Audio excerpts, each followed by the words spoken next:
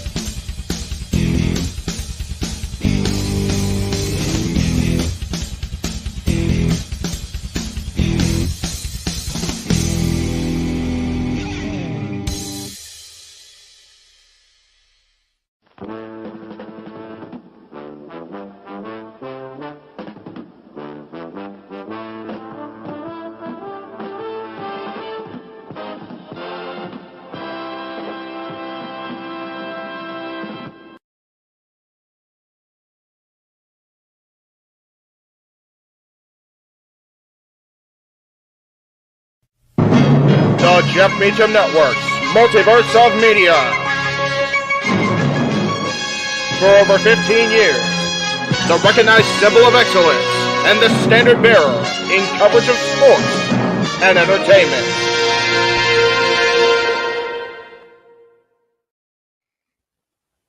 JJ, Jeff, you want to kick this thing off? Because I'm still trying to process everything here. Yeah, it's like,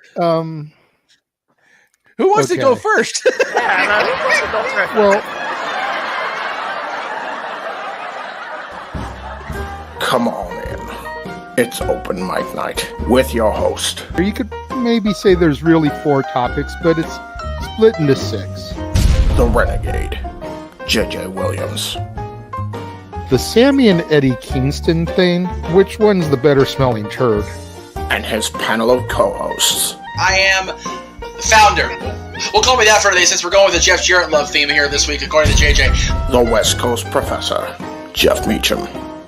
Karma is karma is karma. That's professional wrestling! Damn it! The Simple Man, Noah Foster. It's showtime! Yeah! How you doing, JJ? How you doing, Jeff? James. Yeah. And the He-Man, James Hebert. Imagine Bill Burr, Joe Rogan, Paul White, the Baldies!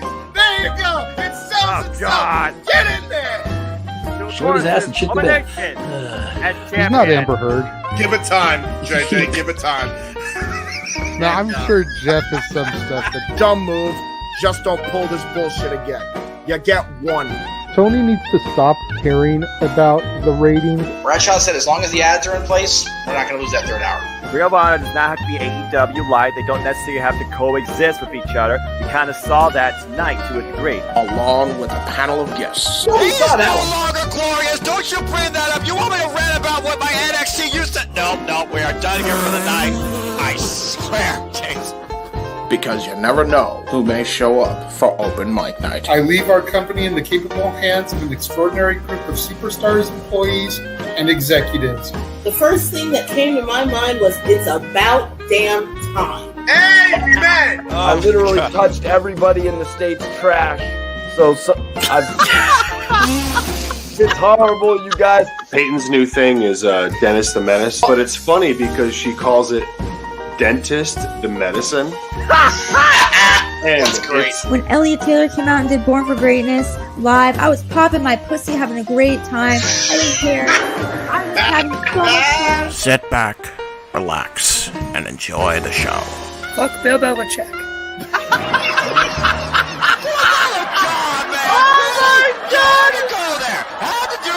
Football thing. We get it on wrestling, and then you bring in that shit. That's just how the fan goes off the damn rails. Brilliant, bloody brilliant.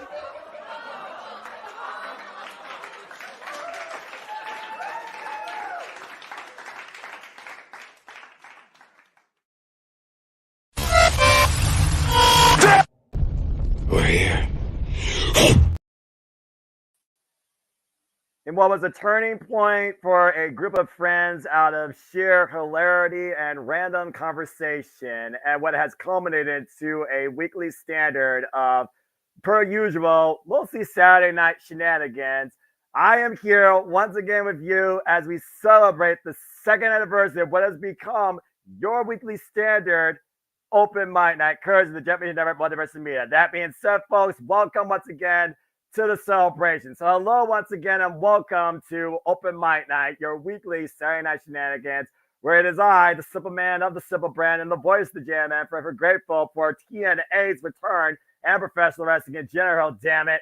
And my name is Noel Foster, who will be leading the festivities for everything on full tonight, and I don't even have an agenda. But without further ado, it is not a solo stand. It never has been, as we always bring in a wonderful crew that has become the Multiverse Bunch to a degree as well. And I think I'll start with the guy that literally put me in this driver's seat in the first place and made this all possible, as you see it here in the top right-hand corner. The man whose name is on the marquee every damn reason you could say it seems.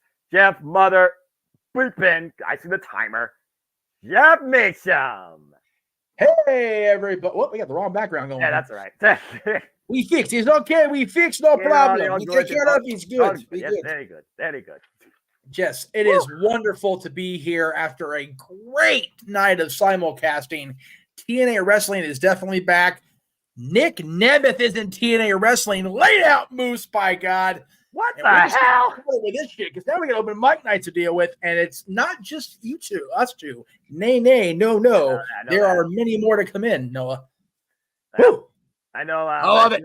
Give me the hints to who they are, because they all have their own unique identity. Before we get into stuff, first off, I want to thank everybody that's been along for the ride that what has been Christian Open Mic Night. You've all made this possible, and we thank you every week for tuning in and encouraging and super chatting to the shenanigans. So to everybody that's been faithful in and out of the chat room, and to those that are the first time here, we thank all you. Please let us get a comment and tell a friend. And of course, to those that really made it all possible across the entire Multiverse budget, including but not limited to those that will be here tonight, those that won't be here, from the to Josh Mansfield, to Big Baller G, to the guy that's usually in this seat, the Renegade JJ Williams, to James Hebert, to Mr. Reliable Walter Cruz, to Stat Boy Mikey and the lovely Joy Lou, to the heavenly voice that has now joined the karaoke festivities and game nights as of lately, Natalie, to those that have been one-off in special appearance or at least contributed to the journey, Mikey T, Jesse Davin, Gino, I told you so, to anybody else I haven't named that has made some sort of cameo, and now no DQ.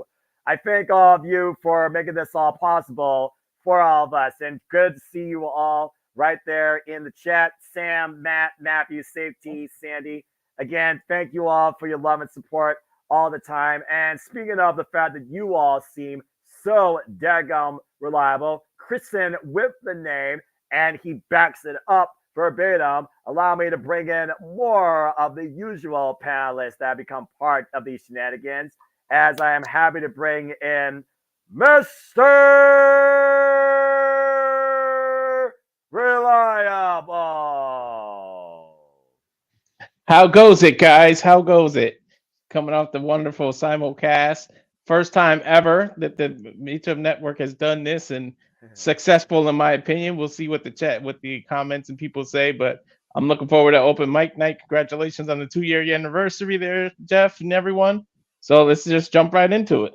Reliable. Jesus He Christ. can't wait for his cue. He had to get it again. Plus, he was all night. But that being said, Walter, yes, good to see you, my friend. Thank you for that. And I want to give definitely major props to you, James Hebert, and JJ covering the first simulcast. And if the people want it, we'll see what happens when the rest of the industry does it again, because I'm sure they will. And we thank you all again for tuning in to both. And I'm sure that you, James, did a great job. I'll be listening to y'all's audio while I watch Collision and Battle Belts 9 come tomorrow. And it's good to see you. And welcome to the commentary flow, my friend. I look very forward to seeing what I can call with you and how you do alongside me in the color position.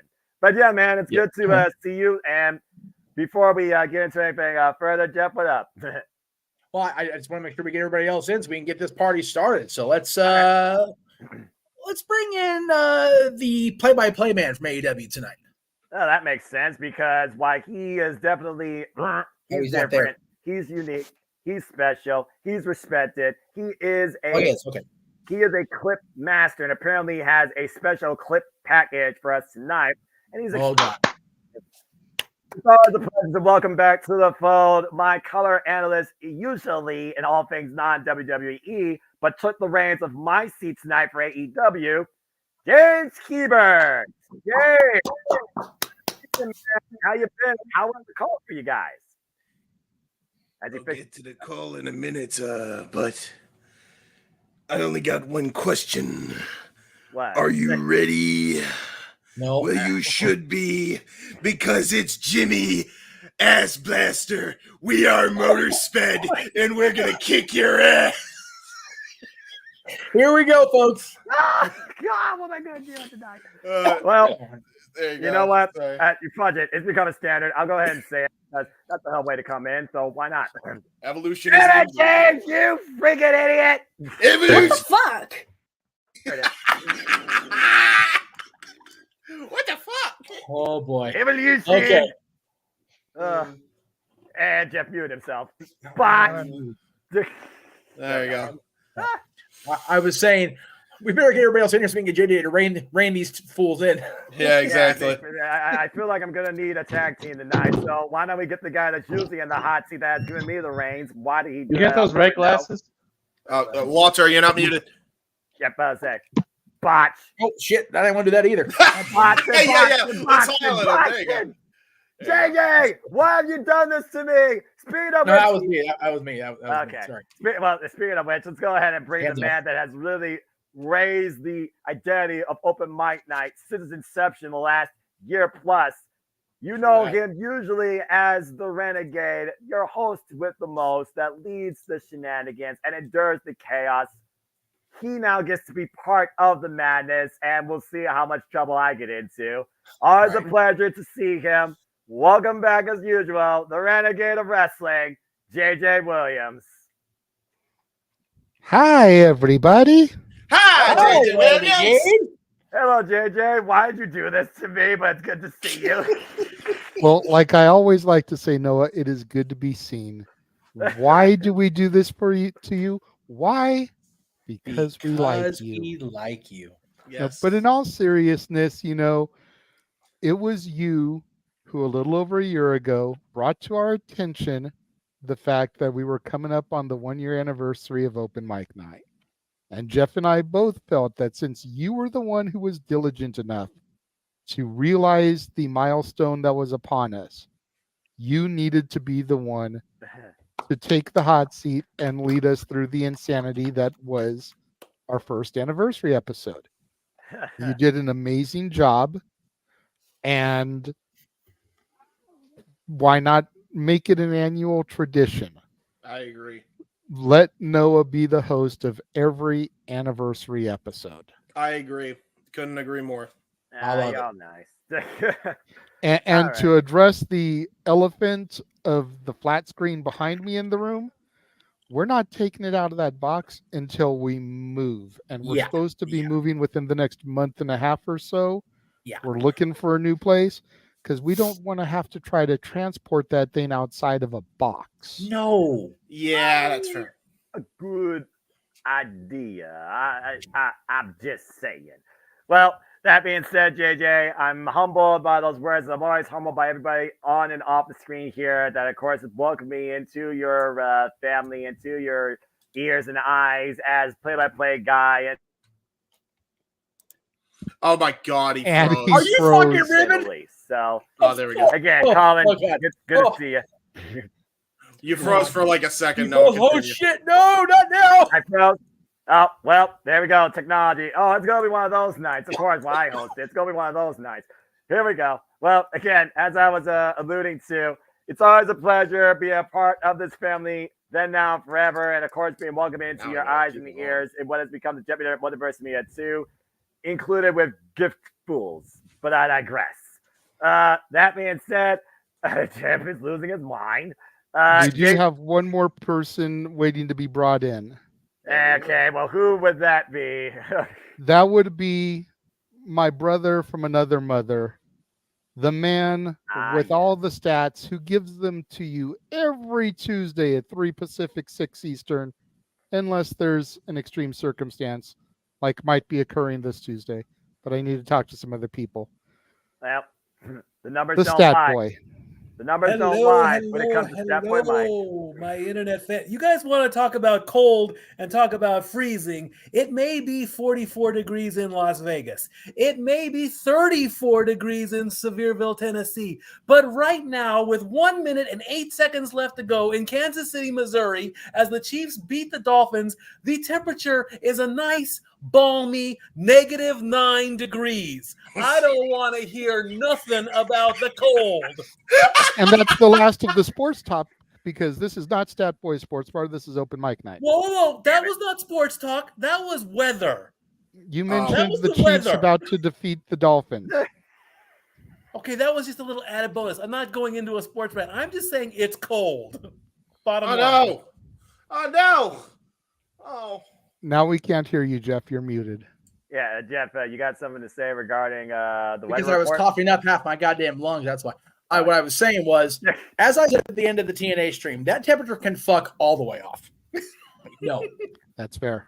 That's fair. I mean, at the end- Minus anything is bullshit. No. I hate minus temperature, bro. For sure. as long as there's no wind, I'm willing to endure the elements. For winter is supposed to come, and it feels like winter has finally arrived. But also, what also arrived is TNA, as we saw tonight. Me and Jeff, particularly. For those that, of course, were not on the call, Jeff and I, of course, called TNA Hard to Kill. Phenomenal pay-per-view, and what is the resurgence of TNA wrestling with some incredible moments, some upsets, and some WTF moments to say the least too.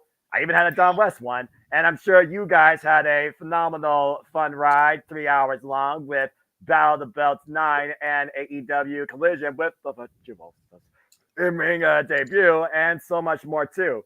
So we don't have an agenda. So as far as I'm concerned, when it comes to shenanigans, and I'm sure people try and super chat my dignity in the madness, let's get right into it. So I think it's only fitting that we start things off here with talking about what has been the first real Saturday night of. There goes the screen again. Yeah, you're good. You're It's good. gonna be one of those nights, folks. Just tell you right now. Well, with everything that's happened tonight so far, 13 days in the new year, and apparently Daniel has enjoyed it. Let's go ahead and talk about our first simulcast shenanigans on our front. Again, JJ, James, Walter. We, of course, were not there along with you guys for the entire ride, but we sneaked in when you were unaware, or you were aware, and sounds like you guys are having a fun time. So I'm just going to go ahead around the horn of what was our impromptu AEW commentary team of 3 people. And whether or not one of you was Tony Schiavone, Nigel McGuinness, and freaking Kevin Cuz, a whole different conversation. But JJ, I just want to start with you. Give me some solid thoughts with your Collision, Battle of the Belts 9, live commentary, reactions, and, call tonight too. How was it? It was a fun night overall. The general consensus amongst the 3 of us was that the simulcast went off amazingly. Yeah. I had my TV screen here with your guys' call, so I was able to kind of keep up a little bit with what you guys were doing. And periodically, when we were in a commercial or a lull in the match and a rest hold, I'd be like, if you guys are interested on the TNA side of things, Jeff and Noah are currently calling the Women's Ultimate X match. Yep. And I let them know what match was going on over on your guys' side of things, if they were interested. So that way we kind of kept, I did see you guys share screen our video a couple of times. We did the same thing back to you once we saw it. And we would sit there. We had you guys share screened, and we were sitting there waving. And then eventually did Curry Man dances. Somebody to see us. We were doing Curry Man dances. I saw. I went off. And I we went then wanted damn it, I him. missed the moment. And then we wanted him to share screen our videos, so it would be our video sharing yours, sharing ours, and it would be like that big old boop bloop bloop. Yeah, that would have been hilarious. But overall, like, tonight was just we're well past the 5 minutes. Tonight was a fucking great night for wrestling. Yeah, Damn it. absolutely. I mean, all of this action being presented, Battle of the Valley going on as we speak. Yeah. You know, 3 shows done. If it wasn't for the 2nd anniversary of Open Mic Night, we probably would have had another crew calling Battle of the Valley going into everything and then just done a brunch Open Mic Night tomorrow. Yeah. But just a fantastic night. Everyone seemed to enjoy it. Yeah, I don't know what your guys' numbers were like, but we were fluctuating between about 10 and 15 viewers throughout the night. And if you guys were fluctuating the same, then we pretty much split the audience. So we still had, you know, a good chunk. We've got 33 people watching right now across the entirety of the multiverse. Amen. Today was the first time your guys' watch along went across Datilla's Twitch stream. Yep. Open Mic Night is currently going across Datilla's Twitch stream. First time ever. Thank you very much, Datilla, for allowing that. We hope you had a fantastic night. And we hope that you'll be able to pop in at some point eventually. Happy I'm birthday. seeing the comments just blow up, Jeff. So if you can start running through some of those while I'm away from the comment screen, that would be a great help. I can do that. You know, especially since this man is technically the host tonight. You know, it's like, let's. Yeah. Okay. I'm just going along with it. Yeah. James did James things and turned his back to Hangman Adam Page as he do. That was the best part. So I slid into the play-by-play chair for that one, and I feel like I did a decent job. I will be curious to hear Jeff, you, and Noah's critique of my play-by-play abilities when it comes to that match, and you guys watch it back. You know, let me know what you thought me and Walter's chemistry was. If for some reason James can't be there next time, do we have a good enough flow of chemistry to where we could carry it on our own? Let me know what you guys think. I'm eager to hear the criticism and everything. But to Noah's point, like, we don't really have a huge agenda. I figured we would talk about TNA Hard to Kill and any major moments that came out of that, so we can make that like our first segment. There you go. I figured we would go in depth with the Tony Khan shenanigans of the week. Right. But other than that, we have 13 videos that James sent me to run today. We got a lot of highlights. Eight highlight videos, 4 Jeff Meacham Records videos, and one that is simply titled, I'm sorry, Noah the Dancing Fool. Sorry, Noah. To be fair, I didn't know you were going to host until recently, so my apologies. But so we've got 13 videos to run. There's a lot. There was a Red lot. Velvet versus the Virtuosa, match of the night as far as Collision goes, in my opinion. And that's not to take anything away from FTR Daniel Garcia versus the House of Black. That was a fucking banger as well.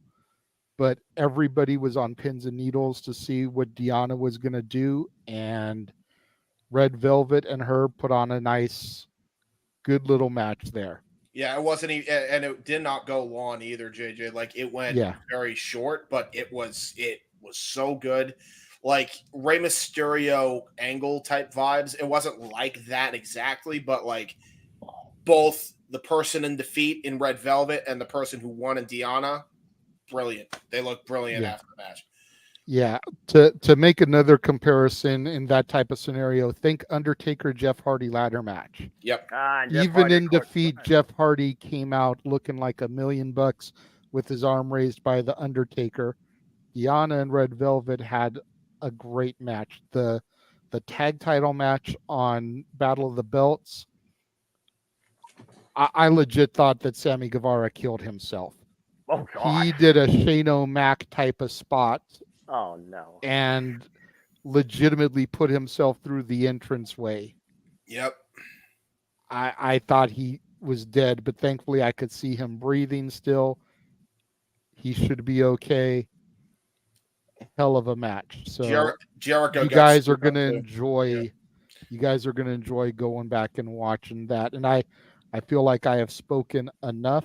So if James wants to go, if Walter wants to go, since you said you wanted to get all three of our inputs on things. Mm-hmm. Yeah. Ahead, I'll go next only because I think Walter had to take care of something quick, but I really enjoyed this week's coverage, or just in general. Like, it was pretty good. It didn't really start dying off until the final two matches, and even the last match picked up towards the end anyway, so that was a good match as well. Everything was good except for the match order on Battle of the Belts. I think that was a little iffy. I think if you see the tag title match, that should have closed the show. It was a barn burner. Nothing was going to follow that. I honestly, if we're talking about the entire extravaganza, if we're talking Collision, Diana was the best match. If we're talking the entire night, I think this was the best match. Agreed. Purely because it was just a full-on brawl. They absolutely destroyed each other. Literally everything but the kitchen sink was thrown in that thing. They might have had a kitchen sink for all I know. I don't know. Absolutely. Just to piggyback real quick on what James is saying, I felt so bad for Julia Hart and Anna Jay having to go out and follow that. Yeah. Oh no, they were the middle. Yeah, they were the middle. They should have had Orange Cassidy and Preston Van start, then have the women, then have that main event. Yep. But I just felt so bad because, and honestly, nothing Orange Cassidy and Preston Vance did was going to get that crowd back into it either. Yeah, they put on a hell of a match too, but there was just no way they were going to compete with the intensity and the heat that they brought in that tag team title street fight. And they brought it, man. Like that was a hell of a fun match. Yeah, they used Julia Hart as the cool down match, Noah. Yeah, that was just so bad. Were they still at Daly's place for tonight? Collision was in Virginia. They were in Hangman's hometown, which is why his match was... right.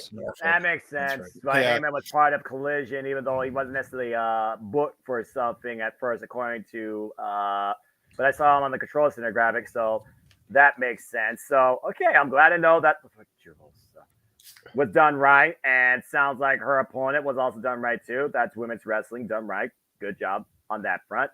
As far as Julia Hart and Anna Jay, I hope that more comes from that, considering the history. And I wouldn't mind seeing Anna Jay, Sky Blue, and Julia Hart become a trio to be reckoned with in the AEW Women's Division. So I hate hearing that, but yes, James, you want to continue before I give it to Walter? I just wanted to add, I think the best part of the entire stream, best part of the Simul stream, is the fact that because we talked about it off the air, that I really did not want to cover anything specifically with Hangman Page or the Young Bucks at all. They just have no desire because of what the hell they did to Punk and costing the company a lot of money, at least in the short term, probably. So I turned my back. That was the funniest shit because I go on Noah Jeff's stream as I'm literally I have my back towards, and JJ sees me in the producer chair, and I'm texting Jeff on the comments. I'm like, hey, just so you guys know, I'm watching you guys do the call while I turn my back to him. And I totally put the chat up. Yeah, I got my back turned to Hangman Page. I'm like, I gotta put that shit up. That's fucking great, dude. It was the funniest shit. It was like, this is why the dual streams. I remember we talked about it for so long. Now it's like we see it in practice. It's hilarious when you have moments like that. Yeah, great. It worked so good that I kind of half seriously, half jokingly said that whenever we get like the major pay-per-views, Rumble, Mania, SummerSlam, All In, All Out. Bound for Glory. If we've got Noah and Dattila on an Impact call, or Noah and James on a AEW call, or Noah and me, we need to have Walter, and if it's not a TNA show, Dattila, and do a Spanish commentary stream. Yes! Oh my gosh! And have Noah and James do an AEW in English, or me and Noah doing WWE NXT in English. Definitely. We can even, for those, for the major ones, have Jeff and Noah do TNA like they did tonight, and then have Walter and Dattila doing Spanish commentary. I mean, I remember that when the TNA was introducing the French commentary, I was introducing you guys as far as the AEW, but to introduce Attila and Walter through Spanish commentary, that would be hilarious and brilliant. When Orange Cassidy defended his title tonight, Walter said the championship in Spanish, and that's what put it in my head. I was like, dude, do it again, Walter. The AEW International Championship. Do it again, please. Yeah, Walter, I don't think your headphones on. Is it the headphones there on? You go. I forgot when you raise the microphone, it mutes it without telling you. El Campeonato Internacional. Yeah, exactly. There you know what I'm saying? There you go. Like, tell me that doesn't sound great. We teased it. We gave I gave like a 2-second thing in Spanish of something Orange Cassidy was doing. Yeah. No, when he said it in Spanish, the title sounded more prestigious than it does in English. That's fair. Exactly. Thunder Rosa doing the Spanish commentary about Albert Hantes probably backs up that claim. And I think it's safe to say, as the Jeff Meacham Multiverse Media continues to evolve its presentation, with what we did tonight, I think the sky's the limit as far as commentary flexibility. And Jeff, I think you might have a goal for WrestleMania. But the fact that he's there. So I am totally down for multilingual commentary teams if we can pull it off. That sounds delightful. What I also found fun was having my phone camera be right here and the camera be here. That way I was on with Noah doing the TNA call and I popped into your guys' call. I want to try to do that. If we have more than one going that are English at the same time, I want to try to do that because I feel like, it made me feel like I was making sure I was giving as much attention as I could. Tonight was a bad example because I had to do color analyst for TNA because Tatilla was on site. But going forward, if we have the commentary teams in place, I'm not the commentary guy anymore, especially with this damn flu hitting me like it's as bad as it is. So if I can pop into multiple, I've got up devices where I can probably pull off the multiple streams at once. That was so much fun being part of both broadcasts. It was. And we thought it was going to be so chaotic and unorganized. I think it worked beautifully. And let me just say, you sound so much better today, good sir. Yeah. Whatever you've been doing is working. I will say this. You hear when you're a kid, an apple a day keeps the doctor away, and rest is key, and they are not bullshitting you, man. You get that. Let me see if I can do this without really adding my entire house here. But look at this ratty old piece of shit couch I'm on right now. All right, 8 hours sleep on that. I sound like this. There you go. Okay? 8 hours of sleep, regular regimen of the tussin, and eating better. I've got nothing but meals I steam in the microwave now in that refrigerator. So no preservatives. I'm drinking water only. I had my last root beer yesterday. So I'm telling you, man, you eat clean, you drink clean, you live right. Shit actually gets better. What a concept. Well, the doctors aren't completely trying to bullshit us all the time, folks. Right. It's like faithful in the multiverse chat here, as I like to call them, the multiverse chat, as we are the multiverse bunch. Christian by Datsula. But again, happy birthday, Datsula. Please get home safely. Enjoy Snake Eyes. Ryan Smith here. Very good point. Safety. I'm glad that you enjoyed it. And before I give things over to Walter to give his take on not only his Collision Battle of the Belts 9 experience, but his commentary debut for the network. Congratulations, good sir. And I'm sure that JJ and James will speak on your behalf once you're done on how well you gelled with them, what's your strengths and what your weaknesses. But talk to me, Walter, a little bit about how was first off tonight for you, and how was it doing commentary for the first time for All Elite Wrestling in particular? What was the simulcast experience like for you? It was fun as hell and so smooth. We thought we were going to tech issues or something was going to ruin it. We had it in our head that something might happen, but it went so smooth, and it was fun seeing Jeff popping in and out, and everything was just fun. It was cool to be commentating and put my skills to the test. So I had a hell of a night. It was just all around fun, and to do something for the very first time and to be involved in something, when it's the first of something, it's just an awesome feeling. And again, thank you guys for making me part of the family. Like I love this stuff, like doing this stuff. I'm so glad we were able to do it. And in terms of the match orders of Battle of the Belts, I would have totally flipped it too, because those tag teams, man, they took it out of it. I mentioned it on the stream, and I was like, look at the crowd, like the energy. They spent all their energy already, and then they had no reactions for the rest of the night. We will say this much as well. I mean, for all the crap we can give AEW, man, their tag team division still always to this day on lock. I mean, their tag team division was stacked, and it showed on this 3-hour broadcast. It was insane. Yeah. Both companies tonight.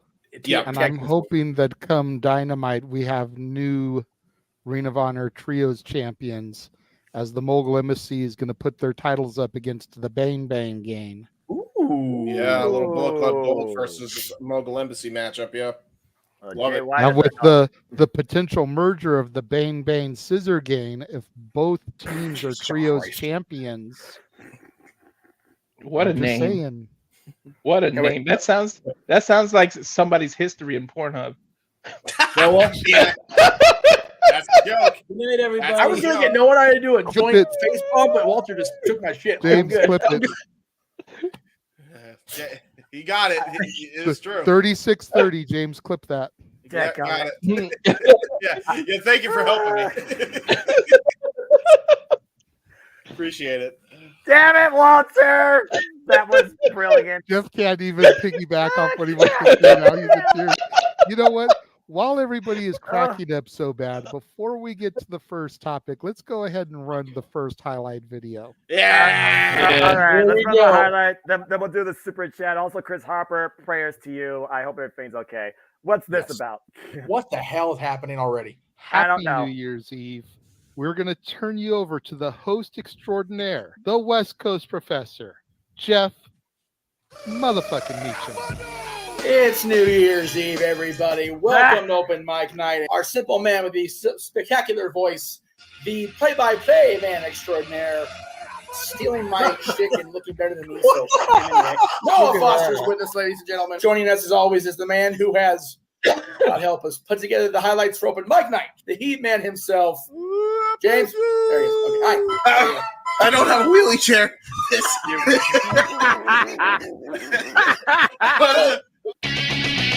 Oh, God, you're an idiot. Let's go. Oh, Lord. This is going to be a nightmare. Arlene, thank you for being a first-timer. If Jesse can pop her pussy in the opening video, you can pop your cherry and be a first-time viewer. So there you go. We appreciate you being here. Oh, my God. Jeff just said that Arlene lost her Open Mic Night virginity on the first broadcast of the new year. Noah, you helped to take someone's virginity. Oh, my God. That's fucked up, Jake. We love you, Noah. Damn. He's gone. He's leaving. He's fucking leaving. There he goes. There he goes. Oh, my Lord. I love when he does that. Oh, shit. Where's it going? Oh, my God. It's all going on. Glasses off, lights off, and Mikey's doing the gratuitous dad's walk off, even though he's not a father. Fucking hell. Everybody's going off the Titanic. We're sinking, brothers. Lucha James. Well,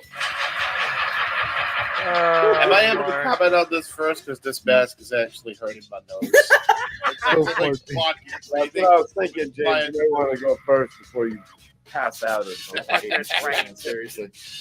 Congrats, cabron. Wow.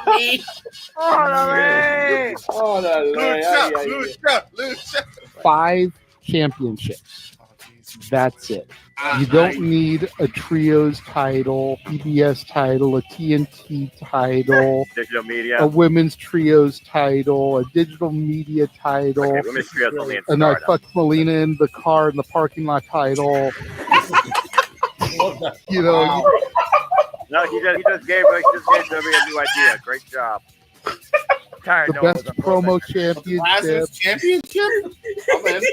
Like, so that'd be a two between Morrison and Batista. Boiler Room Brawl champion. God. Iron Man championship. Hold on, does that mean Mercury's the cup champion? Because he's so You didn't go the second time. Oh my God. There you go.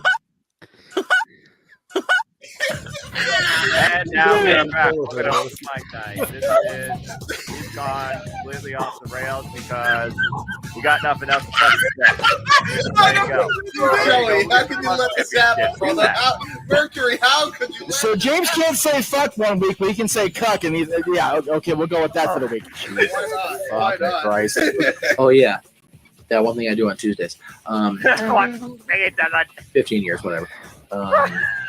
It's the most orange Cassidy Jeff Meacham I've ever heard of in my life. I love this. So what's going to happen is there's going to be wrestling, and we're going to talk about it. We're going to do that on Tuesday, probably. More than likely. Probably.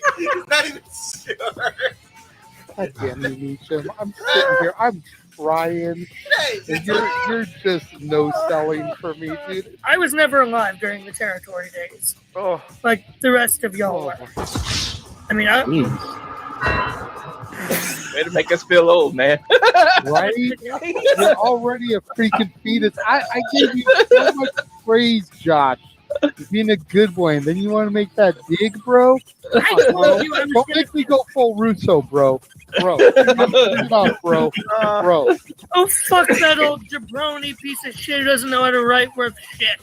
Coming soon to the Jeff Meacham Network, Multiverse of Media. Storytelling, baby. Wait, what? Huh? Wait, huh? What? Wait, for real? Go ahead, discuss amongst yourselves. Yes. See? What? Automatically expect Virtue to show up. Oh. You undersold me, brother. You undersold me, bro. What did I do that for? That's a good joke. Let me know when you're ready, Jeff. Gotcha, bitch. Oh, God. Oh, bro, I fucking had a heart attack. No, dude. No. Jeff Meacham, you motherfucker! Holy What a Rick shit. roll! What a freaking Rick roll! Dude, that was the greatest. Holy shit. Bro. Dude, no, get on to me real quick, dude. I damn near had a freaking heart attack. Dude, I said, what? And then you showed just kidding, and I was relieved because I'm like, oh my God, I have disparaged this man's creativity for so long. Because while what is going on with Sherlyn and Vicky right now may have caused a rift between Chavo and Vicky, And current rift. And not to mention, Not an Aaron rift, but that's a current rift between the Guerrero. Had to get the pun in there. But that's I think I know what they're gonna do. Hear me out, ready? So Chavo takes over the LWO, and he's got that version of the LWO. But then they do a split angle, and then Rey Mysterio, he brings back the Lucha House Party, and that's the LWO. It's gonna be the LWO Chihuahua versus LWO Tijuana. That's what they're doing. It's happening. Here we go. What is this? That's the freaking. This is not WCW, James. I was gonna say, is this Hollywood versus Wolfpack? Like, what the fuck, bro? Get back in the Wolfpack. It's my dinner time. Damn, James. Slide off the couch, damn it. Hey, it could have been worse. I could have said Modelo and a fullback, all right? That I've heard that the director of this is working on both a Bambi and a Peter Pan along the same line. Oh no! Oh my God! You guys aren't ready for this, edit. Tinkerbell is going to be an obese, recovering drug addict. Damn. So just let that sit in your head and percolate it. Think about the image you have of Tinkerbell, whether it's the Disney cartoon or Julia Roberts in Hook, and now imagine her as an obese, recovering drug addict.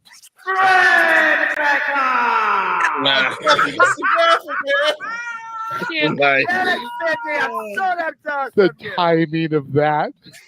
We love you, Noah. That is incredible. That is absolutely We love you, Noah. We are in mid-February.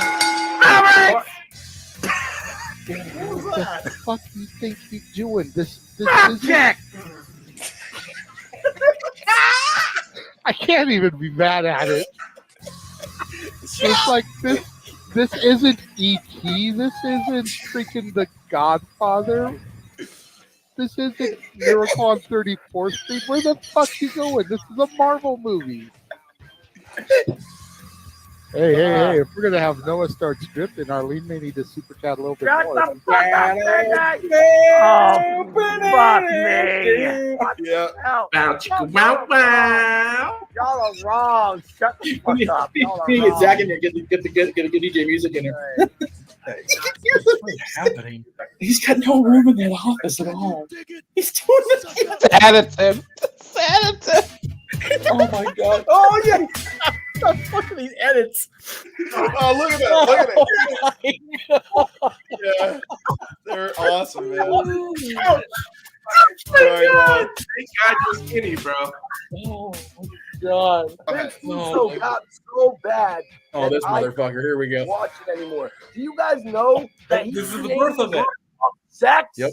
He created a Oh, no. Oh, no. sex. Why? Because it was a group called DS. Everybody sounded similar. Yes, That's like coincidence. I'm not gonna watch that shit. I'm not watching that shit. Oh my god, look at Jay. The glasses come off. Jay had his glasses off. He's like, keep going. I would rather watch my Jeff God. Jarrett get beat by every Me trying to stop him. Like, that's gonna work. WWF than watch Vince Russo create a group called Seth. Somebody give Mikey T an oxygen tank. And that's just part one, ladies and gentlemen. oh my God, James, you fucking marvel. An idiot. Oh my god. James, you are the edit king, man. Yeah, That bro. was fucking brilliant. Freaking 8 parts of the main one, and then there's 3 of the little Time Life records, dude. And then we got Noah doing the dances, dude. We got a bunch of shit coming up, man. I'm telling you, you guys like that one? Stay tuned. Stay tuned. I You want all right, more. Jeff? Are you okay, Jeff? Yes, Jeff, go ahead. Testify. No. Yeah, that's right. I would just like to issue a very quick response to, as far as that clip goes, to both Mikey T and to Josh. Go do your homework. Thank you. The perfect answer. All right. Absolutely. Oh, 48 minutes into the stream, and we've had fallen off the rails. We went off the rails the moment I was put in the house seat. All right. So, Oh God. so James JJ, you got sent me that and part 2, like earlier this week, late last week. They're the only ones I've seen aside from the Time Life record ones. dear Christ. Yeah.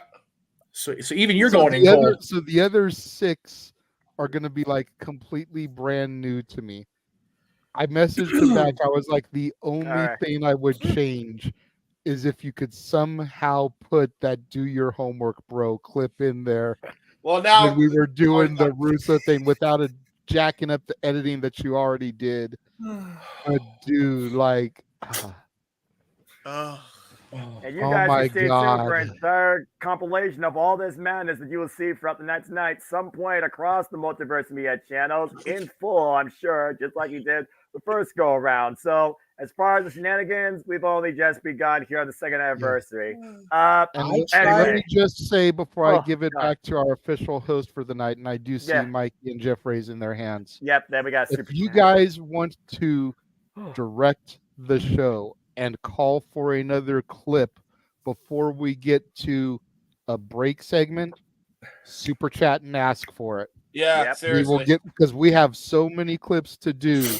We will get them all in eventually, but if you want to see another highlight reel like that, because they're all almost 10 minutes long. So if you want to see another one, super chat my channel, super chat Jeff's channel, super chat Greg's channel. Share the love. Minimum of a $5 super chat. Minimum. Yes, that's how much you want to And- get in the fast lane for these. And we will, and you have to say this is for a highlight reel. Yes. Don't ask a question. Put this is for a highlight reel. Yep. Or highlight reel.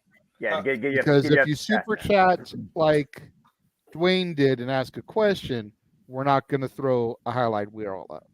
Yep. Yeah. What were So you gonna if say? you guys want to do that, if you want us to do another one, $5 minimum super chat, one of those 3 accounts, put highlight reel in it.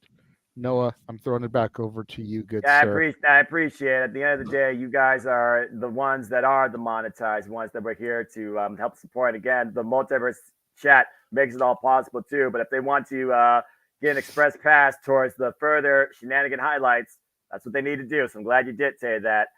Before me and Jeff talk about TNA Hard to Kill, I did see Statboy Mikey's hand up. So if it's not about the super chat, Statboy, you had something to say, and then Jeff, I'll give it to you and we'll talk about the super chat here. I was just going to say, if laughter is the best medicine, we're going to cure Jeff tonight.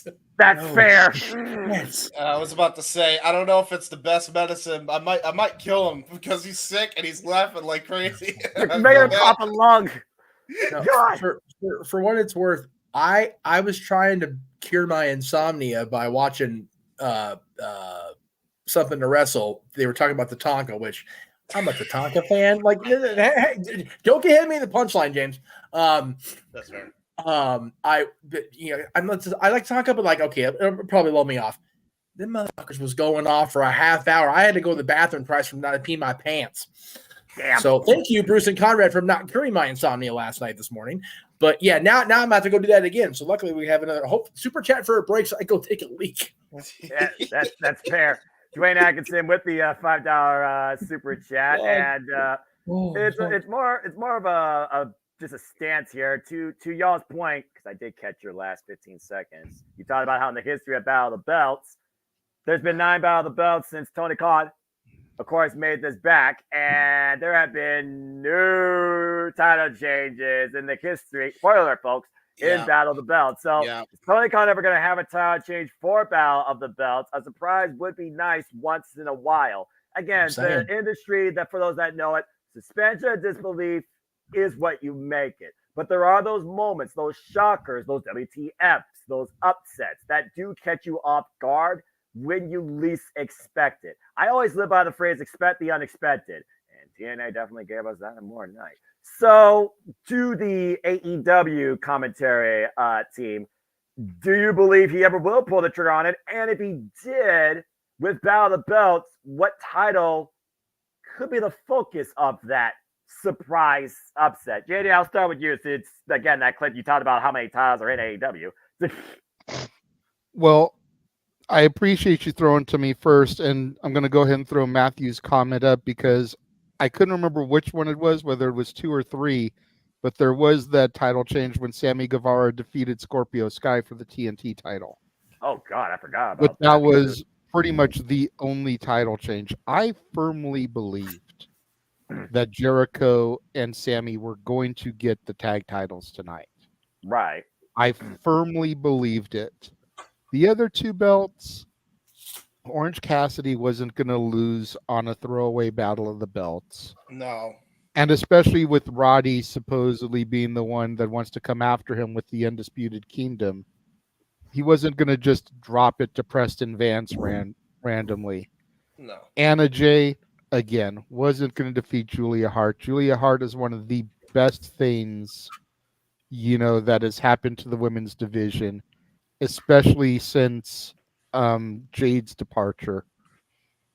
I honestly feel that Julia and Tony Storm have just thrown the women's division on their backs and carried it, with Jade having left as far as a character standpoint. Yep. From a performance standpoint, definitely you can throw Chris Statlander in there, as I know you're eager to, preach the greatness that is Stat. Damn it. As far as a character and like story presentation, the stuff they've done with Tony Storm, the stuff they've done with Julia Hart, the stuff they've done with Sky Blue recently, teasing her darkness. Yeah. The stuff that they've done with the Ruby Soho and Angelo Parker thing really kind of helped to carry the presentation, if you will, of the women's division in the absence of Jade Cargill. Yep. So,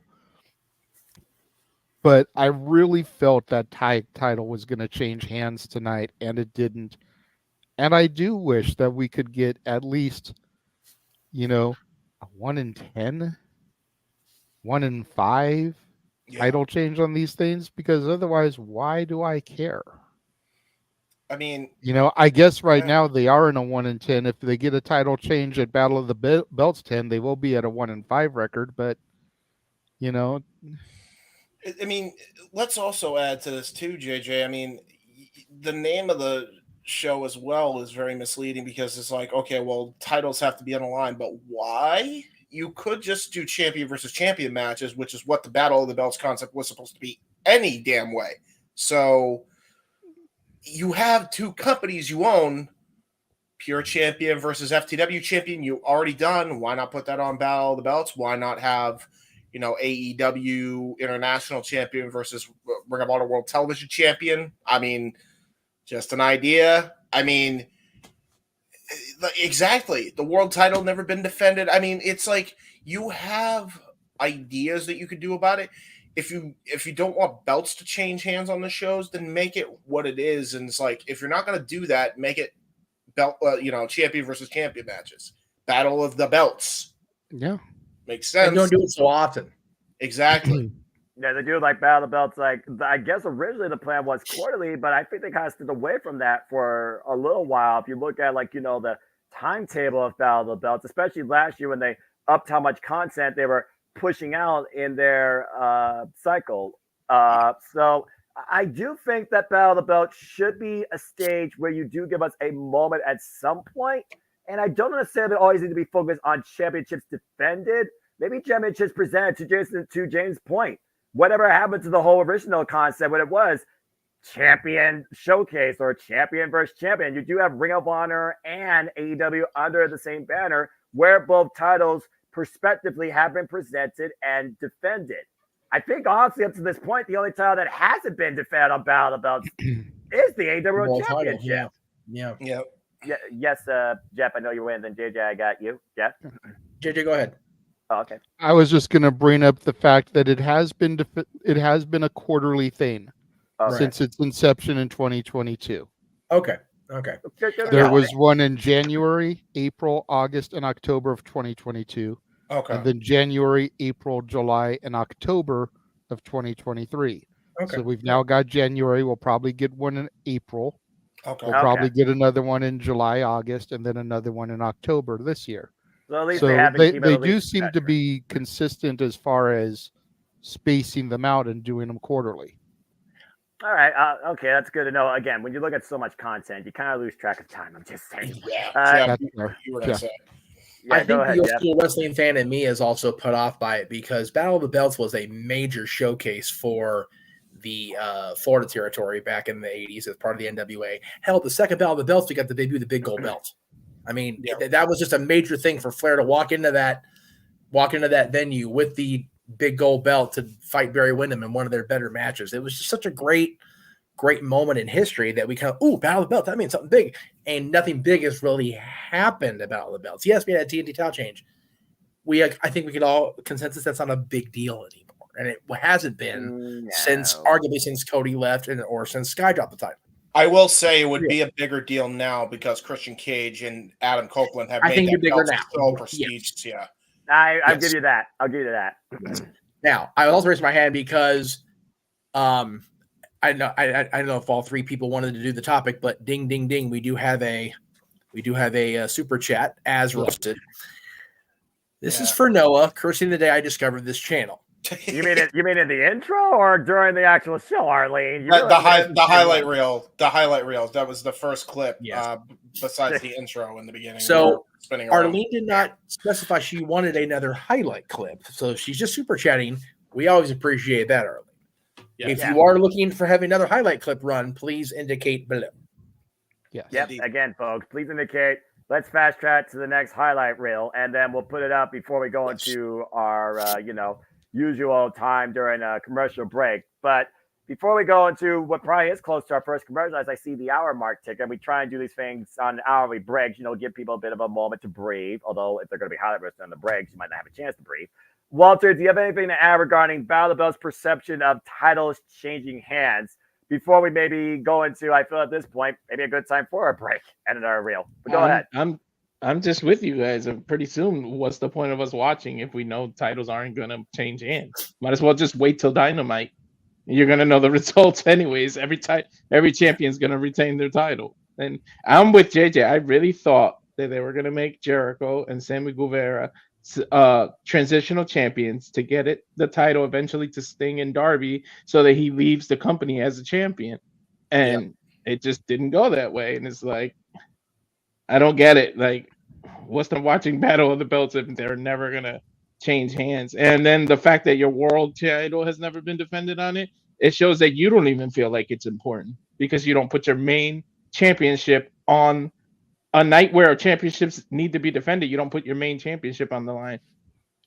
Has the Ring of Honor World title been on Battle of the Belts yet? I believe so. Yeah, Ring of Honor. I think during Claudio's reign.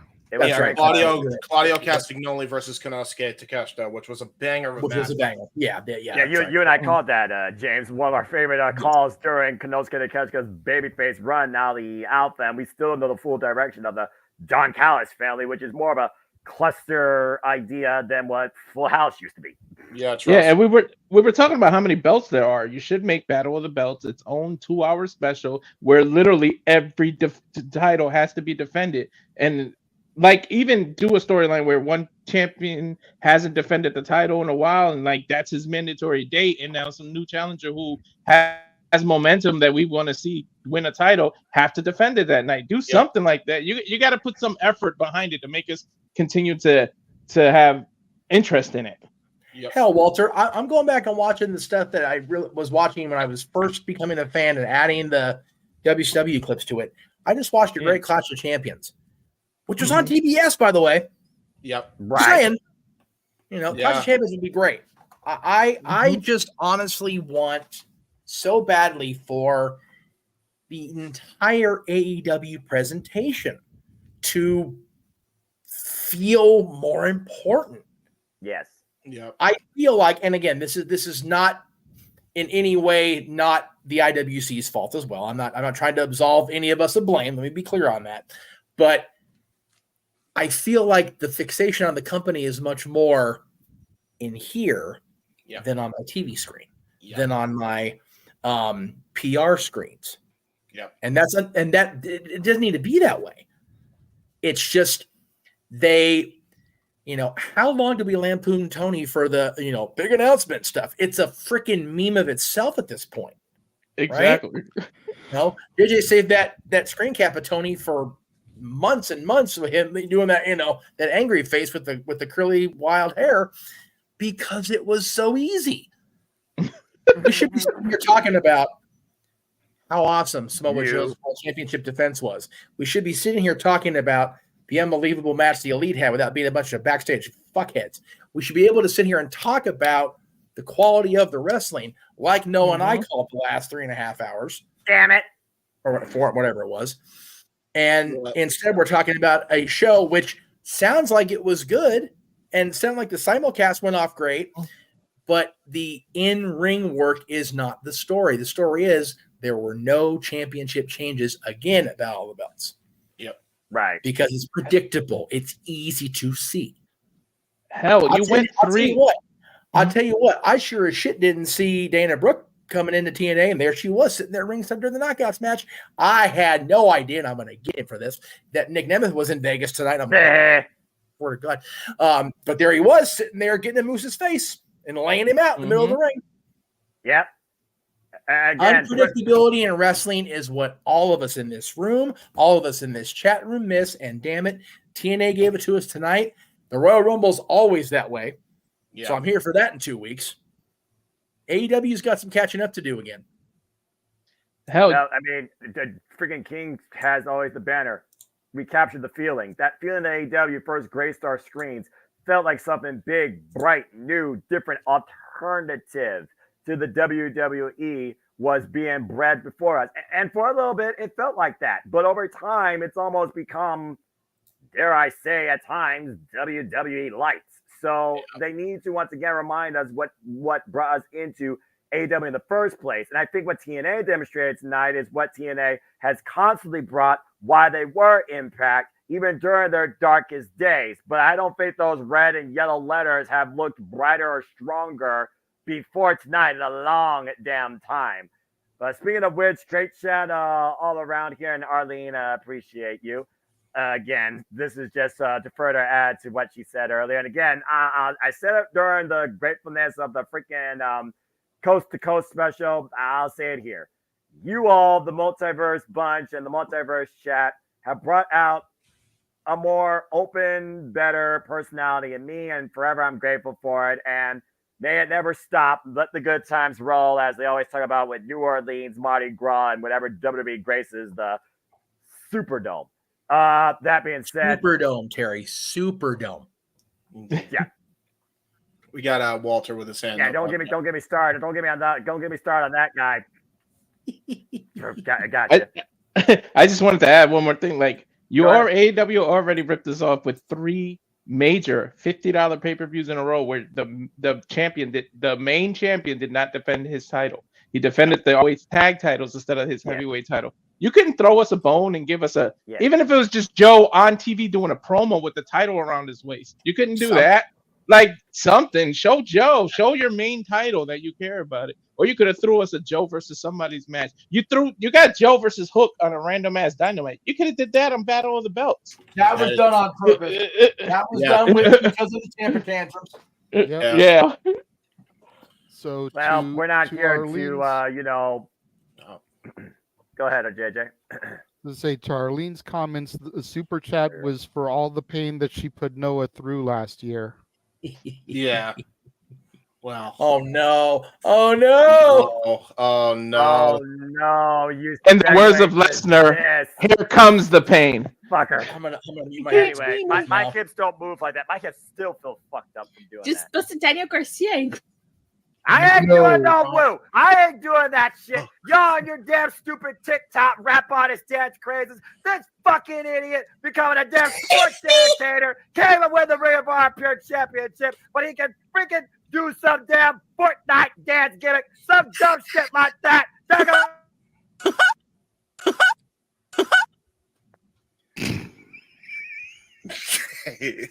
driving. Noah Foster, a dancing fool. Fucking hell. I would pay anything for your mother to walk in the middle of you doing this shit. God, Never, oh my God, ever come back. It is 3:45 in the morning. You not wish that on his poor mother right now. You with him right now?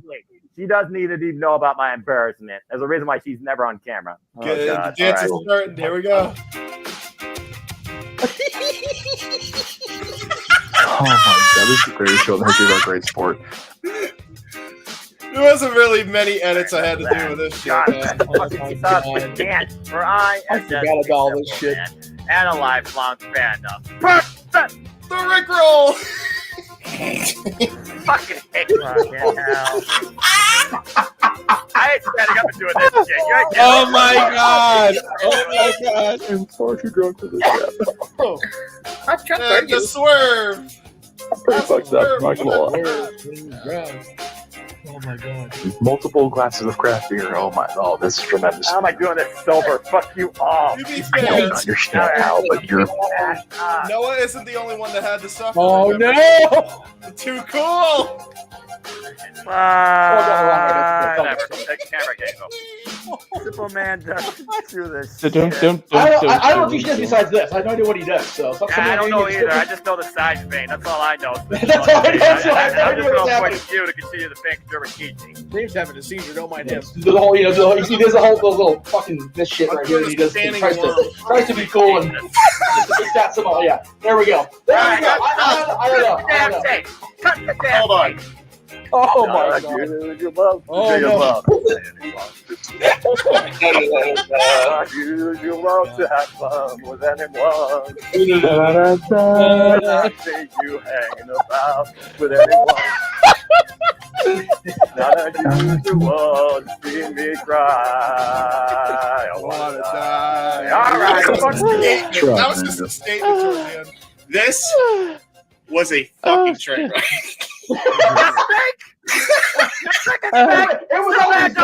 Superman does commentary. I just remember the two-step, the side-by-side. What the fuck did we just do? Noah Foster, a dancing fool. Oh, and here's a bit of a bonus with Noah here. I talked to Mansfield the other day, and he's always talking about how can I pray for you, and I told him flat out, you can pray that this man over here, whose name is on the marquee, gets laid in Vegas, and he refused. Oh, that's pretty easy. Just cough up the green, Jeff. It's Vegas, baby. Oh, wrong green. Okay, go. Poor Noah. Poor Noah. Oh, I think the rails have officially. If you know, you know. No. Well, okay. While we've got Noah in this mode, he was asking what I was doing while I was off camera. This is the only way I can fit this one in, by the way. Yeah, I need to clip that part, man. Ugh. All I'm going to say as I run this video clip is pay attention to Noah. What? Oh, shit. I forgot about that. What is this? It's Noah's reaction to the rocket launcher. Oh, jeez. Like, this is what he does every time. He, does I am timing so and talking. evil for this. You can tell when it's a WWE PLE and when it's an AEW PLE and when it's a TNA thing. Yeah. Or New Japan. Hey, the Jeebus. Oh, so you guys can record what we do in the break in the back room? No. I had to get real sneaky about it. Uh-oh. All the wrestling, all the professional wrestling, damn it, and sports entertainment. And there's number 2. Yeah, what I ended up doing, I think, is, dude, I know I'm evil. I'm wrong for that. I fully admit my culpability. I am straight evil for that, and I apologize for real. I think what happened was, you're lying. I'm not lying. I'm trying to explain without coughing myself doing hysteria because I'm already sick as it is. When I knew JJ was going to run the promo for the watch-alongs, I video recorded it on my phone. That's why it looks so nicely pristine and clipped and shit. Yeah. But yeah, I sent that to JJ, and when we were going to roll it, Noah basically got the same face he's got on now, and I was apologetic then, and Lord, I'm sorry now. I'm sorry. To be fair, he's gotten a lot better about that now because he knows he got caught, but he still has the same passion, and he's getting better about the reactions to WWE because WWE is getting better in their presentation. At least NXT is. You can still do your reactions. We're not going to clip you again. You realize that, right? You know what? You know what? As far as those reactions go, maybe it'll actually show somebody what does it mean to be excited about different things in and out of sports entertainment. That's right. Here you go. There you go. No, I have some reactions too. I pop my head and everything. Yeah, exactly.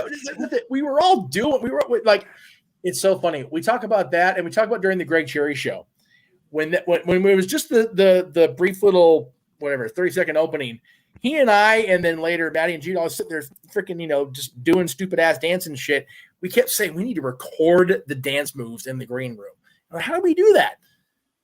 I forget who it was that brought it up to me again about the reactions. I'm like, man, I got to do something about these reactions because they're just so golden. Yeah. I do not need that brought up again no more, Arlene. You need to go back. No. I know why. JJ can tell you every time the pop comes on. Arlene, we've only shown 2 out of 13 videos. Oh, hell no, y'all. Oh, God. This is going to be a long night, folks. Buckle up. That being said, I think after $5, Arlene. $5. I can't confirm or deny that it might be in there. I just can't. Again, if you all want to get in the express lane towards highlight reel number 3, as we take this short commercial break, talking about watch along reactions, we're going to give you a little bit of hype towards what else is in store for the Multiverse of Media. We're going to die schedule of live watch along events All you gotta do is super chat $5.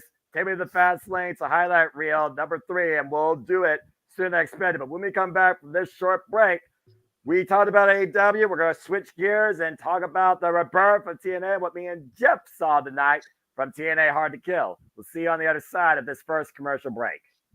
3, 2, 1.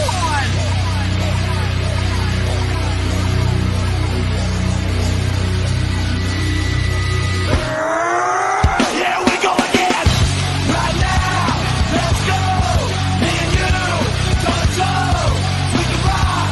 We can roll! Here we go again! Right now! Let's go! Me and you! Don't show! We can rock! We can roll! You see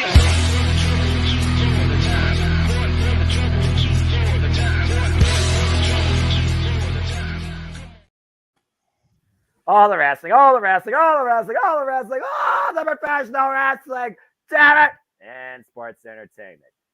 And how fitting they start with me as we bring you back into the second anniversary of Open Mic Night here. If anybody's watched No Fun 2000 Hall of Fame announcer. No, we just had a Miz and Sandow moment. You didn't even notice. I can see myself in the bomb, but I'm sure everyone else, the producers, noticed.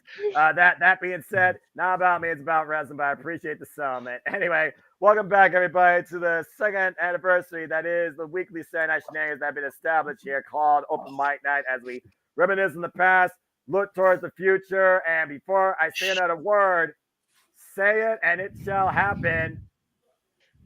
Arlene, the $5 super chat and the call. Make it be official as after highlight reel number 3, let's get another super chat for the same thing. Here's highlight reel number 3, courtesy of James Hebert, and then we'll talk about TNA Hard to Kill. James, what do you got? Oh boy, here we go. I want so. Oh fuck! Explain it to me, Professor. Why was the group called Sex? What the fuck? The most positive contribution Hulk Hogan, Hollywood Hogan, ever made to professional wrestling in its entirety was drawing a 7-year-old fan back in 1990. All of you right now have acknowledged I'm the goddamn Gordon of this bitch. Without Hulk Hogan, there is no Jeff. Thank you very much. Wait, he drew on you? He drew on you? What did you say? That was a moment. Oh, God. That was good. No. He drew me in as a fan watching on television. That was a good moment. What the? Oh my God! What?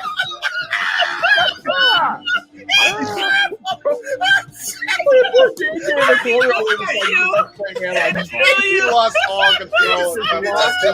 We lost James. Well, let me tell you something. That was his autograph to you. It was a drawing. Let me draw you something, brother. James, I heard Drew, so I was like, wait, what? That was the greatest thing in history of all mankind. Oh my goodness. Forever in the sketchbook of the multiverse history. Yes, and now forever. Now, I will say, I also sent the link to Jesse as well, so hopefully we get Jesse here, but we'll see. Oh, that's all we need is her popping pussies every. I want to add something, but it's pretty inappropriate. Go ahead. It's not inappropriate. Oh boy. What have I not heard yet here? Well, fuck it, because I'm not a minor anymore. Yes. That shit since I was fucking 15 years old to Randy Orton. Yeah, there you go. There you go. Now, for the record, Sandy, when you were doing that type of dancing, did you hear voices in your head like Orton? I was too busy burning in this light. I was about to say, she's probably burning in his life. So happy to be on with y'all. Thank you guys for having me. It's good to see you, brother. And I know this is open mic night, so I should probably get a little bit more serious here. You came here to be serious, came to the wrong place. I was going to say. Moving on to some AEW news. Jesus Christ. AEW is really at a genesis. And soon, you guys, they just might have to make that sacrifice. You know what I mean? Because it's about to be. I could be a rebellion. Yeah, boy. There is absolutely no surrender in Tony Khan. And to be real with you, all I see is given that hard justice. God damn it, Mikey T with the pay-per-view fund. Tony Khan, unbreakable. Hey, I get it. I get pulled it. that You know what, man? crap, I get it. You're on point here, all right? Either way, we'll see if Tony Khan eventually makes it to the If he's able to sell out TIAA Bank Field soon, he'll be on the victory road and becoming bound for glory. Or will Switchblade Jay White come in and will AEW be under siege? Rebellion waiting to happen. Hold on. Bullet. He's the man with the spectacular, tired voice. Yes, he's a tired voice. Noah Foster. Yes. He's a tired, simple man this evening. Yes. That's my word. What is going on, good sir? How are you doing this evening? Oh, I'm tired. I'm old and I'm fucking tired. He's tired. His voice is sore. And I work with fucking children. And he works with children. Oh, yeah. He kind of does. He does work with like 3 bad children when you're That's fair. On the regular. He's working with children. Here comes the Meltzer of the multiverse. Oh, shit. Yeah, there you go. Steven Batten. Look at the baby. Look at you. Oh, he's so cute. He's so cute. Oh, Look at the baby. Fuck off, assholes. I have my pie, so I'm going to enjoy it. Okay. Yeah, this is his pie. This is not pie. King Mike understands what's going on, right? Yeah, exactly. Who's the country going on? Whoa. Okay, whoa. Back the trolley up. Okay. Say that again, Mansfield. I double dog fucking dare you to say that again. You heard me. No. Say it loud so everybody in the back can hear you. You about to get got. Who are the I have to countrymen? unmute myself. What is that? A movie? The whole bottom tier is making me want to cry. Like, the whole bottom tier is making me want to cry, and my spine is curving. The kitten who is half y'all's age knows who the damn Country Bears are. I am going to be all of 15 years old in a few weeks. Oh, what the hell? But my daughter is right, Josh. I need to get funny right there. Big G, here we go for the win at the hospital. Colin passed out when the nurse showed him his. Just watch. When he showed him his. I'm gonna say his erection. What? What the fuck? All right, we're going right to the heart of the matter here. Oh, Lord. Come on, Step Boy. All right, we need an election. Step, we need to show us an election. Anyway. Good night, everybody. That's all, folks. That boy out. Oh, God. Come on. And all right, so wait, let me get ready to calm down.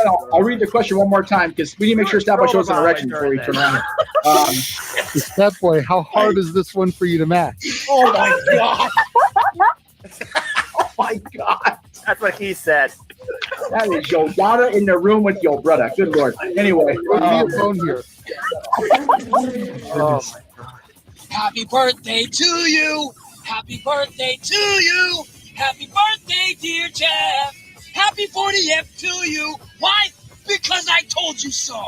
Yeah. Shut up. Damn. Tell them what's up. Damn. Damn it, Cheeto. Fucking hell. I did meet Tony Khan. Tony Khan did enjoy my work, and he's like, great, Cheeto, great. You heard Chad, don't try to for you. Yeah, it's great, man. Yeah, have a good day. Make sure you get the catering. Get the on the way out. Have a good day. That was Tony Khan. So he needs to slow down on the caffeine. I don't know, man. I don't want to say too much. I might not get a job there. What we learned tonight is Tony Khan is very stressed individual. Very, very stressed. But you know what? He has a good soul. He's a good man. So Frankie, won the what was this thing? Oh, the We Are Wasted World Party Championship, Oh, and they just saw the original Frankenstein Championship. They did the title. That's it. Most titles are won by my prowess inside of a ring.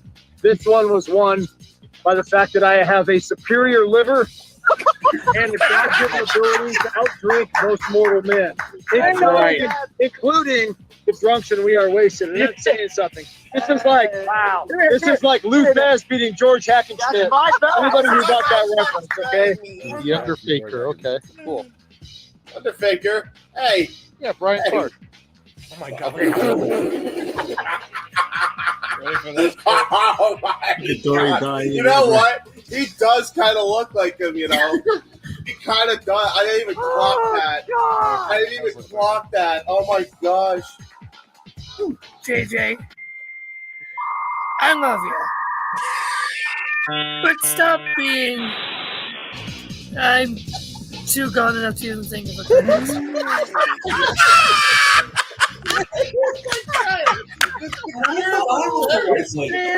Damas y caballeros, Jeff Meacham Network presente al legado. Oh no, here we go. Legado.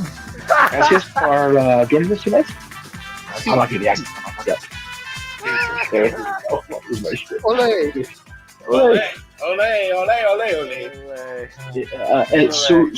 Su niña still awake? Sí.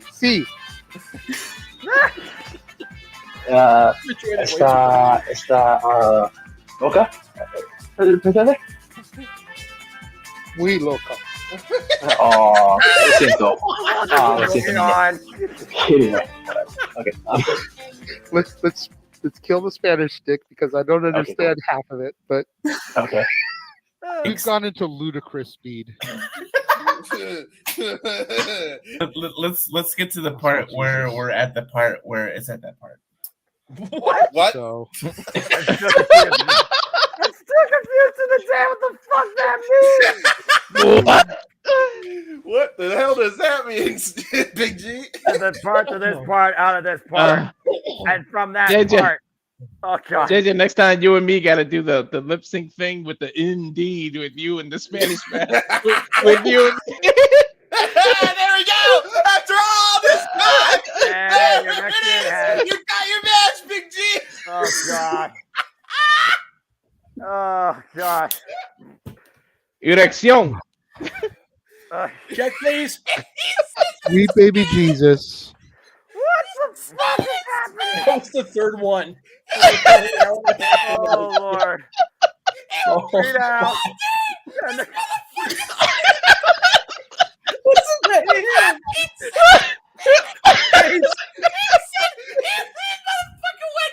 Erection. You got supersonic, dude.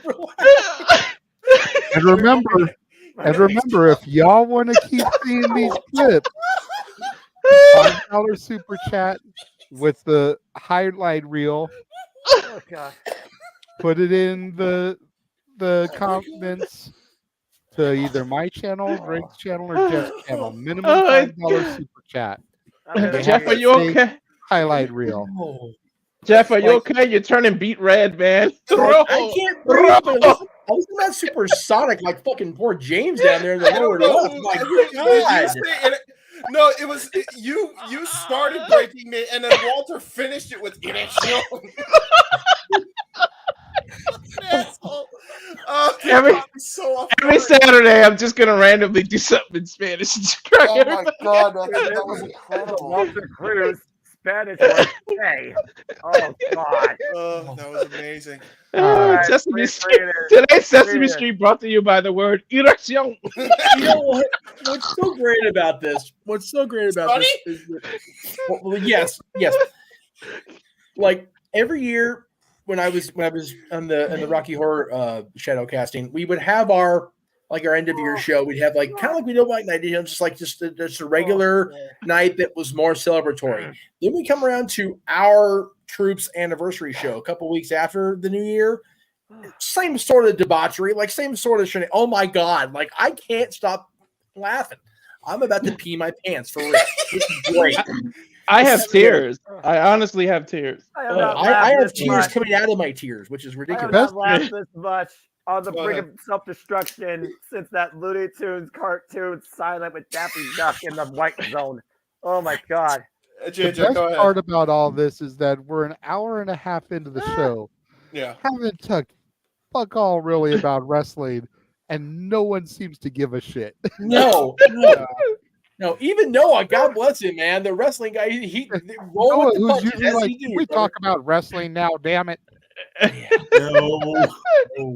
Oh God. Well, ¿Dónde está la lucha libre? Ay. Well, you're speaking Spanish. You're speaking Spanish. Triple R did officially announce a partnership with TNA. Yes. Let's switch gears into wrestling for a little bit here as we wait to see if someone else fast tracks us to highlight reel number 4. Again, folks, $5 and ask for this highlight reel in your super chat. It is as simple as that. That was only normal official highlight reel number circumstances. 2, so Yes, we're going into number 3. The one of you dancing was the one that was just called Noah Foster, the Dancing Fool. Oh, yes, And oh, wait, that's actually a question. No, it's a question. He didn't say highlight reel. It's okay. Okay. It's okay. It's a super chat, and Emmanuel, again, longtime supporter of the Multiverse chat and the Jimmy Multiverse Media. Always appreciate his super chats here. So while he's talking about fantasy booking, we'll definitely put that in the stockpile here. We talked about AEW. Let's focus on TNA. Then we'll go into this WWE convention. Thank you, Emmanuel, for that topic. Again, as you folks dictate the night. And again, the part 3 to be fast tracked is a $5 super chat asking for it intentionally. We're not going to imply it. Let's go ahead and switch gears now. Highlight reel in your comment. Yeah, highlight reel in your comment. But in the meantime, let's go ahead and highlight TNA Hard to Kill and the rebirth that was TNA Wrestling, as me and Jeff took the reins of that tonight in what was a phenomenal pay-per-view and the resurgence of what was TNA and what it used to be and what it certainly still is and what it's sure to become.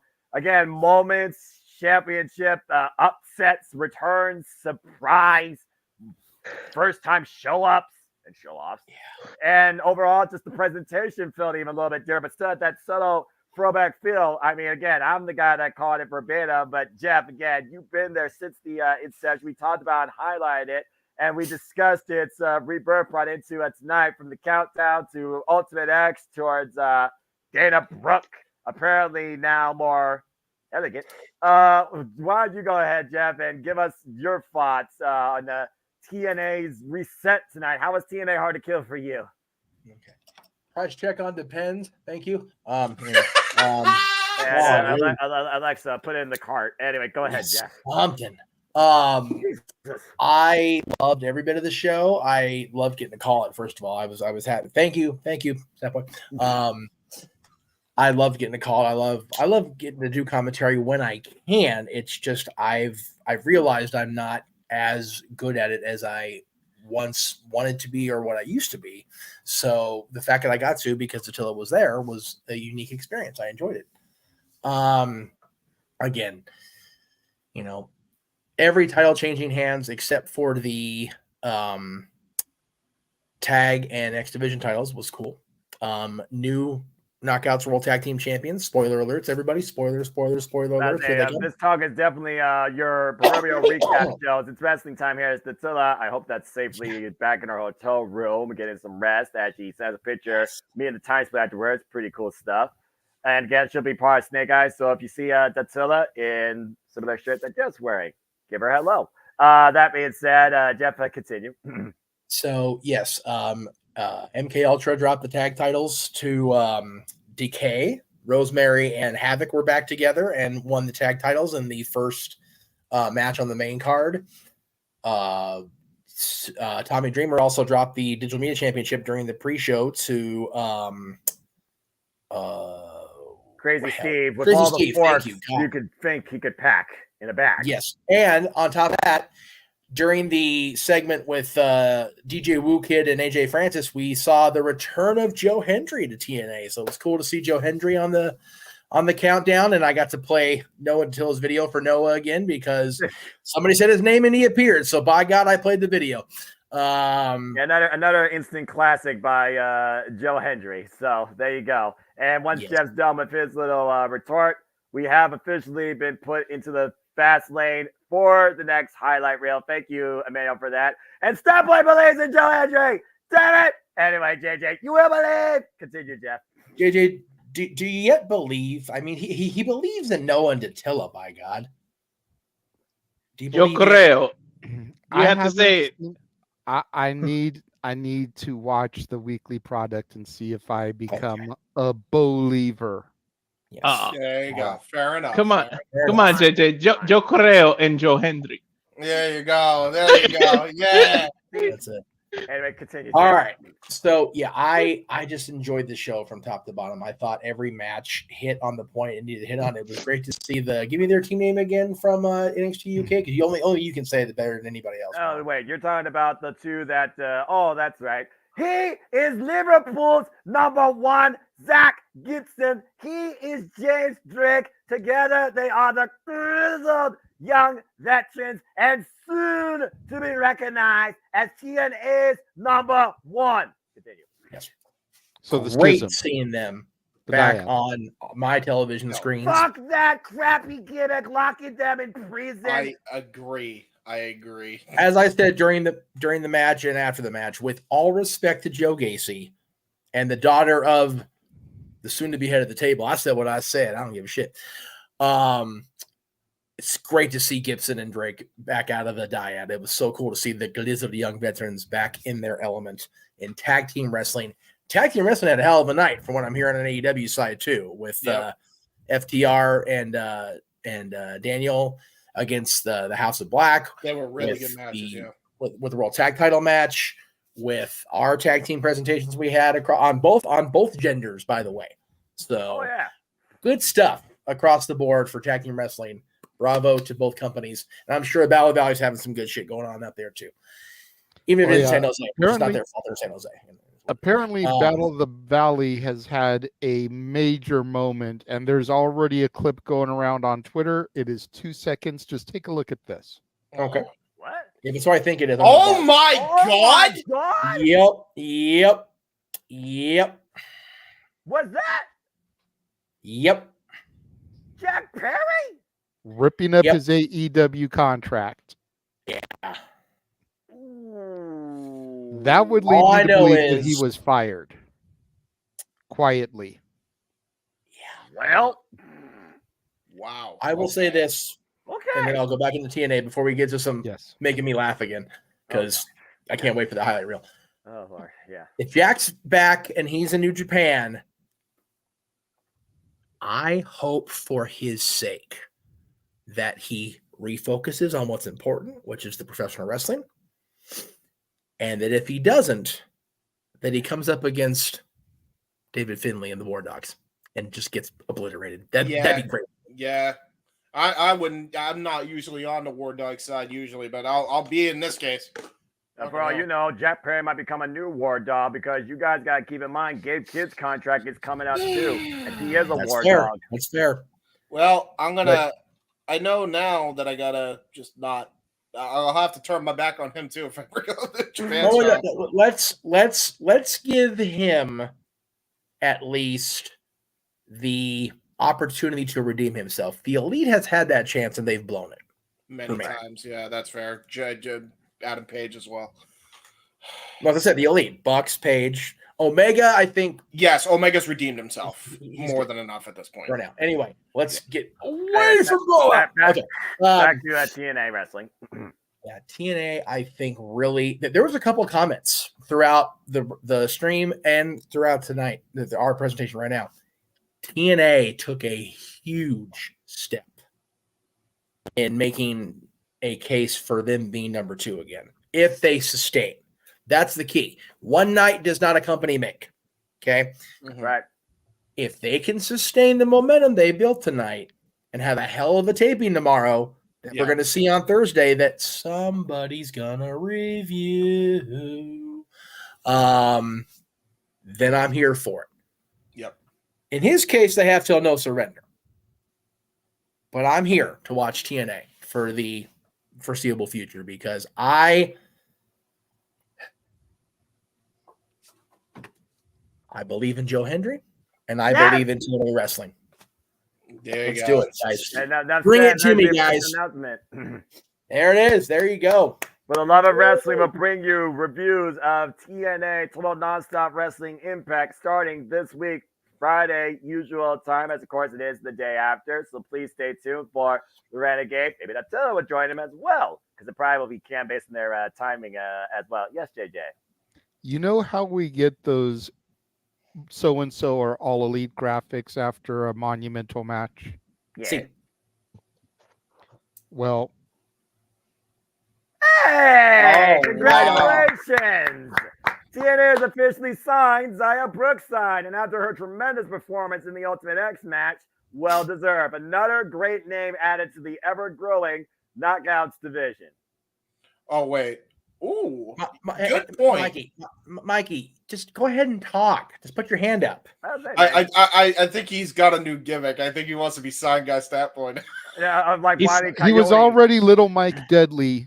Now I guess he's trying to be sign guy Mikey. Well, Mikey, trust and believe. You do not want to become the Lou D'Angeli of this group. I promise you. Yeah, don't become Wile E. Coyote. No, when you he don't. just holds up a sign with a single word like this or a sentence without saying a word. Okay. Yeah. I'm the king of cartoons. Why not? Yeah, king of cartoons is fine, except you're not as black as he was, and that's okay. That's okay. That's okay. I'm from the mean streets of Long Beach. That's James's reaction. I don't know if you What the hell does that mean anything, Mikey? The fuck you talking about? I'm just creating a clip for next year. I don't know. James just went from living in Boston to Brooklyn. What the fuck does that even mean? For fuck's sake, Mikey. Jesus Christ. Hold on. I think JJ made some kind of announcement. Hang on. No. No. No. Oh, for fuck's sake, Mikey! Well, we lost Noah. I knew we were setting for up that, and that rightfully is so. But yeah, to Matthew's point again, Alex Hammerstone and Josh Alexander tore the fucking house down. This whole show was tremendous, top to bottom. And subtle nuances in their presentation, by the way, bringing back a single tunnel for the entrance and using a bigger screen. Yes, James, and bringing a bigger screen. It had the nuances of old school TNA that we grew up with about the laser lights, and it was just a great presentation overall. The environment was action-packed. It was sold out. It was loud and rowdy. Steve Macklin getting the very first win under the new era of TNA against Rich Swann. A new faction has been established calling themselves the System, with Eddie Edwards, Brian Myers, Alicia Edwards, and Moose. Ultimate X, that step-up freaking spear from Jenny. Ultimate X knockouts were so good. Oh. And that was the Don Westmore for me. And again, the powerhouses showed out. Everybody took a chance. And at the end of the day, I was right in my thoughts. And again, the MK Ultra, that was a nice surprise. Not only seeing the brand new Knockouts Tag Team Championship, but the return of Rosemary and Jessica Hammer from the Undead Realm was a very nice subtle touch too. And an impromptu 6-person tag from the Directa Amapade, Santina Marella with PCO, Jake Something, and Rhino. What happens when a man beast, Something, and a walking Frankenstein come together as a trio? They get a win. I was so impressed with everybody that was involved with this show tonight, and I don't mean just the talent. The production looked crisp. They had that. I saw one brief moment of a camera being in the wrong place or the shot being on the wrong camera at one point. That was during the Knockouts Ultimate Action. They're trying to, I think, set up for that replay with that crazy corner, which you wasn't sure what it was. That corner cutter by Tasha Steele, wiping out everybody on the field. And again, with Eric Young bringing us into TNA with that opening announcement of how we are TNA. Yes. Hey, what does that remind you of, James and Walter? RNXT, I'm just saying.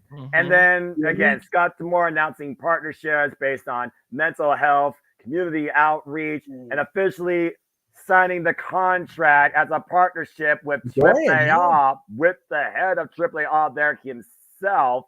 And I'll hear them and King go, Jesus Christ almighty. Kushida and Chris Sabin, X Division velocity was at 110%. And then Dana Brooke brought people there, which, again, not signed, didn't get physically involved, but made her presence known elegantly, if I'm being literally honest. Ash is elegant. Yes, that was her. That was her on-screen display name. I will say this before you get to the main event person that came out. It was Nick. If you missed the that's spoiler. But I did want to note that it's negative-ish. During the tag title match, there were a few spots where the guys seemed like they were just going a little bit too fast mileage power-wise. Ace Austin, Trey Miguel messed up a couple of spots and literally could have messed themselves up in the process. Oh, no. Yeah, and it's one of those, I will never, ever begrudge anybody that is in wrestling the opportunity to, present them, because, I mean, these guys are athletes at the end of the day, right? Yeah. That's for sure. But at the same time, you guys are showing why these internet critic geeks have the ammo to, it's too many spots is not always the way to go. There you go. Yes, JJ, I see your hand. I just wanted to mention that as we are broadcasting on Datilla's Twitch, we have our first commenter through her channel. Oh, wow. Well, thank you, RK. Welcome. Shuttleworth, and welcome to the Multiverse of Media. And to put in perspective, Datilla is our Multiverse of Media representative that reviews, follows passionately, even ranks TNA Impact Wrestling. And again, JJ will be taking the reins of that at least for the next month to see what the company brings up to No Surrender. But we heavily put a focus into predicting, previewing, and covering Impact Wrestling, TNA Wrestling here at the Multiverse of Media. As far as reviews kind of aren't our forte. That is more Datilla's game, but we always are happy to bring more attention towards TNA Wrestling if you think that is a good idea, if the people want it too. But thank you for that comment, and please spread the word, because we do care about here at the Multiverse of Media, unlike some outlets. I'm going to just leave it there. We do care about more than two companies, and we damn sure care about TNA. Anyway. I don't know if it was true that Bailey and Mercedes were there. I did hear that they were there repeatedly throughout the course of the broadcast. But again, until we talk to Datilla and get some sort of verbal confirmation or visual confirmation from on the ground, we don't know because we weren't there. I would, again, not having the flu, not having gone to the Eagles concert last night, I'd be up there right now. I would. So I wouldn't blame you. But it is what it is. We'll find out as soon as we talk to Datilla. If she I doubt to check in tonight. If she stuck to what we hope, she probably wouldn't got some rest, because last night was a long night. She had a birthday celebration. She was having a good time. Tonight was a long show, even though it was fun. Yep. But yeah, Nick Nemeth coming out. That was probably the big worlds collide. You never know who's going to show up moment. Yep. Although seeing Dorian from Triple A was really cool to see him. And sign the official contract, if you will, with the partnership. Seeing Ash show up, Dana Brooke, but yeah, Nick's a personal thing because he's a bud, so that was really cool to see him come in there and lay out Moose right after he becomes the world champion. He beat Alex Shelley. Alex Shelley's run's done, and all it took was one spear out of nowhere. It was a match by both. It was an incredible counter. Well-paced. Banger is so overused, but it was a methodical, well-timed world championship match on a wrestling pay-per-view, and the ending was such a oh shit, that just happened. That you don't get a whole lot anymore, right? No. Kind of like Joe choking out Max, but a completely different reaction. Yeah, because it was like, shit, Max just lost. Like, okay. Yeah. It was like pure wrestling, basically, because it wasn't like, balls to the walls, crazy action-packed moments. It was calculated, it was methodical, and Moose pitched his moment with one bad arm and speared Alex Shelley into oblivion. He did it. It was a story of Alex Shelley working on Moose's arm, trying to go for the shell shock, and Moose being chopped down like a tree by Alex Shelley, and counter for counter off the rope like a massive, and I mean, I'm surprised Alex didn't fly out of the casino. Just speared him hard, and it was 1, 2, 3. And Noah, to his credit, we don't book the shit. We don't know they're coming. So it was just a great, like, whoa, like he won. And as Noah was in shock, I was able to dictate the moment. Moose had regained, he climbed to the top of the mountain. He was once again the man in TNA wrestling, officially the man in TNA wrestling, having that championship brought back however long ago it was. But now he is the recognized TNA world champion. And he's got the support of Eddie Edwards, Brian Myers, Alicia Edwards. The other guy's name? Sheldon Jean. I think that was him. Yeah. So, and all of a sudden, we got this. And then the surprise of Nick Nemeth on the screen, the name, he's in the ring. And the show ends with Nick tearing off his Motley Crue tank top to have the TNA tank top, that was such a great, brilliant moment of video. He crossed the line and he zigzagged with a statement, dropping Moose in the middle of the ring on the TNA logo. By the way, they got the TNA logo embroidered in the middle of the ring dead perfectly in full color. And everybody's moves and finishers, they were all like going for statement made, I am TNA, with their finishes being planned on that, including Jordan Grace that was able to counter Starstruck and finally plant Trinity with the Juggernaut Driver, and Jordan Grace once again makes history, now the TNA Knockouts champion.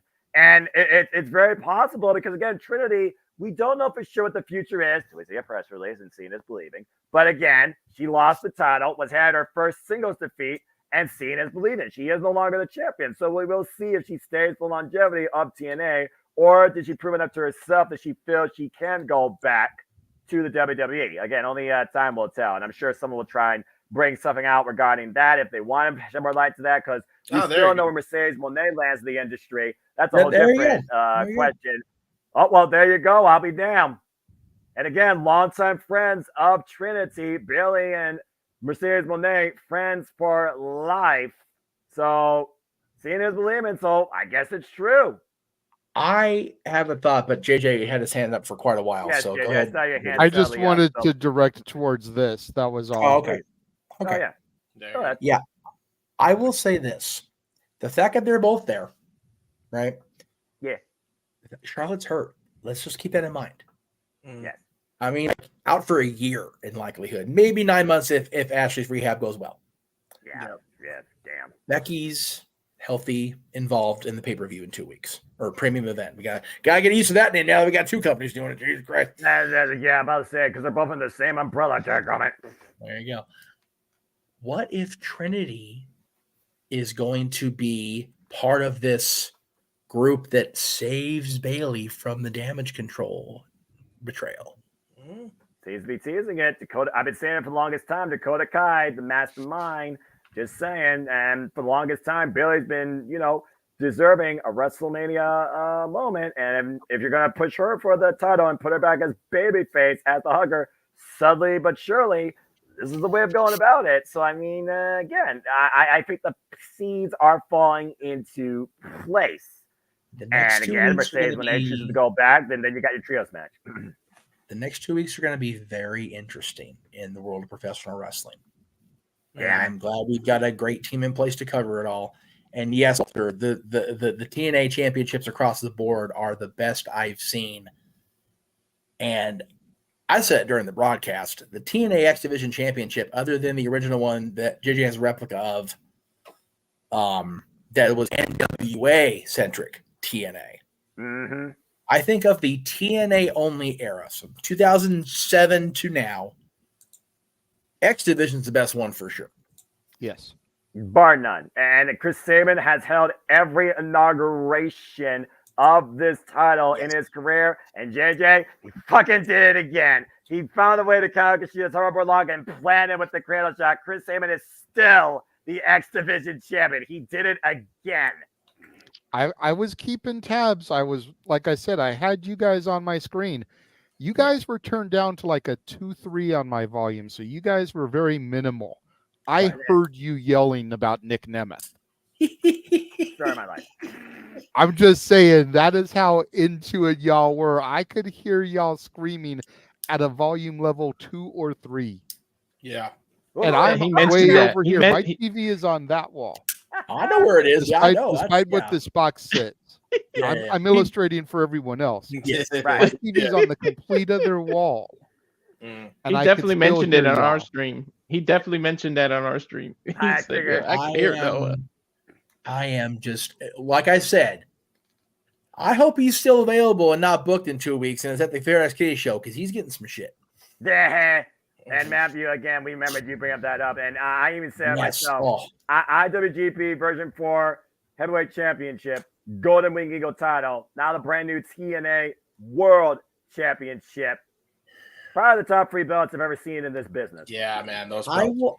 I will say the original 2007 TNA World Championship was beautiful in its simplicity. It was just a straight, basically big block of gold, right?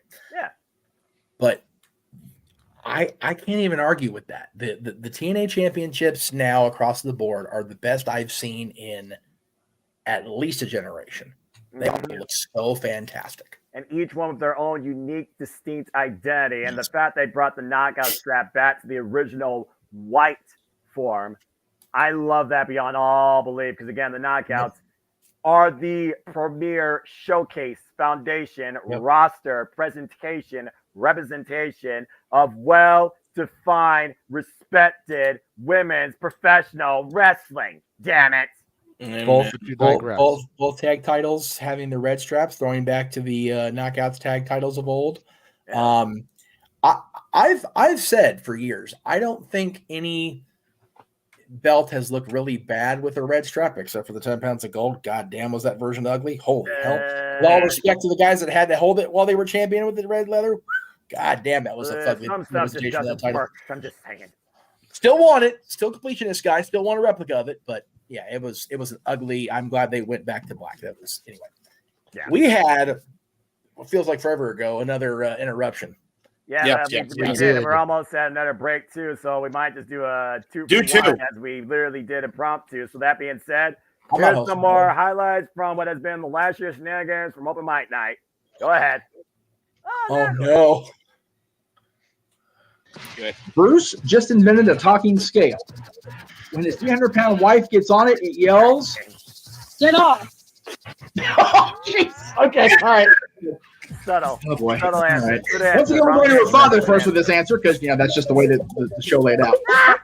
My daughter and I see eye to eye, just like power line. So get off me. All right, Dean. There you go. That's Double Foster.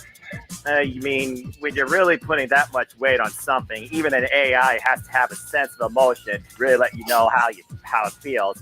I said, boom! So I basically get off me too. I had to go with almost the sixth level of fatness because I'm going to go see Fluffy. So I took it down one. I said, damn! Oh, no. Moppy deserves it more than Drew Carey. Everybody deserves it more than Drew Carey. Yeah, I was going to say something worse than that, but you can shit. Fuck it. The hand that Mae Young gave birth to deserves it more than Drew Carey. Here we go. Tag Team of the Year in 2023. The hand that Mae Young gave birth to, and the jackass hand that slapped the shit out of Sami Zayn last year. It's the same hand. No, it just grew up over the years. No, it's not. Because the hand that Mae Young gave birth to reappeared at the Raw, whatever the hell. Why did she give birth to a hand, and why are we talking about this? Please don't Because we have no format or anything to discuss. We have no format whatsoever. We have comments. Okay, fine. We're on a roll, James. Stop. I don't want to. This is the role I don't want to be on. Talking about a hand. James, let me produce. Hey, you know what? The Attitude Era happened. I want to hold your hand. And this was all presented by GTV. Big baller GTV. There you go. Yeah, okay. It's better than the FU cam. Hey, at Can I least say you know something what? real quick? Now you can't say 1992 is the best Royal Rumble because the cheer in my eye. Yes, it's done. It's over. It's over. Wait, so we won? Wait, you we guys won, won. Yeah, right? you guys won. Okay, so I get to do the promo then. With a gleam and a tear in my eye. Woo! JJ was right on that. It's freaking too much. Good job, network. Damn it! Along the lines of Hornswoggle, Well done, I also Lou. started thinking Dexter Loomis. Dexter Loomis actually did get mentioned in a tweet that somebody sent out with multiple answers, and I won't say anything. I'll just point the whistle. Anyway. And so, Josh, good job. Wait, Josh, good answer. Good.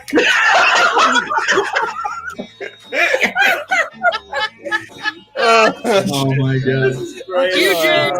There was a certain former WWE superstar, a Hall of Famer, who had a match this evening on Collision, who would be a great tag team partner for the original Bro. Bro. I'm not going to argue that. I get what you're saying. So if Tony Khan wants to sign him to make Jeff's worst nightmare become a reality, Oh, God. because the guy who he loathed so much would be teaming up with one of his best friends of all time in this business, I'm like, bro. It's a marriage made in a marijuana field. I'm on fire with the alliteration today. Good night, everybody. And we'll go the WWE. We'll go the WWE route. The following match is sponsored by High Times Magazine. I had to put Chronic in They're there. a high-flying tag team. Emphasis on the high. Oh, We God. need to take young Mansfield here. We need to put him in a chair, have him watch the Ed Sullivan Show, A Hard Day's Night, Help, and Yellow Submarine sober. Sober is the correct word. Yeah. Well, no. Because let's face it, it gets better with on acid, I think. Have you tried it, Mikey? How would you know? Have you tried watching it on acid? Inquiring minds want to know. I do.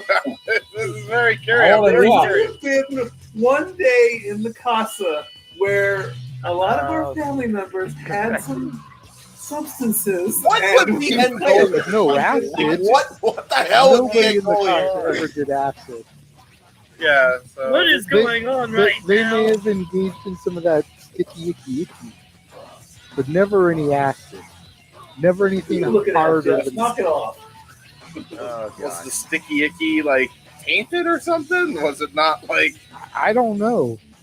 it was? Yeah, I guess it was that the strong stuff that they imported from Guatemala or some shit. I don't know. For We have real. a super chat for Big G. Let's go ahead and We do, but Trying to read your order. what is everyone's favorite chamber match? Dismember to dismember. No. JJ, I may not have a voice, but don't think I won't go into a rant. That was really called chaos here. You've been warned. think about it. She's part of the DA. She's got, and her and Heyman get into a beef because Deuce and Heyman are great natural antagonists with one another. But she's managing Rick Rude. She's accompanying people like Arn and Austin and Zabisco and Paul and Rude. It's almost like somebody and Bob Eaton's there too. There's so much good in that group. Somebody else. Whoa. The extra. Continue. Arn and Rude and Austin and Bob Eaton was there too. It's just the way you said it. He's just there taking up camera space. Oh, Bobby Eaton was there too. He's a body. He's fine. Yes, it's like you're talking about legacy and it's Orton and it's Cody and it's DiBiase. Father was there too. Yeah, Spencer was there for a minute. It was an unintentional slide on Bobby, which was not meant at all. So I apologize to Bobby and his family. They lost rest in peace, family. Here, let me get down to it. Before you do that, can I shut the fuck up, John? You cannot. I was just gonna say real quick. It's so good to see you, Daddy Maddie. Oh, this is How you doing, Josh? Shut the fuck up, John. I don't Don't be a long show. Here's a story. It's a story. There once was a kid named Josh who believed everything he reads in the blog. Maddie is his daddy, and oh gosh, now fucking log off. That was a James, great do your thing, damn it. In the words of Noah Foster, as simple as that. You know, if we had all the combined times hundreds of muscle, we'd have one complete person, but nothing but pure torn muscles. Oh shit, dude! Him and Nash about equal Vince's quad tears. I mean, holy crap. And then you have, because think about it, evolution. You've got 2 torn quad muscles, a torn bicep twice in the same year, with Big Dave. Randy Orton's torn ego from being suspended for being a fuckface, Ric Flair torn everything because he's older than dog shit. So Evolution is injury. Evolution is that needs to be on the end of the year highlight reel. That was one of the best things you ever did, Dave. That was good shit. We're literally at 9:30. The rest of the show having Lemmy in his head. The evolution is an injury. So fucking crazy. Pain, full of pain, and no one breathes. There we go. Fuck it. Watch. Oh, this shit. Watch what he does here. Oh, they got him in the wheelbarrow. There's the rope.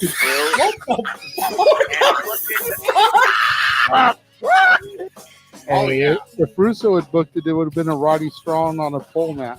Can we stop trying to put phones in matches, JJ? For the love of God, your Vince Russo's book, My Life on a Pole. Can we please stop that shit? Maybe Noah, Maybe his mom was a stripper and he's obsessed with holes. Noah. 30 years and 100 pounds ago. Noah. You're telling me you wouldn't want to see a Karen Jarrett on a pole match? No. Can we burn it? See, look at him. He's all of a sudden he's trying to get even more brutal. Okay. He doesn't want the pole match if it's Karen Jarrett. Okay. Let it be Aubrey Edwards, and all of a sudden he's like, Aubrey Edwards is a saint. How dare you? Hey, you respect Aubrey Edwards. She beat that bitch for a reason. That bitch needs to be burned at the stake. Anyway, go ahead and move on. Why? Karen, listen. Karen is... I forgot I said that. You don't need to be burned. It's okay. And then part 4. James like, it's okay. Karen is okay. What was that? Karen is Karen, but she doesn't need to be burned. It's okay. I will say before I go to our next commercial, our next highlight reel, I no longer wish to see Karen Jarrett burn at the stake. Okay, good. Very good. We appreciate that. I still can't and before we go to this next one, reminder, if you'd like to continue this flow of highlight reels, $5 minimum super chat to either the Casa channel, the Jeff Meacham Network, or the Greg Cherry brand. And you must put clip reel. Yes. That fast tracks the clip reels. We're going to take a break with another highlight reel bit to follow, and then we're going to get to Emmanuel's super chat, and then we'll go from there. We'll see you all shortly after this, and that's commercial break and laugh attack. Go ahead. Wait, are we doing commercial or are we doing highlight? We can probably just do commercial and then highlight. Commercial and then highlight, because we probably did an hour. So commercial. Yes. Whoever wanted to come into a sports bar where the barkeeps know their game? Well, the Jeff Meacham Network, Multiverse of Media, has got a production just for you. Sit down and relax as the stat boy and his partner break down the statistics in all things sports. Whether it's football, basketball, motorsports, baseball, hockey, soccer, professional wrestling, mixed martial arts, boxing, and much, much more. All are welcome.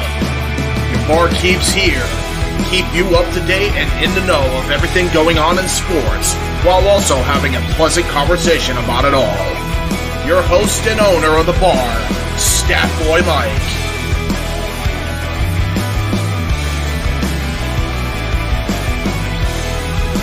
his partner in crime, Dory Lou,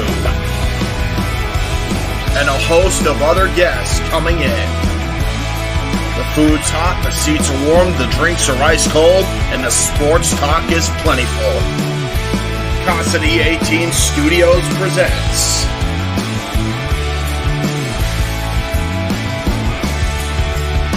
Stat Boy Sports Bar.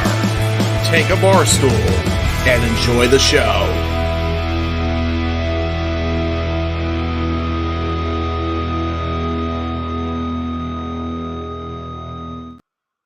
It gets better every time I see it. There you go.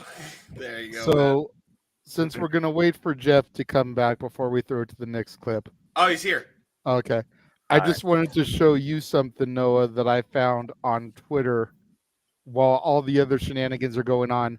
This is what Dattila gets to see at the tapings tomorrow. Oh, shit. Oh, shit. Nick Nemeth, TNA debut against one of the Rascals, Zachary Wentz. Oh, they're doing Snake Eyes again in Las Vegas, dude. They hadn't done that since 2008. Exactly. Yeah, tomorrow night. Holy shit. I imagine we're going to definitely see that during the first episodes of TNA Impact Wrestling, starting, I imagine, this upcoming Thursday. And again, you folks can watch either on Access TV if you're a local provider, or become an ultimate, or become an insider for $1. Literally $1. Literally $1. Yeah, that's actually worth something in 2024. Ain't that some crazy shit? And you can literally watch TNA Impact Wrestling commercial free for 90 minutes on a weekly basis because it's only $1 a month. So if you haven't checked out TNA yet, give TNA a chance. Don't sleep on this company, damn it. They're back for a fucking reason, and they're back with full effect. So that's going to be awesome to see. All right. Well, friggin' week for sure. Give TNA a chance. Anyways. Yeah, there you go.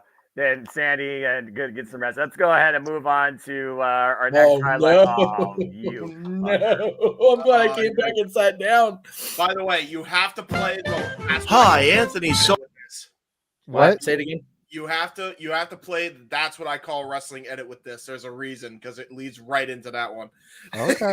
Trust me. That's up for what's next at our next interval. But go ahead and play this. Hi, Anthony Sullivan here to introduce to you a very wonderful record by Jeff Meacham Records themselves, and it is called That's What I Call Disney. You can hear such classic Disney songs such as You'll Be in My Heart. Come stop your crying, it'll be all no. right. Just take my hand, hold it tight. Two Worlds. Put your faith in what you believe in. Two worlds, one family. Trust your heart. Let the faith It's like she decide. narrates everything. I love how she narrates stuff. Yeah. The Circle of Life.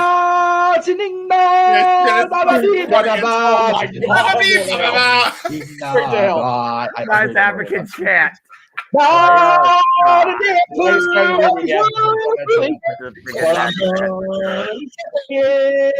the song. Here we go, here comes that boy's turn now. Here we go, here comes that boy's turn now. Here we go, here comes that boy's turn now. Here we go, that boy's gonna sing now. He's gonna. Why should I worry? Why should I worry? Yeah. Why should I care? All right, there you go. I may not have a dime, but I got streets of my fair. Why should I worry? A dream is a wish your heart makes.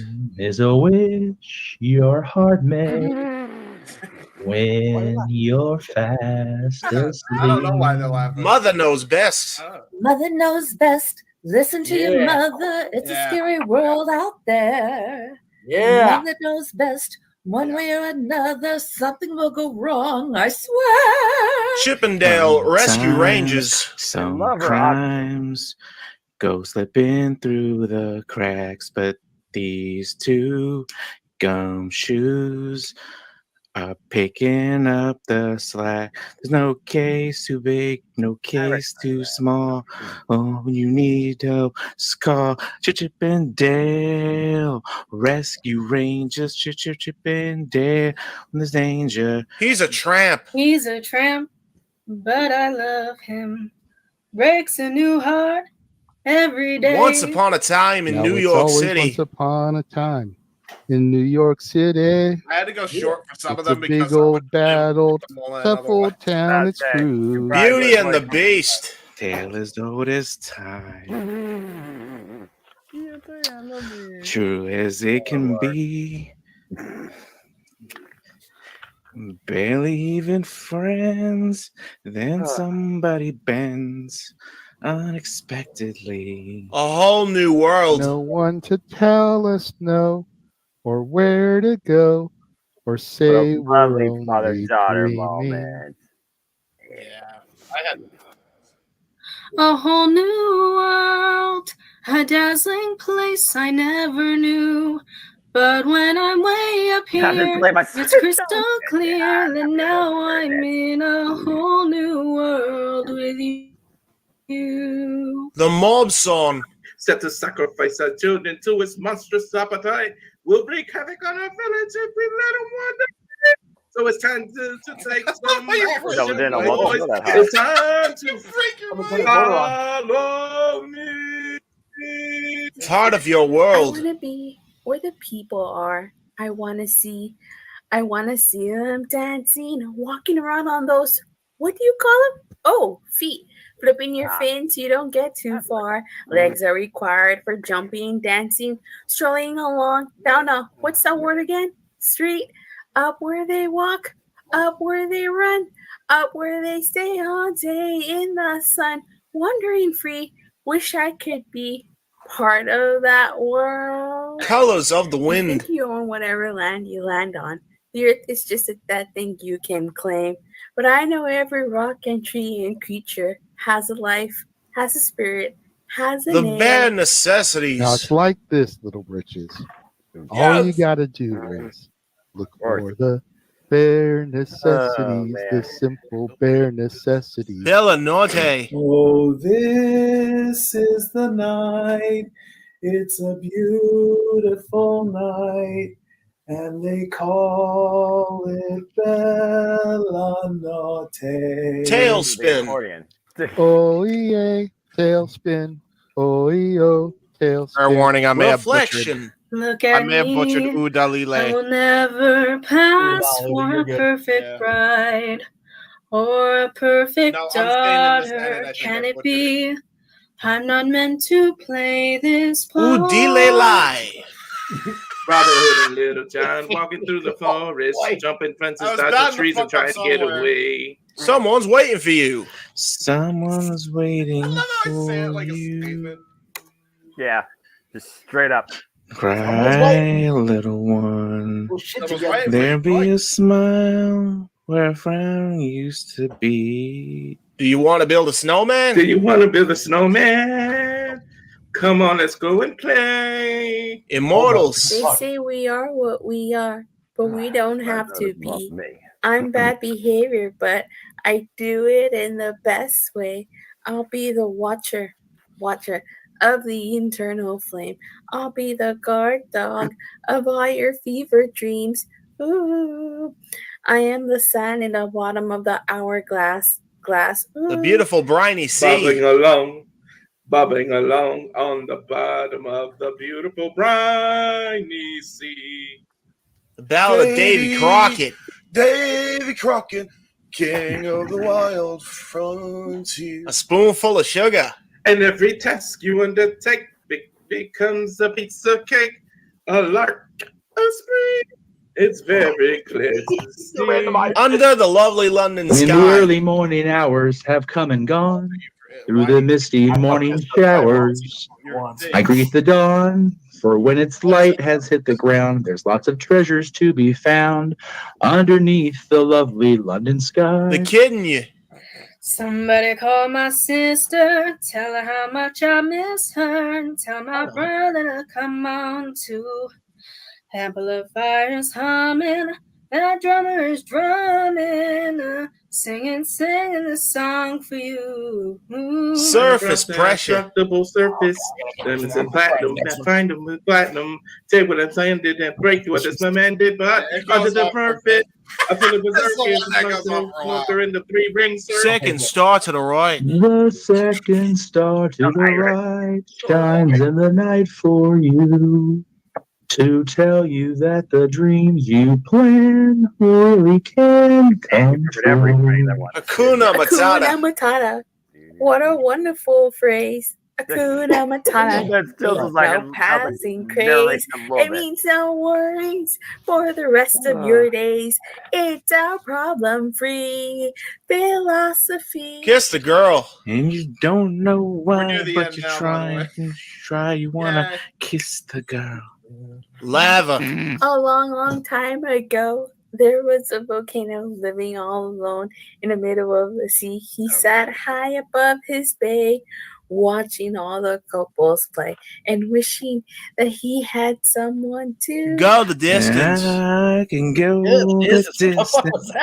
I Find my way. it was like 9 a.m. If I can be I think sure, James' brain was I falling asleep. know every mile will be worth my while. Best of friends. You're the best of friends. And so Fucking much for fun everything. together. You're not even aware. Such a funny pair. You're the best of friends. JJ and Jeff. Happy game. Lost in the woods. Again, you're Lost in gone. Off on a different path than mine. I'm left behind, wondering if I should follow. Everybody wants to be a cat. To be a cat. Because the cat's the only cat and who knows where it's at. Yeah. Everybody's picking up on that feline beat. Everything else is obsolete. And when you wish upon a star. When you glad he ended with Dory. wish upon a star, makes no difference who you are. But wait, there's more. What? And then it will go into the wrestling one. That's why I'm doing it as if I'm doing the full highlight as I'm doing the clips. I got You ordered the Disney album, dude, and you may be able to get Now That's What I Call Wrestling, brother. Featuring such hit singles as A Line in the Sand. I see the line in the sand. Trying to find out. Not an injury, but a mystery. The game. Time to play the game.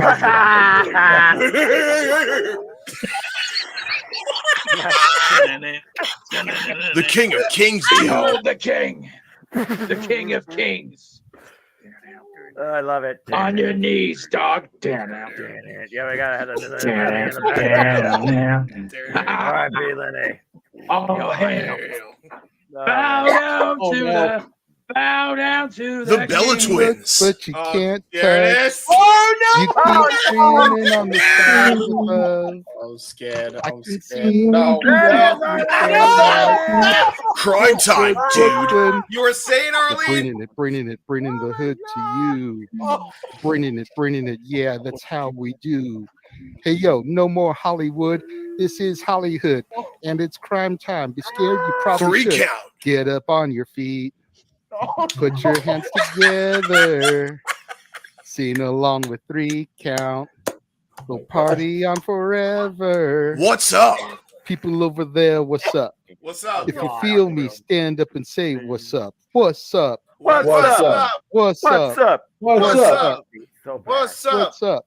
There we You go. can get with this, or you Voices, can get with man. that. I hear voices in my head. They counsel me. They understand. They talk to me.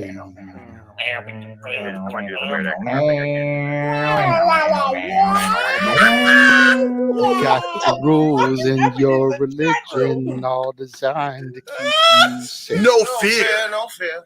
Oh No my sweat, God. no tears. My God, my NXT God. Takeover. It's God's grace around here. No fear, no fear.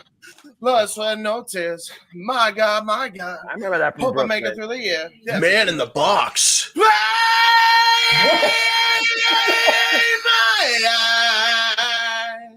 Can you so that Old school ECW. Yeah, dude. Bobby Beaver. Jesus Christ! Kenny Omega Man. Whoa! And Judas Brother. I become man. Everybody! Judas in my mind. I become man. Oh, we're not done. I become man. Judas in my mind. Well done, Jeff. Well done.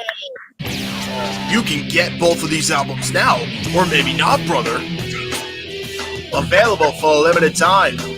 Now that's what I call Disney. And that's what I call wrestling, dude. This product is not available in retail stores. This product is only a parody. Please do not look for this in any retail stores near your local area. That's the best part of these for me. Y'all can't find this shit. It ain't gonna happen. Yeah, it's great. In the same desert where the ET video game was, in a different hole, never see the light of day. Jesus. Yeah, man. All right, James. Well, First great of all, job. Oh, go ahead, Jeff. First of all, because I know some rat bastard's gonna send them a video or some shit. To Bree and Nicole, I apologize again. Because goddamn. Wow. Yeah, you moved your hips like you said you wouldn't. Remember, keep in mind, at one point you said, if I move my hips I'll go to the hospital. You didn't that time. Luckily. I might now laughing from it. That's the thing. That's fair. Cool. And just to reiterate, if you guys want to stop the flow of the conversation, fast track to another highlight reel, like has been happening, $5 minimum super chat to either my channel, Jeff's channel, or Greg Cherry's channel, and you must get to the reel. Yep. Again, you want to get into the express lane to the next clip reel before we get to that point. $5 super chat, simple as that. Before we get back into open mic night, further shenanigans in the present day. Before we look back more on the past, I know we got some different mail, but before we get to there, Mikey, I believe you said that you have to bounce here shortly, brother. Yeah, it's 1:30 in the morning, so I'm going to bow out. I'm just going to quickly say, stay tuned for on Tuesday. You know, Dory Lou and I will be back in the sports bar recapping for this weekend and all the news in the sports. As far as my open mic night family, 2 years strong, and who knows how many more. I say it every week. I love my family greatly. This is the best stuff ever. James, I can't wait to see what you're going to do with sports bar clips if that ever becomes a thing, because let's face it, the stuff that I've been saying on there, hell, why not? You know, I bashed Tom Brady, I bashed Bill Belichick, I bashed everybody. Let's just make it one big clip show. I love you guys greatly. I always say it every week, and I mean it truly. Have a great rest of the show. 2 more years to go, and then some more. Stat Boy out. See you, bro. I mean, to be fair, this is the last one because we're all going to die laughing like the freaking weasels and Roger Rabbit. That's it. We're dead. Right. That's it. It's over. Yeah. And right. I know he's still in the green room. Maybe we can get some clips for the SBSBs. Yeah. There you go. I will say this. It's going to be a whole lot less insulting people because everybody we've been ragging on for the last however many years of Stepway is all retiring or quitting now this week. This is fair. There you go. Everybody's stepping away. It's like, bye-bye. Cool. I don't have to fucking Like, bye. Have a beautiful time. Bye. See you. All right. Overpaid ass on the way out. Oh, God. Yeah, they got their paycheck my on the Lord way out. Jesus. That's all they need. Again, folks, if you want to dictate the fast lane to the next highlight reel, $5 super chat, and you got to include clip reel in it, and we'll immediately get to it. It's as simple as that. Either way, we still got a lot more content to come with all those last, but let's go ahead and get back to shenanigans. Speaking of super chats, Emmanuel gave us a super chat earlier prior to that highlight reel fast lane. Yes, he did. Yes, He said, how would you book Judgment Day if Edge, Adam Copeland, never left and stay healed? So it's an interesting thought when you consider the Judgment Day have been the focal point now of Monday Night Raw going on for fracking 2 years, if we're being perfectly honest, and since leaving out Adam Cole and Finn Balor taking the leadership role, or so it seemed, but Rhea Ripley still being probably the most dominant. Even that's been put into question now lately by Damian Priest, who has called himself leader at times. It is one of those big what ifs that if Adam Cole or Edge was still here, stayed here, would Judgment Day still be in that same dominant position they are now with all the gold pretty much and the golden ticket to the World Heavyweight Championship? Walter, we haven't heard from you in a while, so I'm going to let you lead this conversation, and then we're going to just go around the horn here, counter clockwise to Jeff, to JJ, and James can finish things off, and then we'll see if we're going to our next highlight reel. So, Walter, what's your thoughts on this aspect? If Edge never left and stayed heel, how would you see Judgment Day's booking going forward? And yes, I already see that. Thank you, Arlene. That will immediately happen following this roundtable conversation. Walter, go ahead. Walter, your headphone. What? You always forget that. I'm not sure that they'll be as popular as they are now. It's one of those big what ifs, but I mean, I think they would have gave Adam Cole Edge one more title run. He would have had one of those titles, and he probably, if he stayed heel this whole time, it probably would have been him with that inaugural World Heavyweight title instead of Seth Rollins. And he could have carried that, and then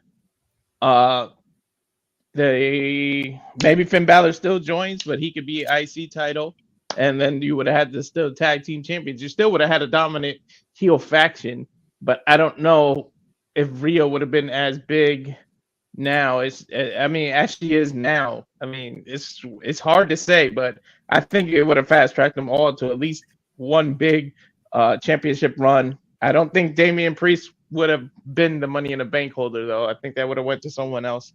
So, I mean, it's interesting to see it, because for the better part of a year and a half, 2 years, they've been running Raw. So, with Edge at the head instead of Finn Balor, I'm not sure where they would have went, but Edge definitely would have had at least one more title run in them. That's fair. Again, Edge also multiple-time World Heavyweight Champion in the past. That's a very interesting point before we even knew if that title was going to come into existence. And it does make me wonder if Adam Copeland even has one more title run left in him at the world point, or at the end of the day, is the TNT title maybe the highest last stand in Adam Copeland Edge's overall career? I mean, the vet, for what it's worth, he is literally close to, I think, 50 at this point, if not there already. And Edge and Adam Copeland and Christian Cage have been somehow connected in this business now for 40 years. So I like that concept a lot. And we all know the brewing history between Edge and Seth freaking Rollins. I mean, hell, they saw their first trios dispute when Edge was babyface, and it culminated inside the Red Crate of Hate. So that's fair thought. All right, I saw the message from Jeff. So, JJ, what's your stance on this super chat and the big what if? And to Walter's point, do you think if Edge did stay around, could he have been the inaugural WWE Heavyweight Champion in this run of the resurgence of this title's legacy? What's your thought? I definitely see that Edge could have been the inaugural World Heavyweight Champion.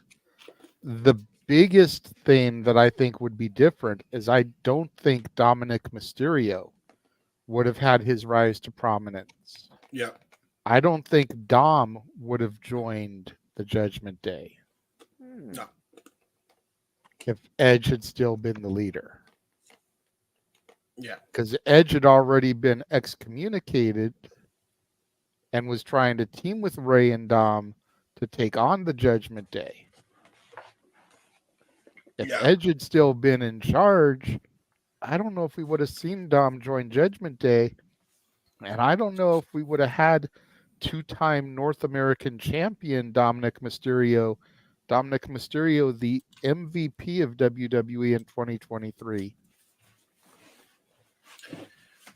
Yeah. Multiple ODQ award winner. Yep. Exactly. That's my big thing is, as great as it would have been to have Edge lead the stable and be able to execute his vision of having a modern day version of the Brood and bringing these young guys and girls, Priest, Balor, Rhea to prominence and to a bigger spot on the card, arguably next to Mommy, the biggest success story of the Judgment Day, at least until he cashes in his briefcase, is Dominic Mysterio. And with Edge not there, we don't get that, I don't think. Yeah. And to be fair, I think while we were worried in the beginning because they were on main event before Vince fully stepped down, right? I think the Judgment Day became a bigger group after that point because, you know, they were able to have that creative freedom with it and they had to kind of change direction with the group. And I think it rejuvenated everybody's career that was involved in that, with the exception of Dominic, who had a rise from it. The question that Emmanuel said was, how would I book it? Yeah. Problem is, you know, it's one of those things where I would have hindsight 2020. I think Endgame definitely would be that Dominic would still be a part of it. JD McDonough still a part of it. If it were me booking it or any of us booking it, I'm adding more people to it because I think, you know, and I'm not saying like adding more people as in, okay, well, on Raw, add more people. You don't need more people on Raw. But on SmackDown, and I think we mentioned this in like one of the older open mic nights, it's like, you know, Karrion Kross just had a new faction debut with the Authors of Pain returning. Yeah. I saw that clip with Paul Ellering and Scarlett and everybody. You know, why not bring everybody involved into, you know, that entire group? You know what I mean? Like, they're the Judgment Day. Or if you want to have like a subsidiary to Judgment Day, I said this before, call them Armageddon or something, just pissed me off even more. You know, call that group Armageddon. You never get royalties for it. Just like Eric, you'll never get royalties for it. I know, but there you go. But I mean, if we're naming stables after old WWF pay-per-views, yeah, that's fair too. My concern is, you mentioned bringing in more people. I just don't want it to get watered down like the NWO, and that's immediately what people think of when you hear bring in more people, and it's already a 5-person stable, right? But the here's like a great example of it working beautifully when you add more people. And when you do it correctly, Bullet Club, specifically during their second iteration with AJ Styles at the helm. Technically, Carl Anderson was the leader, but AJ was like the main head, the main world champion there. So combination of those two running it is like, that was the best variation of Bullet Club period, because you got to imagine like Kenny Omega's Uprise was there, the Young Bucks, as much as we don't like them. The Gorillas of Destiny really showcasing what they could do. Chase Owens had a long shine in that time. You know, they had all sorts of guys in that, from AJ's life, Carl's original group, you know, and they brought it all together. And that variation of Bullet Club is probably the best Bullet Club period. And to me, it's just like, factions like that, especially if you could space them out between shows, like they're brand exclusive to one show and the other, you can have more than, you know, 5 people in a faction now, especially if you're doing a brand properly. Damn son of a bitch. You're all right, Jeff. You're good, brother.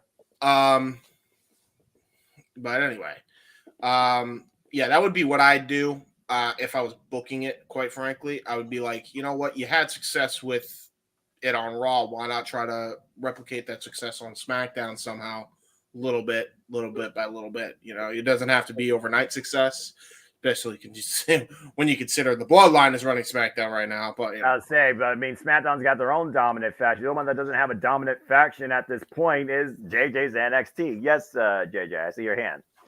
Teleporting into the command center from Nevada.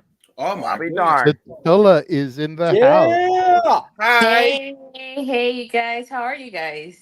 Doing well. Good to see you. I hope that you had a wonderful time in the resurgence that was TNA at Hard to Go Live. We saw your picture with Time Splitter Kushida. So first up, Attila, how's your voice and how are you feeling? And happy belated birthday again, by the way. Thank you.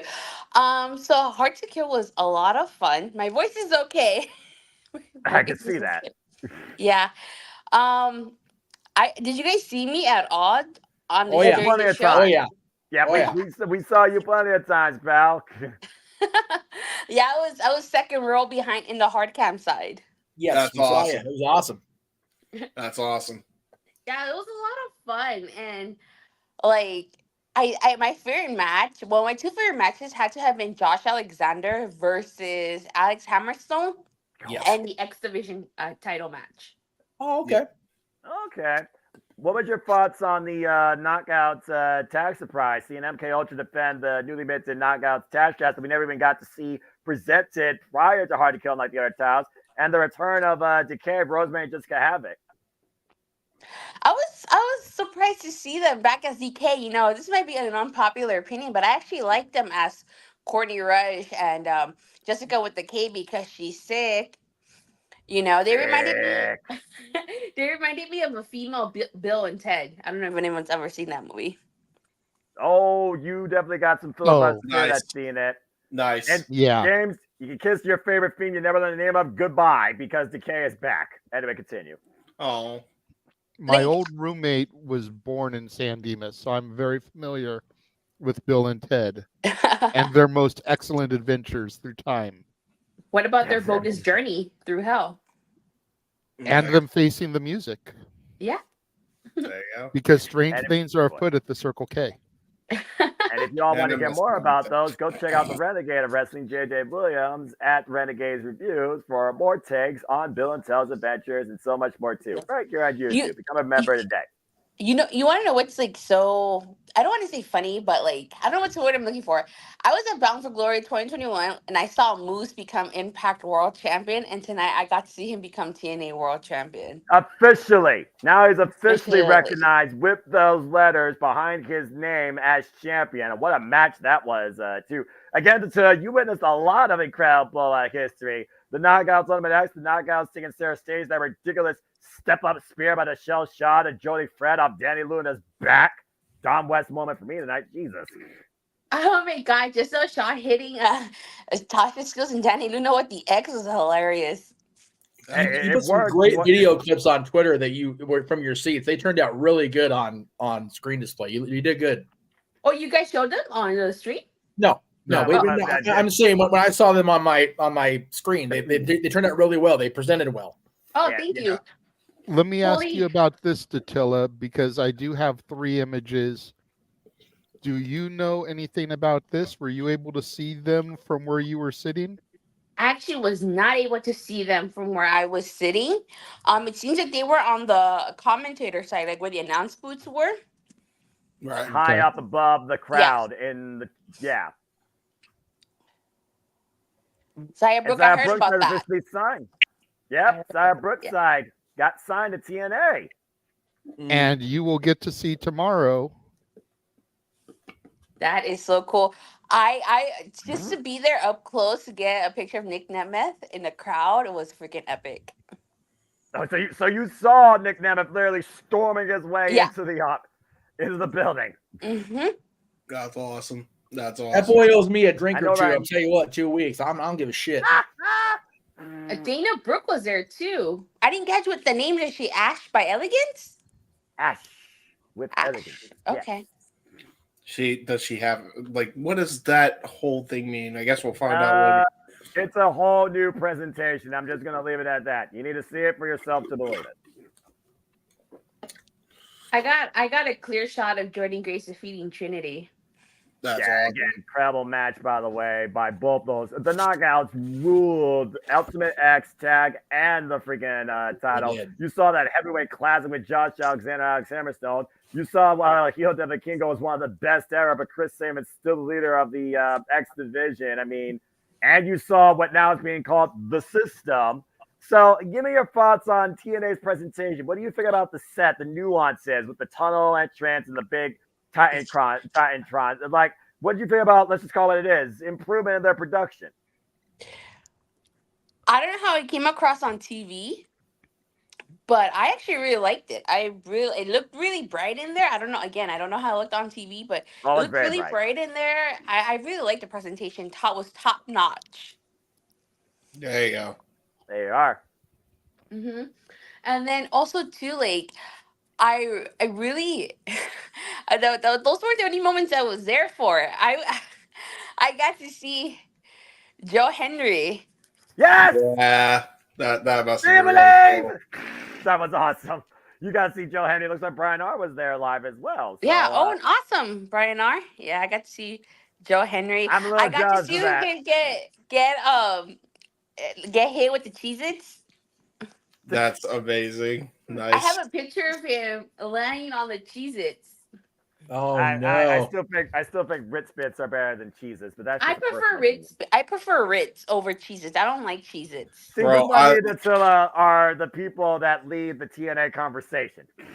Well, listen, man. I guess I'm just different, man. I like Cheez-Its. I love Cheez-Its. You know what's great with Cheez-Its, though? Specifically, go ahead, Jeff. Sorry, I was. No, you're good. I was just gonna say Cheez-Its with American cheese, Land O'Lakes. Oh yes. Cool. Oh yes. Magnifique. Well, I was going to say, remind me tomorrow morning before you go to the show to send you the video of Joe singing to you and Noah. I played it for Noah on screen here when he came out, but remind me to send it to you so that way if you run into him, you can show it to him. Okay. Look, I got this. Hold on. I got this really cool poster that they were selling at the merch shop. I don't know if you guys can see it. Ooh, there you go. It's double-sided.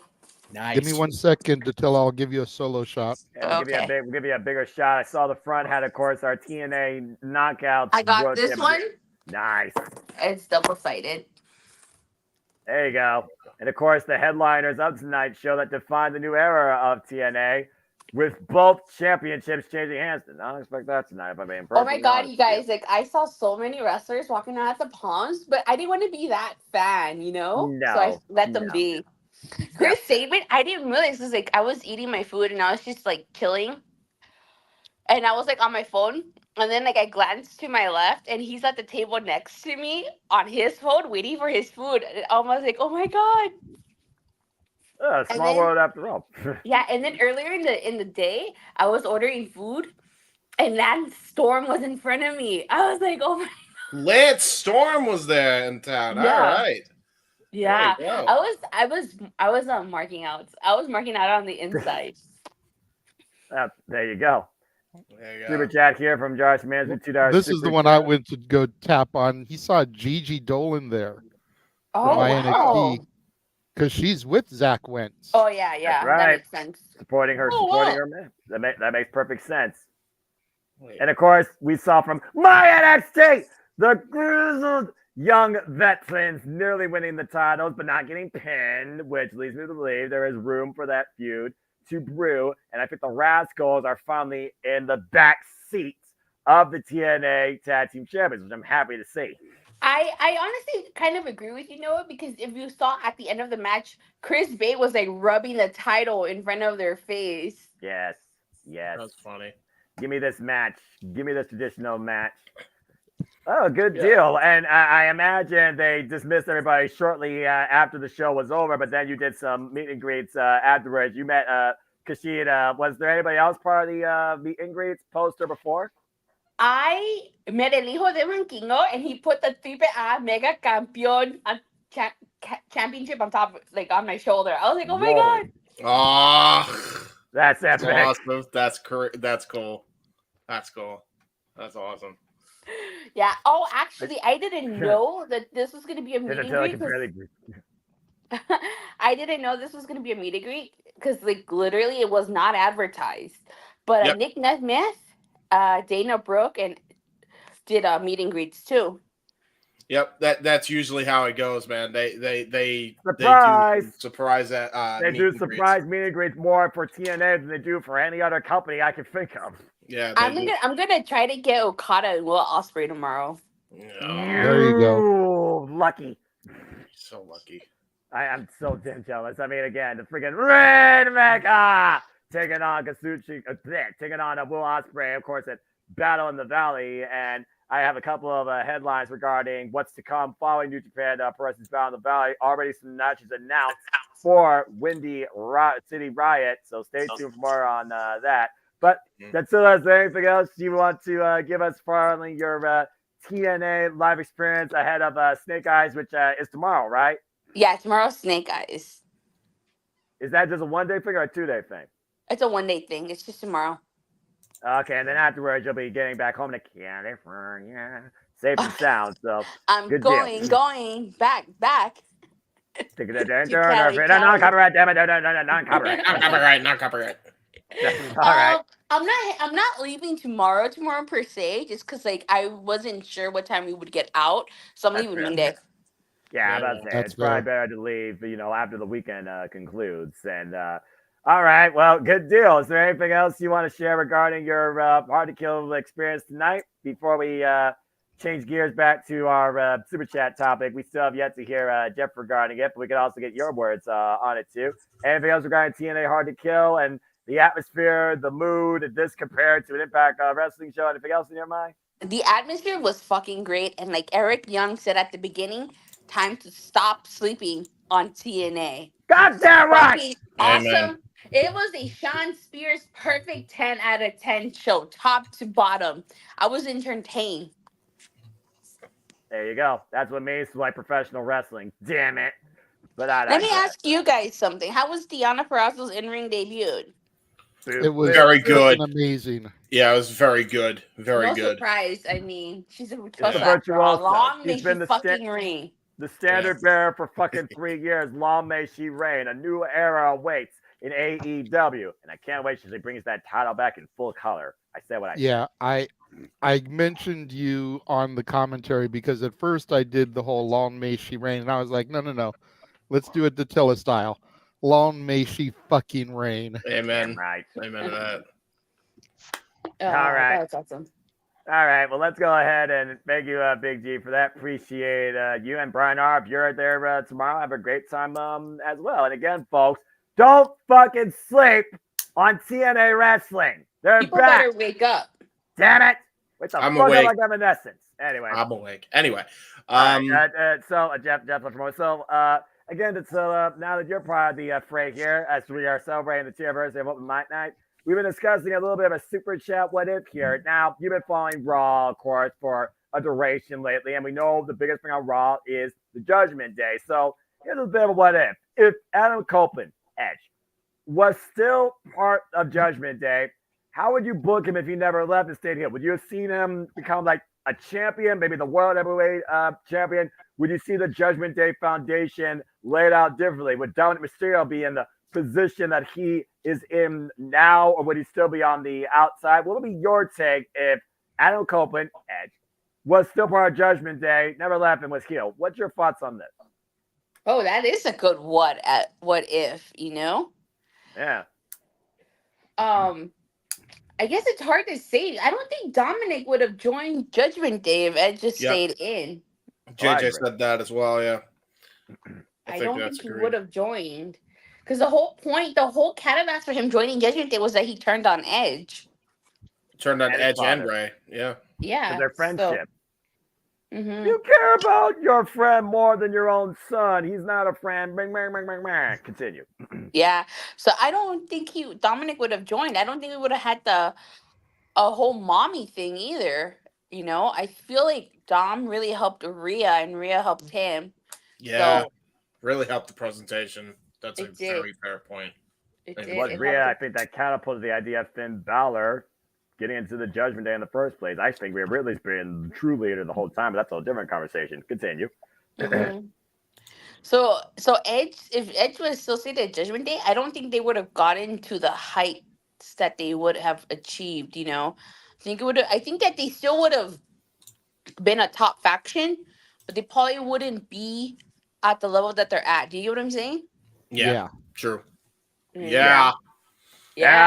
Alternate reality, and that's not an insult. That's just a fact of life. All right.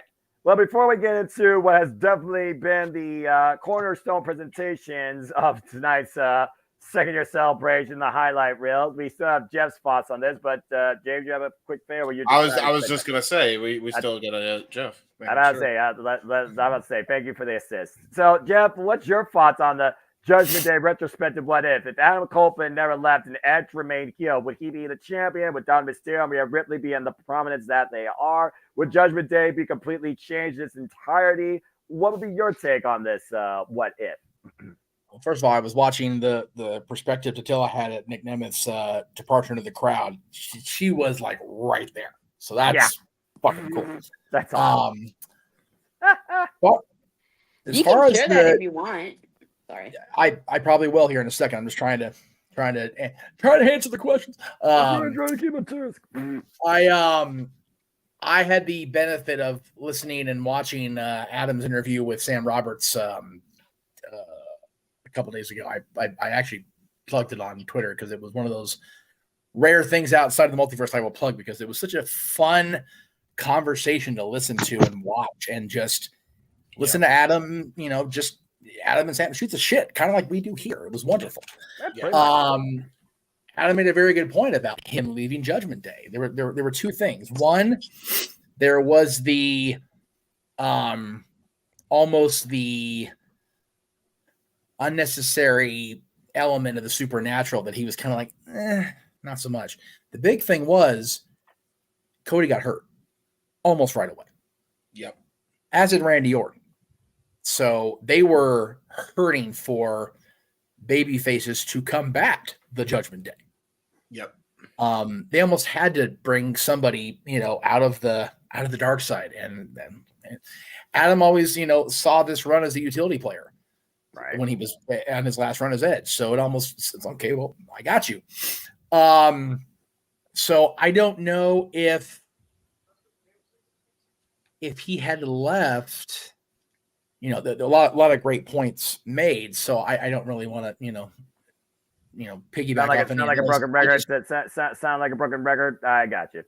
Right. It's one of those. I don't know if they would be as strong as they are without the elements, without the chips, how they have, without the cards, how they've fallen. I think I was right the first time with chips. Anyway, chips or Ritz. It's almost like the kicking Edge out of the group is what they needed to take them to the next level. Yeah, they did. Honestly, as much as otherwise it would have forever been in Edge's shadow. Yeah. As much as it was a storyline statement of, this is our last step, it's like that's actually what they needed to do. Balor came in. Balor's not been this hot since he became the Universal Champion for 24 hours. He has not been this hot in the company since. I said what the hell I said.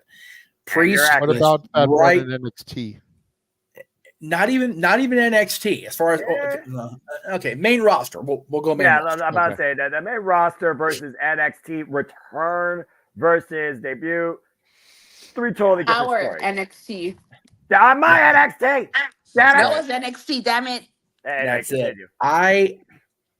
You figure about the elevation if he doesn't go over and be the catalyst for the turn, right? Right. Dominic is not where Dominic is. You guys all said that in various degrees around the room. And, without Dominic this is going to sound really bad out of context. You can clip it if you want, James. Without Dom to bounce off Mommy, there is no dynamic there. I see. Well, I mean, who's doing the bouncing? Let's not go down that. If you're on Twitch, Sam Irvin apparently, and Ricochet is watching me. That's neither here nor there. Jesus Christ! On Twitter, hand to God. Check out the Twitter feeds, kids. All right, fair. It's all there. Anyway, so there's no Dominic Rhea dynamic to feed off of there. Priest, I think, if it's still just at this point without those elements, Balor and Dominic, it's just Edge, Priest, and Rhea. It's not near as effective. Yeah. At all. Priest is still Edge is heavy. Rhea's still, she's the token girl of the group. Yep. Yeah. That's just the way it is if it's just the three of them. Yeah.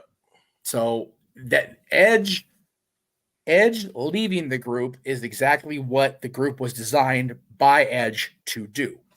Elevate these kids that just hadn't got there yet. Yeah.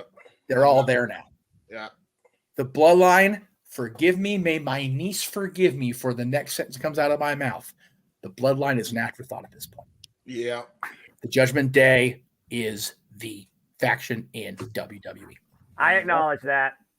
I will even acknowledge that. And I barely watch WWE as it is because I still don't fully buy into it. And again, we know we got a clip reel here. So we do. Great conversation all around. Walter, you had a thought real quick before we play our next highlight reel? I wasn't done yet. Hold on. I didn't know Jeff wasn't done. Excuse me. I was just going to make the last point. The bloodline is now a ticking time bomb because of the elevation of the Judgment Day. All we're waiting for is how soon do Roman and Jimmy and Solo implode around poor Paul? WrestleMania. If not the Rumble. 2 weeks is going to be, like I said, the next 2 weeks are going to be very interesting. True that. That's very fair. All right. Yes, Walter, we recognize you now, sir. Now, Jeff mentioned that Finn Balor hasn't been as dominant since he's been Universal Champ. I know that we're establishing the title as new, and Seth was defending that title, but I'm still upset Finn didn't win that title because I feel like that momentum that he had at the time when he should have been that inaugural champ to just establish Judgment Day better. I mean, I'm glad he recovered from it, but I really believe he should have at least beat Seth for that or won the inaugural championship. So have a legit run. Better option would have been Drew winning at was it day one? It was day one. It was day one. Drew winning at day one, and then elevating Priest right then and there. Yeah, Priest and Drew as the program going into Rumble, Mania, whatever. And then, like I've been saying, much like The Rock and Roman, CM Punk versus Rollins does not need a world championship. Those two want to beat the fuck out of each other. Let them do it. Yep. No title, no DQ thing because the championship's in the picture. Just turn them loose. Do what you should have done with Hunter and Randy at 25 and just go, here's the ring. We're not looking. There's a reason why I call WrestleMania 25 a one-match show, but we'll get to there when we get to there with me and JJ's journey to 40, and that's a whole different conversation. Yeah. All right. Well, that being said, great talk all around. Go ahead. Punk and Rollins and Rock and Roman do not need to be championship matches. Agreed. Noah, did you give your thoughts that bottom line about that? It's the bottom line because Noah says so. Yeah. You're damn fucking right.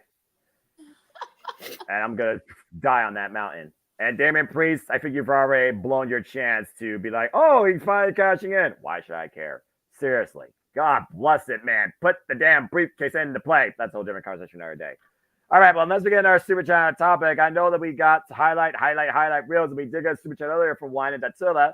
This is your first chance seeing what this man has put together. So let's go into our next highlight reel segment. And then we'll see what happens afterwards. If we get any more super chats or anyone else has some other topics. Otherwise, I'll give some New Japan updates. James, what do you got? There we go. All right, here we go.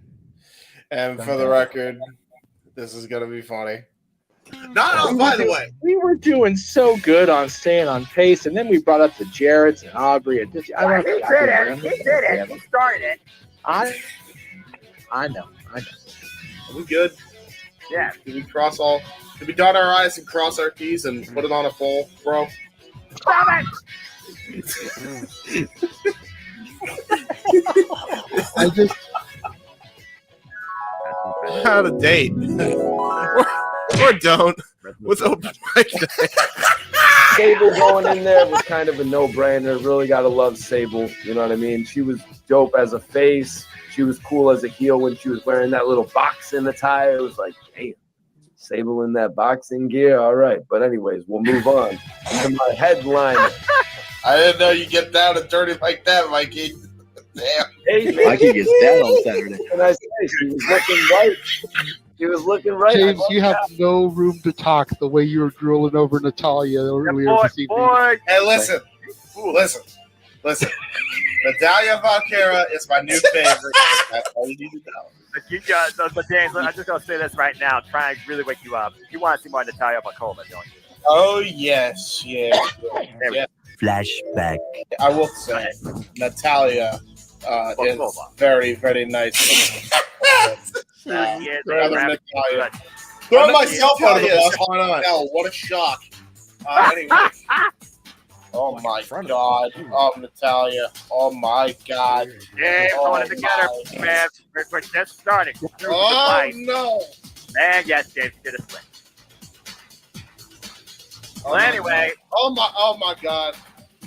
I'm gonna just say the worst segment to have a chill up one of this, I think. Yeah, I know. Doing his job of doing it correctly. Yeah, all the right spots, and the light shows up perfectly. End of flashback. I was at work the other day, and there was this girl, and she had an American Nightmare shirt on, and I went to chase her down, and she wanted to run away. I wonder why, but.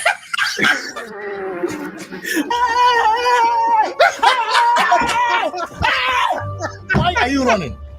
Why are you running? I walked right up to her. And I said, literally, wrestling has more than one royal family. She lit up like a Christmas tree. God. Bro. That boy. What the? I went right up to her. No! And I said it, and she just knew what was going on at that point. Good. At least he knew. Thank And I Christ seen for that. And that's your love story and wrestling plot right there. It's just like you see a female with a Cody Rhodes shirt, whisper in her ear gently, "Wrestling has more than one."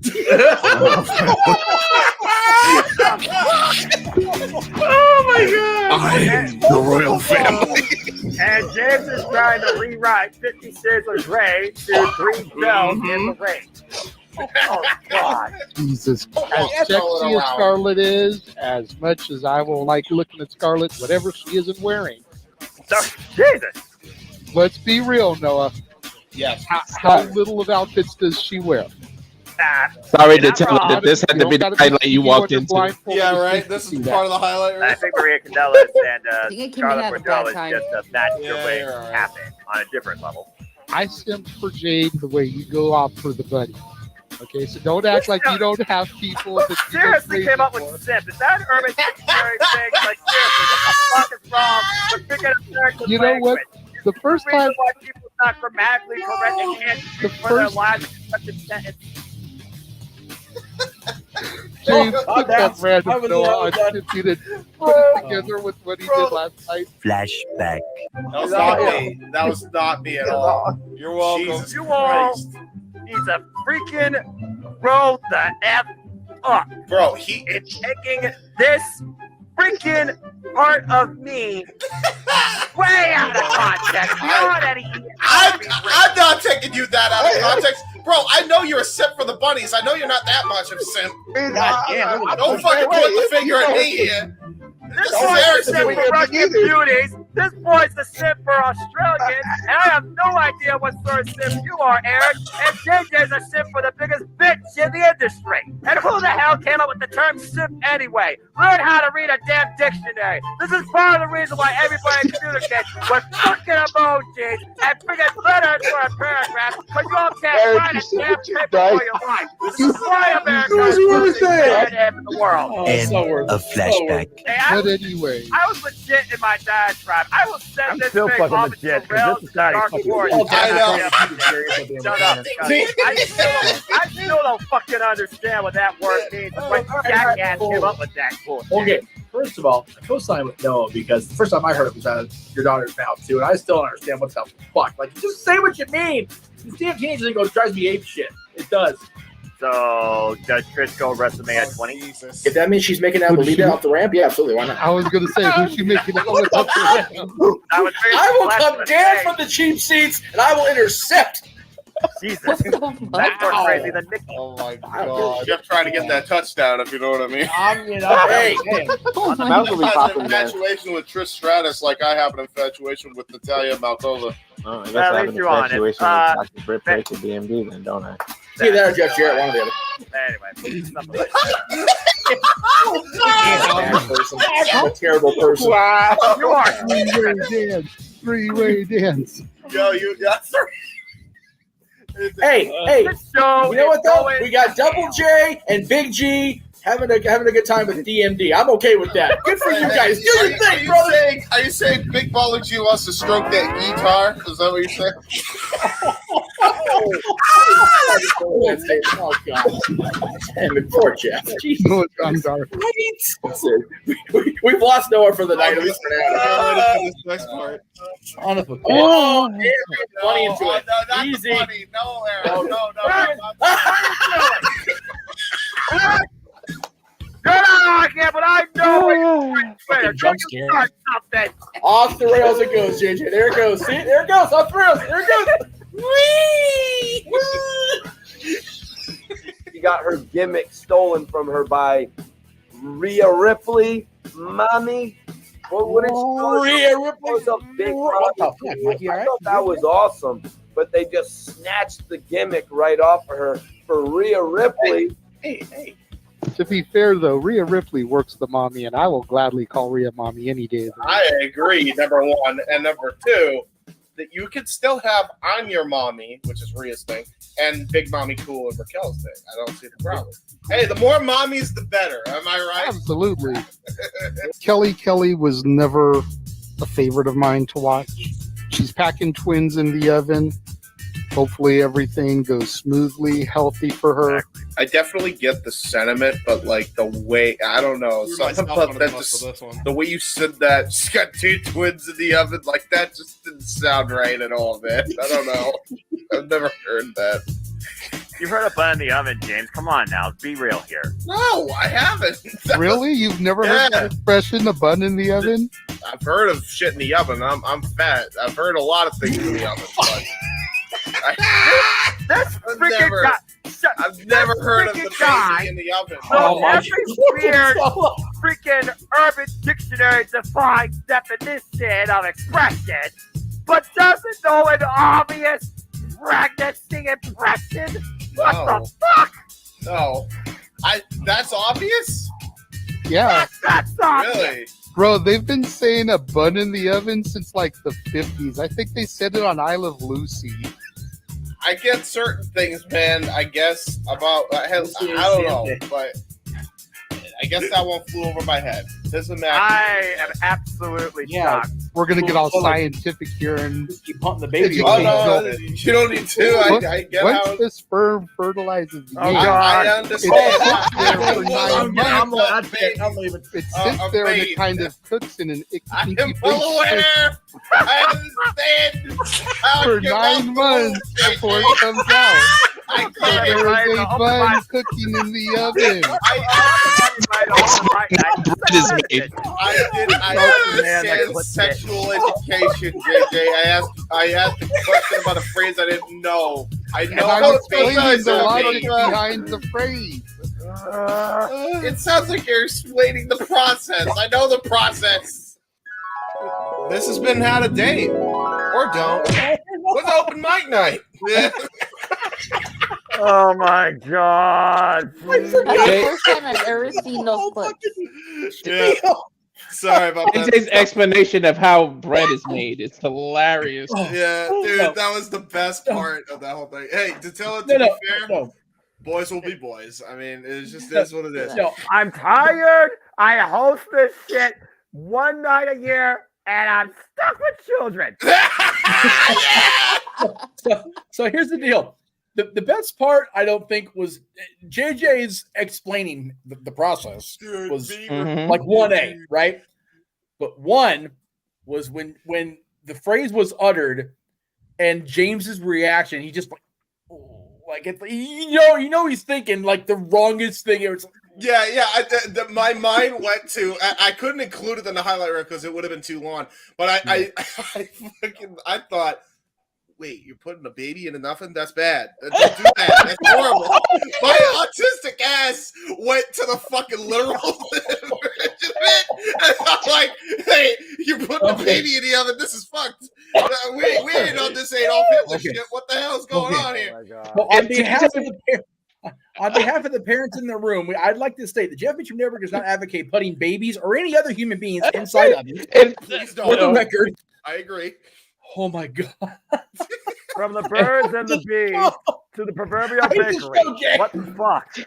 Although harder if you said eggs and flour instead of sperm and stuff. If you would have used and kept it with the bread, I would have cried although even harder. apparently Disney does condone it because they had Lilo hide in the oven and Lilo and Stitch. Oh, I remember that. True. That is true. Let me go and take my Disney jacket back off in that case then. Jesus. Oh my gosh. Well, before we get back into further shenanigans and highlight reels, again, folks, if you want to put this towards the fast lane to the next highlight reel, because we have nothing further, unless you give us super chats that dictate further conversation, we might just literally shoot the half here and just continue on through. But if you want these things to move quicker, again, we want to fully acknowledge you in the multiverse chat. So again, super chat, asking for a clip reel at Kathleen Steels, at Jeff Meacham, at Greg Cherry, $5, and simply say clip reel, and we will literally make sure we go full throttle into it without going into extended conversation. Apologies for the delay on that earlier, Arlene. We thank you for that, and thank you so far to Arlene and Manuel that have basically super chatted their way towards having these highlight reels played in the capacity that they have been. That being said, Jesus, I gotta get my head together. As we wait and see when our super chat comes in, and we already have hit our hour mark, I think this is a good time to take another break. And since we talked about the Shenanigans Open Mic Night, we talked about music.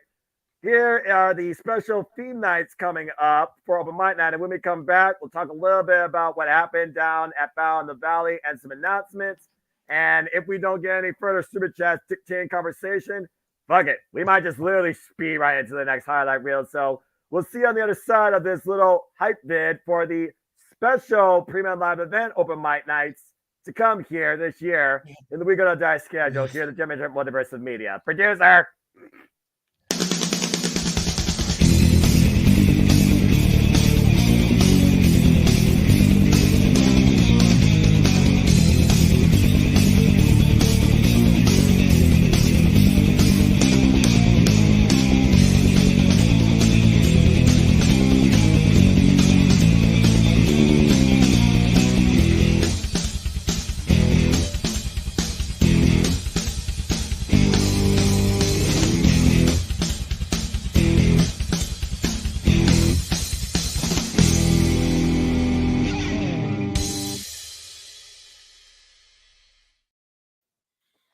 All the karaoke, all the karaoke, all the karaoke, all the karaoke, damn it.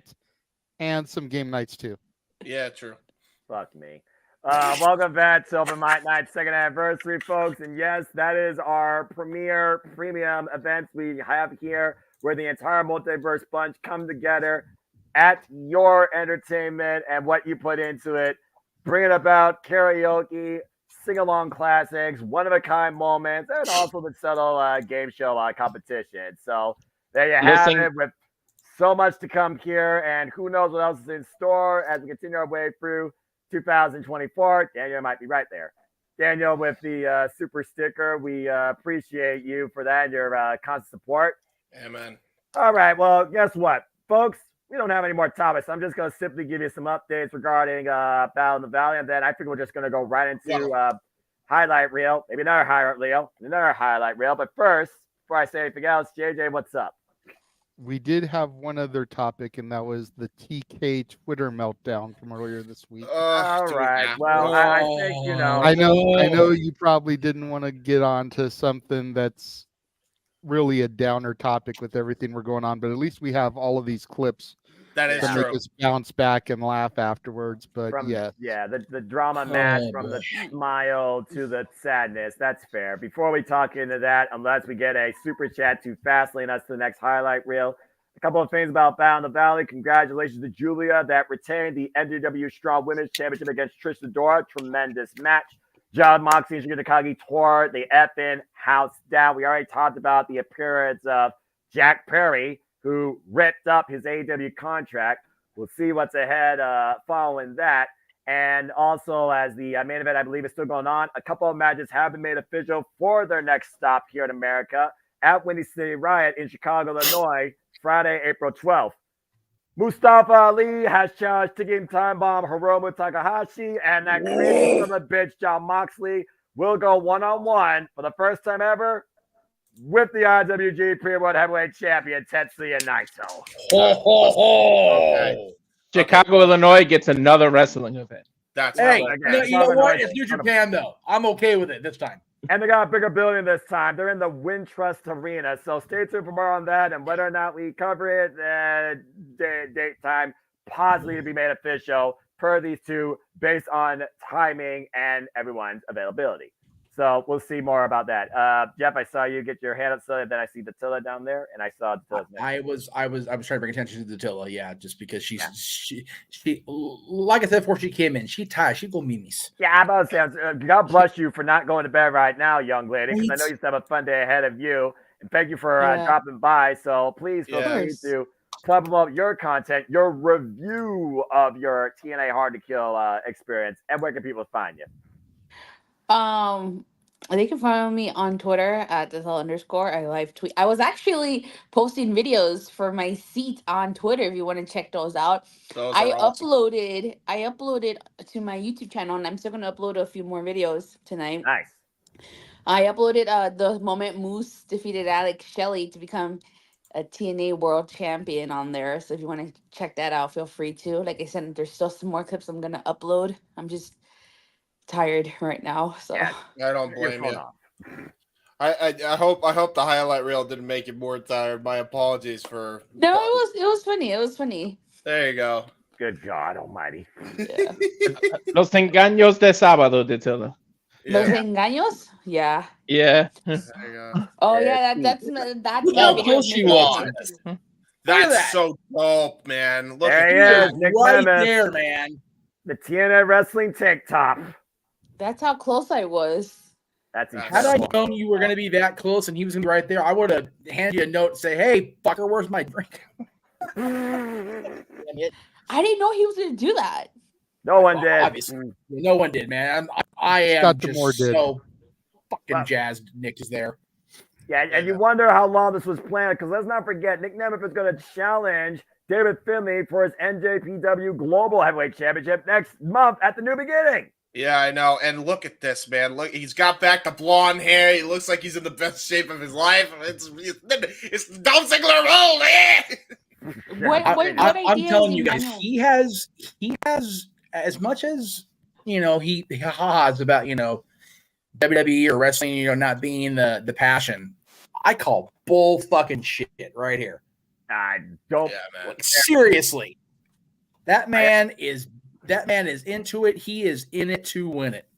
Yep. Emmanuel, we'll talk more about that idea behind closed doors in production, but yes, let's just say we got some big plans and aspirations and big goals for the Jeff Meacham Multiverse of Media that involve your talent here.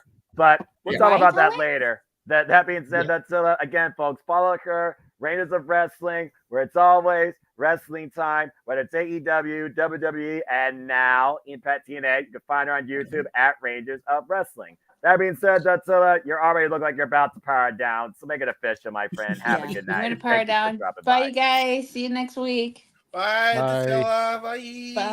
Have See fun you then. tomorrow. Bye-bye, Dattila. Thank you. Get some rest. Morphing out.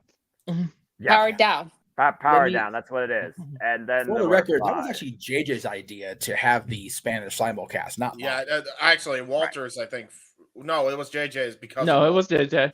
I'm about to say, it was one of the J's. The J&J connection here, bigger than J&J Security was back in the Raw 40 era. No one wants to remember that.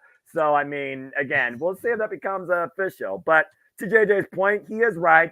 Based on everything that happened tonight, and we're just, having a laugh. In drama, there's happiness, there's sadness, there's anger. Well, you're about to get the other later too, because this week, and for once I don't have a hoarse voice, so let me just go ahead and give this public, simple announcement. Don't be a Twitter twat. That man, Tony Khan, let his fingers do his talking, and once again showed the negative side of his ass. If James wants to turn around, he's more than welcome to, because I'm one not to acknowledge this, but as host, kind of got no choice.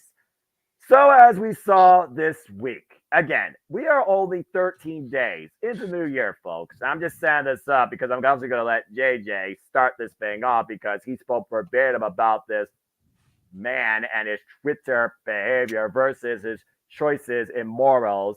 Wolf in sheep's clothing, two sides to every person. Can he be trusted? You tell me. What we saw on Monday Night Raw 1 week ago on day one of an electrifying encounter against Jinder Mahal. And the Rock basically making his status quo known. But then we hear about the AEW side of things. And he brings people into play such as Hook. Why Jinder Mahal downplays Hook, or so it seems.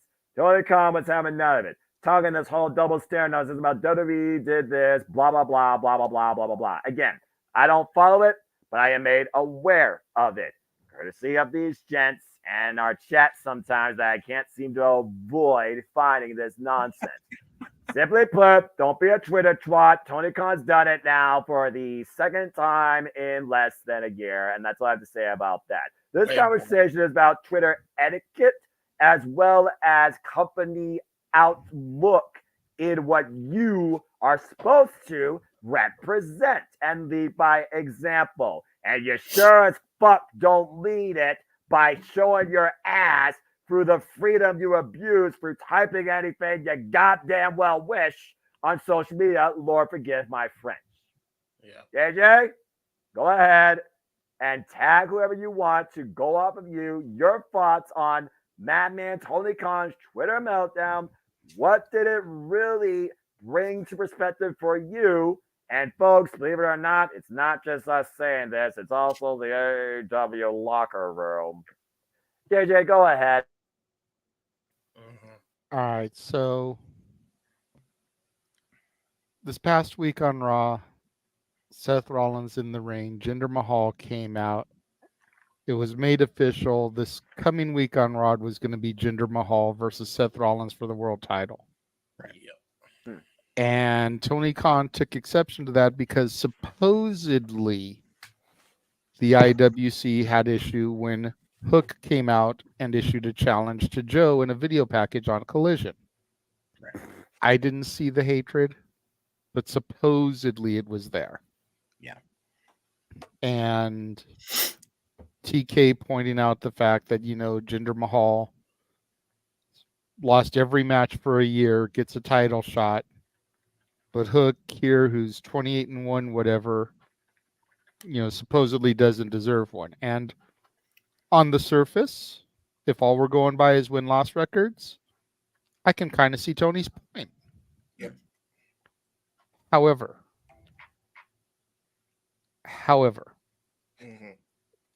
and here's where we can get speculative. Would Hook have a 28-1 record if his father wasn't Taz, who works for the company? Probably not, if we're being real. Would Hook be presented the way that he is as the cold-hearted, handsome devil if his dad didn't work for the company? Probably not. Probably not, if we're being real. Jinder Mahal, whether we like to admit it or not, is a former WWE champion. Jinder Mahal, whether we want to admit it or not, faced Seth Rollins in the finals to crown the very first ever NXT champion. Yep. So not only is he a former champion, but he's got history with Seth, so there's history there. So whether Tony has a point or not, his going off and flying off the handle on social media again, it is just not conducive. It's not something that needs to be done. There is a former president of the United States of America, who had his Twitter taken away for stuff like this. Yep. And if Tony can't find him a PR team to run his social media, then maybe the people behind Twitter need to just step in and pull the plug themselves. Yeah, Elon. Because it's just a bad look. Yep. And then when other regular people get banned off of Twitter for silly, insignificant shit, but he's still allowed to stay on there. Yep. It's like, huh? Come on. Mm-hmm. And then he goes ahead and he books Hook versus Joe for next week on Dynamite for the world title. And I've said it from the moment it was announced on Dynamite. The only reason this is happening is because Tony wants to get the ratings in, look at the quarter hours, and see which match had more eyes on it. Yep. Here's the problem, though. If Jinder versus Seth has more eyes on it than Hook versus Joe, Tony is going to be beside himself. Yep. And WWE still has to run against Monday Night Football playoffs. Thanks for the weather. Which I know some of us in the room could give a fuck all about pro sports, but it's still televised competition. Mm-hmm. And if WWE can still get more eyes on the product than AEW, even with Monday Night Football as opposition, that speaks volumes. Yep. Mm-hmm. I do want to bring up RK Shuttleworth's comment because, again, here on Datilla's Twitch, and we thank you for that. Shows that you're still watching. Appreciate you. Yeah.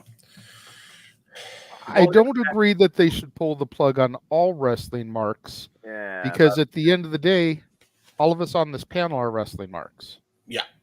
Yep. Right. And so if you pull the plug on all marks, you pull the plug on people like us who use the platform to publicize our shows, to try to grow our audience. Yep. Yeah. We use it properly the way it's intended to be used. Yeah. It's and a see, here's the be all end all for me.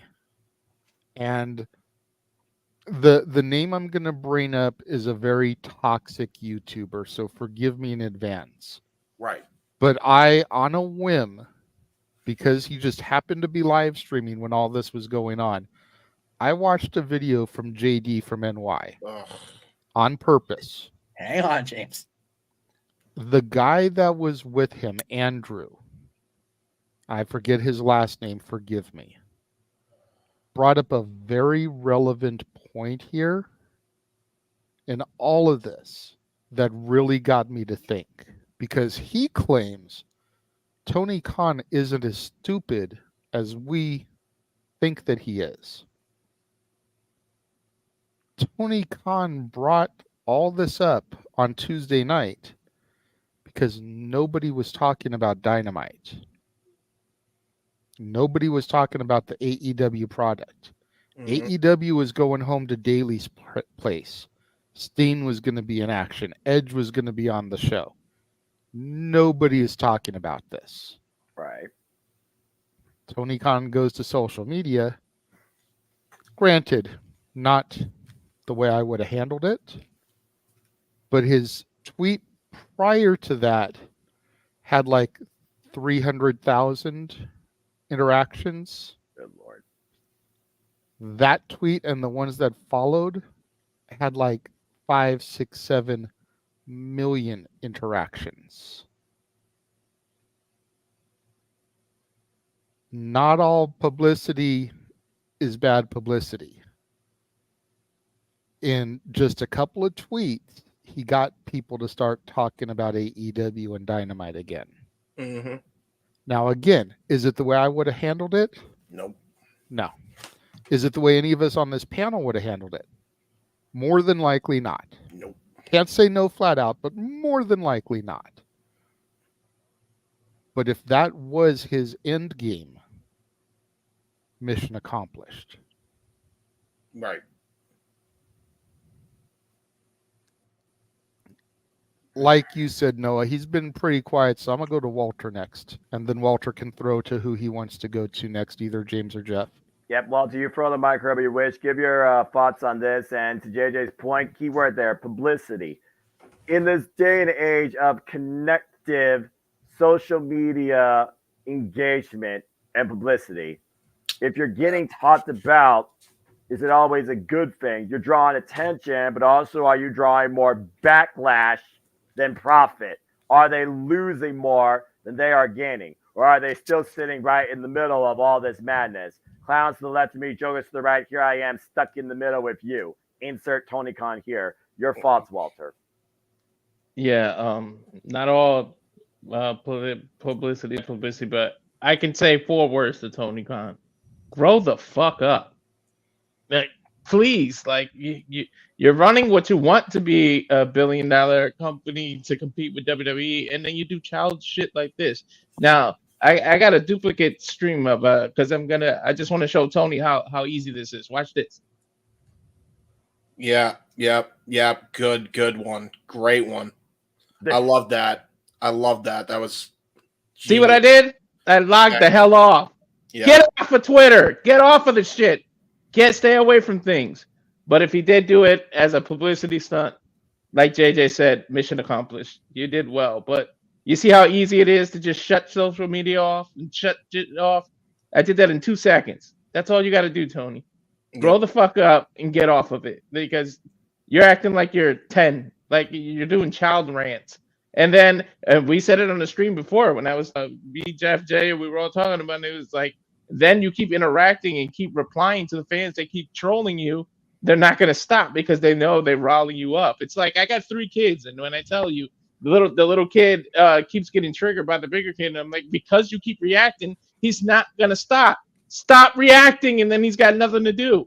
But you want to keep reacting over and over again. Yep. And it's not going to stop. Stay the hell off of it. And like JJ said, a former president literally got kicked off of Twitter. They took his Twitter away and everything. And then this guy is just all willy-nilly tweeting whatever he wants. Like, I'm so done with him. Like, yep. Focus on your product and making a better product. And for instance, doing Battle of the Belts where actual belts can change hands and we can expect good matches with different titles. Focus on that shit, not tweeting what another company is doing. Worry about your company, not what WWE is doing. Don't worry about Jinder Mahal and Seth. Worry about who's your champion and what you're putting products on. Worry about that. Why are you worried about WWE? Like, and he's been doing that since AEW started. You always mention WWE or have your wrestlers in a promo take a shot. Stop doing that shit. Focus on you and you alone. All you do is take shots. Like, stop the shit. Run out of ammo eventually. Yeah. Stop taking the shots. This isn't a college kegger. Yeah, exactly. And if I could, I understand taking a shot to WWE on occasion. Yep. Yeah, but to do it every week in at least one promo, it's just not. It's no overkill. Especially when you said, "I'm not going to make the mistakes WCW did." Dude, like this. James, calm down. Let's check this out. Signing a bunch of former WWE stars and not knowing what to do with them. Shaq, giving people big fat contracts like you did Punk and everything. How'd that work out for you? Putting too many at the time, putting the wrong people in charge, EVPs. How did that work out for you? Yep. I thought you weren't going to make the same mistakes WCW was making. What the hell are you doing? Challenges to WWE. Yeah. I mean, Walter's saying everything I'm going to say. He's going to take everything I was going to say. Walter, I'll just jump on your back right now. Go ahead. What happened to the biggest star of the company that was drawing the most fucking money? What happened to him, Tony? Oh, you're concerned with so many trolls, but you're not concerned with, I don't know, your backstage etiquette in your fucking locker room, which has plagued your company for months. Oh, but you're concerned with some Twitter troll. Okay. Yeah, because that's where the priorities lie. Okay. Continue, Walter, as you were saying. Damn. Pretty much done. I went on my rant, so go ahead, James. Throw it to you. Honestly, dude, it's like focus on your shit, okay? Focus on it. Oh, hi, Jeff. Focus on that. Seriously, focus on what the fuck you're producing on television. I don't know how many times I have to fucking say it. And I saw reports from No DQ, and I'm going to say that. Good man. Okay? Where these people on social media were like saying that, oh, if this was back in the Attitude Era, blah blah blah, you would have been, this would have been, A-okay. Yeah, how well did that go for WCW? We want to talk about WCW mistakes. Now, granted, it wasn't going to be the thing that killed him off anyway, as we have well established, thanks to Mr. Man on the Marquee here. However, you got fucking this jabroni who has barely been in the freaking business for about the lifespan of a mouse trying to fucking say, oh, well, if if this happened in the Attitude Era, you would have been fun. Yeah, newsflash, dumbass, it's not the Attitude Era anymore. Big companies up, big other companies up, not tear them down. And if you ain't got nothing nice to say, don't say anything at all and focus on the shit that you're doing. It's 2023, 1998. Grow the fuck up and stop living in the goddamn past and stop having people around your inner circle saying, oh, you should do this. Oh, you should do that. Stop paying attention to this shit. When Vince McMahon was in charge of the WWF to WWE, how rarely do you see him interact with marks on social media like us? Zero. Name one time he's done that. Not a single time. By the way, he's not the only one to ever do that either, by the way. Even long after they have fucking retired. Some people have. But those same people have immediately tarnished their legacy because all they are doing, playing armchair quarterback. What the fuck does that accomplish? What are you doing? You're doing exactly what they're doing. You're just way worse off it because you are the president of a company that should be focusing on its own television. The owner. You're the owner. Stop acting like a man-child. Get off Twitter. Grow the F up. Stop taking pointers from certain members of the IWC for face value and actually just focus on the shit you're producing on television. That is what the fans have been dying for months. We have been saying this. Get control of your locker room. Have Danielson discipline, motherfuckers. Start actually producing content that's palatable to the audience, especially those who have left for a long period of time. Hello. Especially those of us that, feel the need to contribute our watch-alongs to your product. And here we are, which was a good show. Let's not, from what I heard, it was a good show. But again, it's not the focus because of what he has done. And to this and to this comment as well, I do want to point this out because taking criticism on social media, you can. Yeah. I don't think there wasn't a day that went by, even if he dismissed a lot of it, where he didn't listen to what fans were saying on social media and probably had it fed through him. Okay? Let's not kid ourselves here. That happened. That happens in any business. He dismissed a lot of it, which was definitely more on Vince McMahon than it was on anybody else. Point still stands. He didn't freaking go and attack people. Dude, Tony could have the greatest show ever, like he did with All In, and everything goes off to the rails because he has an incident like Brawl-In happen. And you are focused on what? Trolls who will, by the way, never watch your product any goddamn way. You're concerned with those however many, how many interactions did you say, JJ? Enlighten me with the exact number real quick. I don't know the exact number, but the 4 million, tweets right? The tweets he had put out prior to it were ranging about 200,000, 300,000. 200,000. And that tweet and the ones that followed were getting 5 to 7 million. Guess what? about a fifth of those people that liked and retweeted that nonsense you posted online are going to tune into those shows. Where the other 95% are laughing in your fucking face and don't care.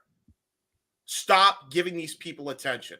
You want to freaking make a statement, turn social media off, focus on your content, give us something palatable. It's 2023, not 1998. There's my rant on the subject. You can hear what people said. They were talking about Vince. You can hear what people say. You just don't have to react to it. Exactly. I mean, did you forget the yes moment? The whole yes movement was we had to listen to his audience. And that happened. And by the way, I am persona non grata with Mr. McMahon. Okay, nobody hates Vince McMahon more than this person with the freaking Buccaneers winter hat right here. Okay, as far as what we know, Jeff. But we don't need to delude ourselves. He listened. He just chose to ignore us. Let's calm the brakes there. And by the way, to that point as well, fuck that. We've gone over to death on that. But yeah, we have. Yeah. Yes. People, but at the same time, Vince, when he was in company, had balls. Have some balls and discipline these people. You shouldn't have to. The fact that you even have to put in a guy, and not that he's the right candidate for the effing job, mind you, because Danielson's more than a fine candidate to actually put people in their fucking place. But why does Danielson have to be the one to carry that baggage and freaking punish these people? Really? You can't take the ball. You can't take the bull by the balls and do it yourself like Vince McMahon did with Edge Lita. No, because he fears for his life at Gorilla. Yeah, exactly. I was just going to say that because he fears for his life. Oh my God. Great. Dude, I've had people curb stop me on a freaking pavement, man. That shit hurt. You want to talk about fearing for my life? That shit happened. Don't talk to me about fearing for my life, you privileged piece of shit. Give me a break. I'm sorry. He fears for his life behind a Twitter. He fears for his life behind a Twitter screen and behind a phone. Yeah. He's a Twitter warrior. And don't get me wrong. I'm not saying that there aren't trolls that absolutely take it way too far. Trust me, we have talked about that ad nauseum too. There are some crazy ass motherfuckers that have tried to kill wrestlers because of what people said on social media. Jericho was a prime victim of that. So was Seth Rollins. It's bad. Don't get me wrong. It's not good. We hate that shit. But as much as we hate that shit, we hate even more when an owner of a fucking company, even if he is defending him fucking self, responds in kind to it. If you don't learn from the past, you are doomed to repeat it. So Tony Khan hasn't learned, and here we stand once again, acknowledging AEW may bring the better in-ring product, but as long as he keeps giving this perspective of his own personal image, his company will never thrive as long as his name is attached to it. And hey, we both ranted. I'm about to say, I think James. But James isn't here that often anymore, so it's a special event. That's true. That's true. I think more could be if you want James back next week, $10 will secure him for the next show. And we'll also, and again, don't forget $5, and we will speed to the next highlight reel. We will be here momentarily, regardless. And unless we get other super chats regarding our topic, I think we're about ready to close out our plan out of nowhere agenda with the man who's named the marquee himself. So Jeff, take it home on Tony Khan's Twitter etiquette, constructive criticism versus cynical response and childish conduct. What's your take on all this? Okay, let me catch my breath. Yeah. James put a lot in that suitcase to unpack. So just give me a second. Yeah, about to say, I don't think that suitcase still has been unloaded enough to close fully. Now, I'm going to share a screen here. First of all, as far as the people that, if this is the Attitude Era, it wouldn't have been a big deal. I got news for you. I spent a year working for the most PC-conscious company on this planet, okay? And on damn near all of their movies from prior to 1960 or whatever it is, maybe, there is a disclaimer now talking about this shit was wrong. Then this shit is wrong now, basically is what that says, okay? Thank you. There was a great couple of memes I saw going around the other day that both pertain to what we're talking about. There was one of an old screenshot of Flair and McMahon when they were the co-owners of the company in like late 01, early 02. Yep. Flair's laughing. Vince is mortified. Flair is the our generation watching the Attitude Era. Right. Vince's face is the kids today wondering how this didn't get canceled right then and there. That's the world we live in. Okay. That's just what that is as far as that goes. As far as Mr. Khan goes, I'm going to try to be respectful and not go off on one here because I am a sick man. I need to not be coughing myself into a shit fit here. But protect your physical well-being as well as your mentality, Jeff, as I do. Well, please continue. I mean, to be fair, everybody in this room knows I'm not due for a fucking conniption anyway. Oh, God help us. There is that. I don't understand why the same people that bring up, oh, this is the Attitude Era, you know, it wouldn't be a thing, continue to defend Tony. Yep. Like, I don't understand that. And I say that in that way because I'm trying to get, I'm sorry, I'm having a real hard time with the brain connecting to the tongue here. That's okay. Excuse me. Tony is making the exact same complaints that Vince McMahon made against Eric Bischoff in 1995, 96, 97, which are the same complaints that Jim Crockett, that Vern Gagne, that everybody else in the 80s is making against Vince McMahon. You cannot sit here and complain about the bigger, badder company scheduling something against you and then turn around and do the exact same damn thing. Mm-hmm. Case in point tonight. The TNA product deserved our undivided attention tonight. And damn it did. Right. We got it. Because Noah and I'll pat myself on the back. We had a damn good call. We had a great time watching that show. Amen. The AEW roster deserved our attention tonight. And they got it. Yeah. But both shows are over. And now we're here on our open mic night windows. And the owner of AEW, the one that runs AEW, has once again garnered our attention for all the wrong reasons. Yet again. Tony Khan has elected to make the case of, you know, why does Jinder Mahal get, you know, brought back to television after not winning for a year and get a world title shot, where Hook, who's 26-1, doesn't have a title shot? Tony, who's the booker of your company? Mm-hmm. Why isn't Hook getting a shot? Because you didn't book it, you curly-headed nitwit. Yep. And you put it on Twitter so you look like a bigger nitwit. And you're going against the USA Network Twitter instead. USA Network does not give a flying fuck what they book as long as the ratings are good. Yep. Yep. Jesus. How about those shareholders? I understand to a degree his takes on being the underdog, but he's taking the fights to wrong people and he's presenting the arguments to the wrong audience. Yep. You're complaining about somebody not getting a title fight in a scripted presentation, bro. Yeah.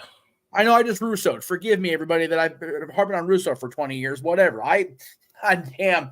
Vince Russo is my new hero. I swear to God. He's complaining about it like it's a legitimate sport. Let's take a look. Does anybody know if the Jaguars play today? I know we're not doing a sports show, JD. Forgive me. The Jaguars play today or tomorrow? Anybody know? Or did they make the playoffs? I don't think they made the playoffs. I don't think they did either. How about you worry about that as a legitimate sports thing? If you're worried about your boy Hook getting a title shot, book the fucking match sooner, Tony. Right. He's 26-1. Well, goddamn, put him in a title match. Put him against Joe. Put him against Christian. Put him against Cassidy. Something. Yeah. No, you've got to attack the WWE instead. Why? Why did he get jacked to WWE when all that shows, other than what you brought up to your point of garnering attention because nobody was giving a fuck about AEW Dynamite going home. But now, as you said, he's given himself a Kobayashi Maru. For you Star Trek fans, for you non-Star Trek fans, that is a no-win scenario. Yep. Joe and Hook either have to just obliterate Mahal and Rollins in the ratings with them going up against NFL playoffs, which is still going to be a task and a half. Yep. Or we're going to have a Thursday morning complete meltdown once them rating points come out. Before I continue, yes. You had 3 pay-per-views in a row where MJF didn't defend his title. You could have inserted Hook right into that. Okay, well, let me. I'm going to take. Hang on. I'm going to take that one off of Tony, and I say that having knowledge about the fact that Max was fucking beat up. Yeah, there was no reason he should have been in the ring at all, let alone defending 2 championships. Yeah. There was no reason that should have been a thing. It was just like what happened with Edge with Judgment Day. He was so beat to bucket, but he's like, but I hedged my bets on this kid. Now what do I do? That's why Max is sitting home right now, getting time away. As he should be. Yes. You know what? Get those plaques for him, and we get out to him. He is one of the most deserving year-end award in any website, any magazine, any category in a calendar year I've ever seen. And that's just because he's my buddy. That's because he fucking earned it, man. Anyway. I don't know what the solution is to Tony Khan and being a Twitter twat, as Noah so eloquently put it. My goodness. Yeah. I mean, to be fair, as well with that comment, I think even if that was his point, sure, still went about it horribly. That's kind of the main point. Yeah, it's not that if the reason he made his nonsensical tweet, even though it was sensical, was to get the attention to AEW. No press is bad press. I disagree. Yeah, I don't agree with that. And hang on. I only say that from a business perspective. Right. Because again, may the gods of the IWC help me here. The virtues and the Aaron Riffs and all of us of the world make valid points. The IWC's opinion on things does not warrant near as much as the ratings do, the revenue does to AEW, to Warner Brothers Discovery, to WWE, to USA Network and Comcast and whoever. And that's where the bread is buttered, kids. Yep. So if Tony's apparently nonsensical rants garner attention that move that ratings needle, Warner Brothers Discovery won't care, AEW won't care, Tony won't care what we think of him. But that hasn't happened. Nope. One of the best quotes in our opening. That's good. You made your mistake. You get one. How many times? That opening is like, what, 2 years old now? Yep. And he's made about 2 years old. He's made more than one, kid. He's made more than one. That's all you need to say, James. At the end of the day, again, presentation, perspective is everything. Mark Calloway said that during his fucking Hall of Fame speech in WWE, and he was right on the button. If this perception and perspective doesn't change, it's only going to continue to hurt everything associated around him in the long haul. And again, these people believe that what they say, according to what people believe are books in the gospel, literally, they are the top. They are the cream of the crop. They rise to the top. They are the ones that matter the most. They don't give a fuck all as far as the network level goes about your goddamn foolish, stupid outburst opinion, abuse freedom of speech that you have at your virtual fingertips. Nor ours. They don't. Those people sitting in them big towers at the networks and at wherever AEW's headquarters is in Jacksonville and up in Connecticut, and I think they're back in Nashville at TNA now, and in Tokyo, they don't give a fuck. Why would they? They don't need to. They care about our opinion as fans, but what they put out on their social media and our response to it does not dictate their bottom line. Right. Nope. The difference is Triple H, Paul Levesque, Nick Khan, the new director of content. I forget Kevin Dunn's place's name. He's brand new. Forgive me. He's been in the business for a while, but I don't know his name yet. Tanahashi, Ghetto, Tamor. Yep. Don't see these guys out there having moments like this on the regular. Hell, Conan, as much as I know you don't necessarily get along with him, how often do you hear him complain about the industry that often? Not anymore. He did for a while. Conan kind of went off the rails for a while. He really did. Yeah. But he's better now. And again, this sentence right here, this post right here is the microcosm, is the case study. Because the amount of responses, the amount of impressions, is what they call it now. That's the new hip word on social media, kids. On Twitter and whatever. Yep. Is infantile compared to the ratings on television. Yeah. Which is why when Tony's impressions get over 2-3 million, like you said, or whatever it was, Jay, and the ratings still can't hit that 1M they can't even speak their ass with both hands to get that ratings point. Yep. That's the difference. Yep. That's why I feel like as much as the no press is bad press approach is generally usually workable. Yep. In this case, Tony Khan is literally stepping on his own foot with a spiked heel on. It's not controversial. It's childish. At the end of the day, simply put, don't be a Twitter trot. Don't be a social media shithead. Yeah. All right. Well, that was definitely a topic of etiquette, to say the least, and hopefully it will lead to better business practices. You can only hope that at least one individual will build a better morale through their fingertips on the social media. But I think that's it as far as topics goes. Let's get any more super chat. So with that being said, we were angry, we were sad, we are anxious to see positive change. Let's go back into fun, merriment, and laughter, because I believe we have no more topics. What's the next highlight reel you got here, James? Let's continue the shenanigans. And I think at this point, unless we get any super chats regarding other topics y'all want to discuss and dictate, I missed this think we're just going to focus on these. So let the fun continue. Here we go. Well, we got to guess one more letter if you don't know. Oh, God. Poor None of that makes their words. Just keep guessing letters. I love this. Sorry, Arlene. I don't know. Just pick a letter. How many two-letter words can you think of? That's it. Just P. This is P.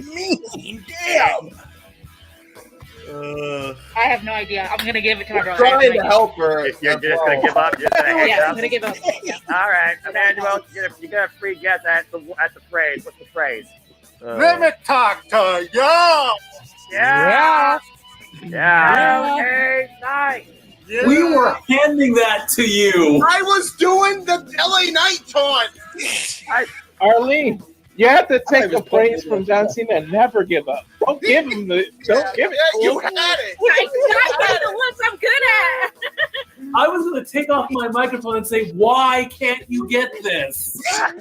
I opened the chat up and I'm scrolling through all the names again. I go to the phone icon. I press the button for Hef, not Jeff, Hef. It's an inside joke between me and him. So I press the button for Senior Hef. Senior Hef. I think. Are you seeing this in the group chat? No, I'm not in the group chat. I'm not in that for a reason. I just woke up. People are getting released left and right. We need to go on the air. Okay, let me get frisked.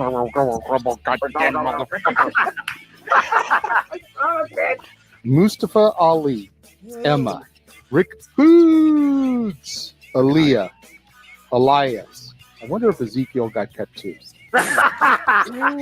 Well done to all the people that super chatted to take part of the show. Yes. Emmanuel, Arlene, Josh G. Thank you very much for the donations. Thank you for participating. You did a great job. Yes. Maybe next time you'll get the better of us. I'm not trying. Oh, there's no maybe about it, JJ. Anything, but you know what, Josh? When did your Browns last get a Super Bowl? Oh! Good answer!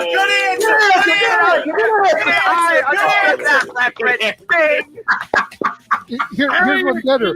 When did the Indians last win a championship? And you can't count the Major League movies. What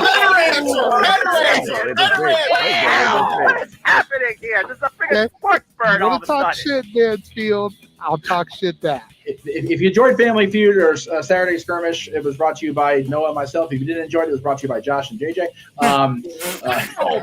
Damn, really? At least throw Mikey in there, Jesus. Okay, fine, Mikey too. Always produces things and makes it good. If you enjoyed SummerSlam, if you enjoyed our coverage, we are the Jeff Meacham Network, Multiverse of Media, as well as ODQ.com. If you didn't enjoy it, we are WrestleZone Radio and the Wrestling Observer. So thank you for watching tonight. I'm Dave Delpit. If you didn't enjoy it, there you go. I'm going to court. I'm going to court. That'll be fine. Paul. There we go. Okay, there you go. There you go. Oh, and if you really didn't, I'm Brian Alvarez and Artie Reynolds. So there you go. Oh, yeah. There you go. Tomorrow, on the No DQ family. Question, Noah. What was the announcement that Tony Khan made this week for the 50 million people? The announcement he made this week was that there's going to be an announcement next week. Wait. Yes. No, is that right? There was no announcement this week. No. Yeah, some sort of announcement's happening. Oh my God, this is getting annoying. Some sort of announcement's happening next week, Wednesday, I believe, either during Dynamite or after Dynamite. There is. So from what I understand, James. I'm just gonna put this out there, despite the fact that's still up in the air. There's not even a freaking match yet booked for the pay-per-view. And the pay-per-view is next week. Who's crazy? He pulled it out of his ass. You gotta Tony, get I'm begging you. Tony, you got some explaining to do. Tony, get someone else to write Ring of Honor, please. Seriously, Let bro. Christopher Daniels do it, please. Please. He's panicking because he doesn't have dark elevation and darkness. No, wait. I got a plan. I got plenty of it. I got collision. I still got all in on this. Bring up on it. What? Oh, this kid. The nice guy syndrome cowboy. Yeah. That's my meme, Theo. God. Pilgrim. What the hell is that? Pilgrim. He's Canada. Freaking Calgary Stampede. He is a wearing big a cowboy hat. What? Whatever. Seriously, whatever. Bro, he's tipping this fucking hat like it's a fedora. That's why.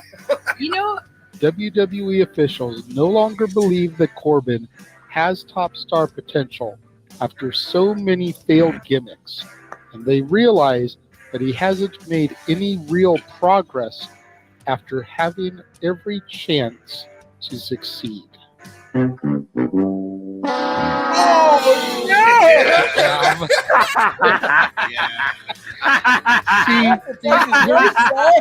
had him talk, and he never should have spoken a word. Why does a lone wolf got to speak?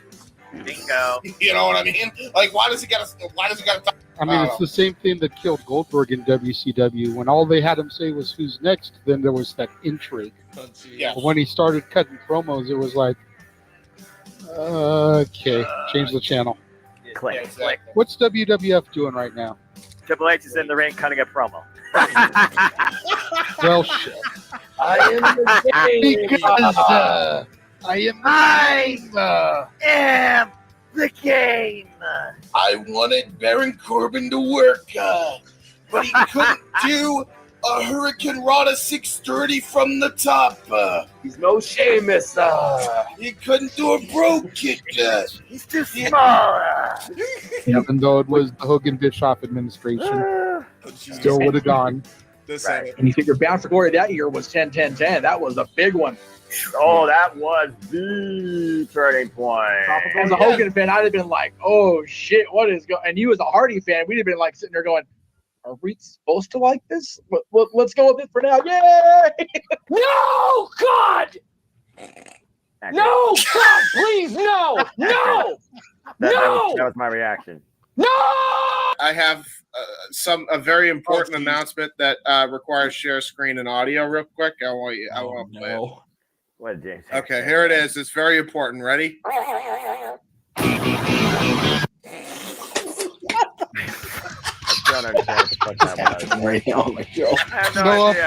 Noah, can we get the line from you, please? Absolutely. Damn it, James! You freaking idiot! We definitely are supercharged for SummerSlam thanks to that super chat. Thanks, Big G. Thank you, Appreciate Big G. it. Yeah, freaking $5 super chat got us like a half-hour discussion. I'll take it. Hilarious. Yeah, good stuff. Guys, Yeah. my brother. Yeah. Yeah. Oh, fuck no! Yeah.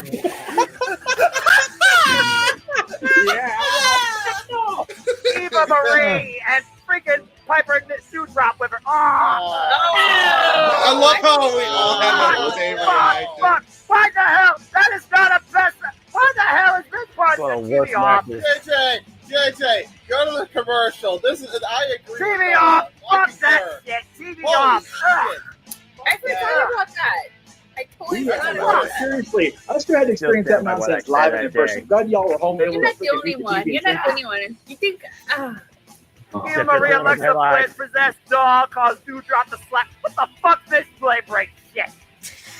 Freaking Walter over here wanting Jeff to do the DMX version. Jeff does not have the soul for the DMX version. Okay, all right. So Walter, what I'd like you to do before we go to the chills, take a look at the room.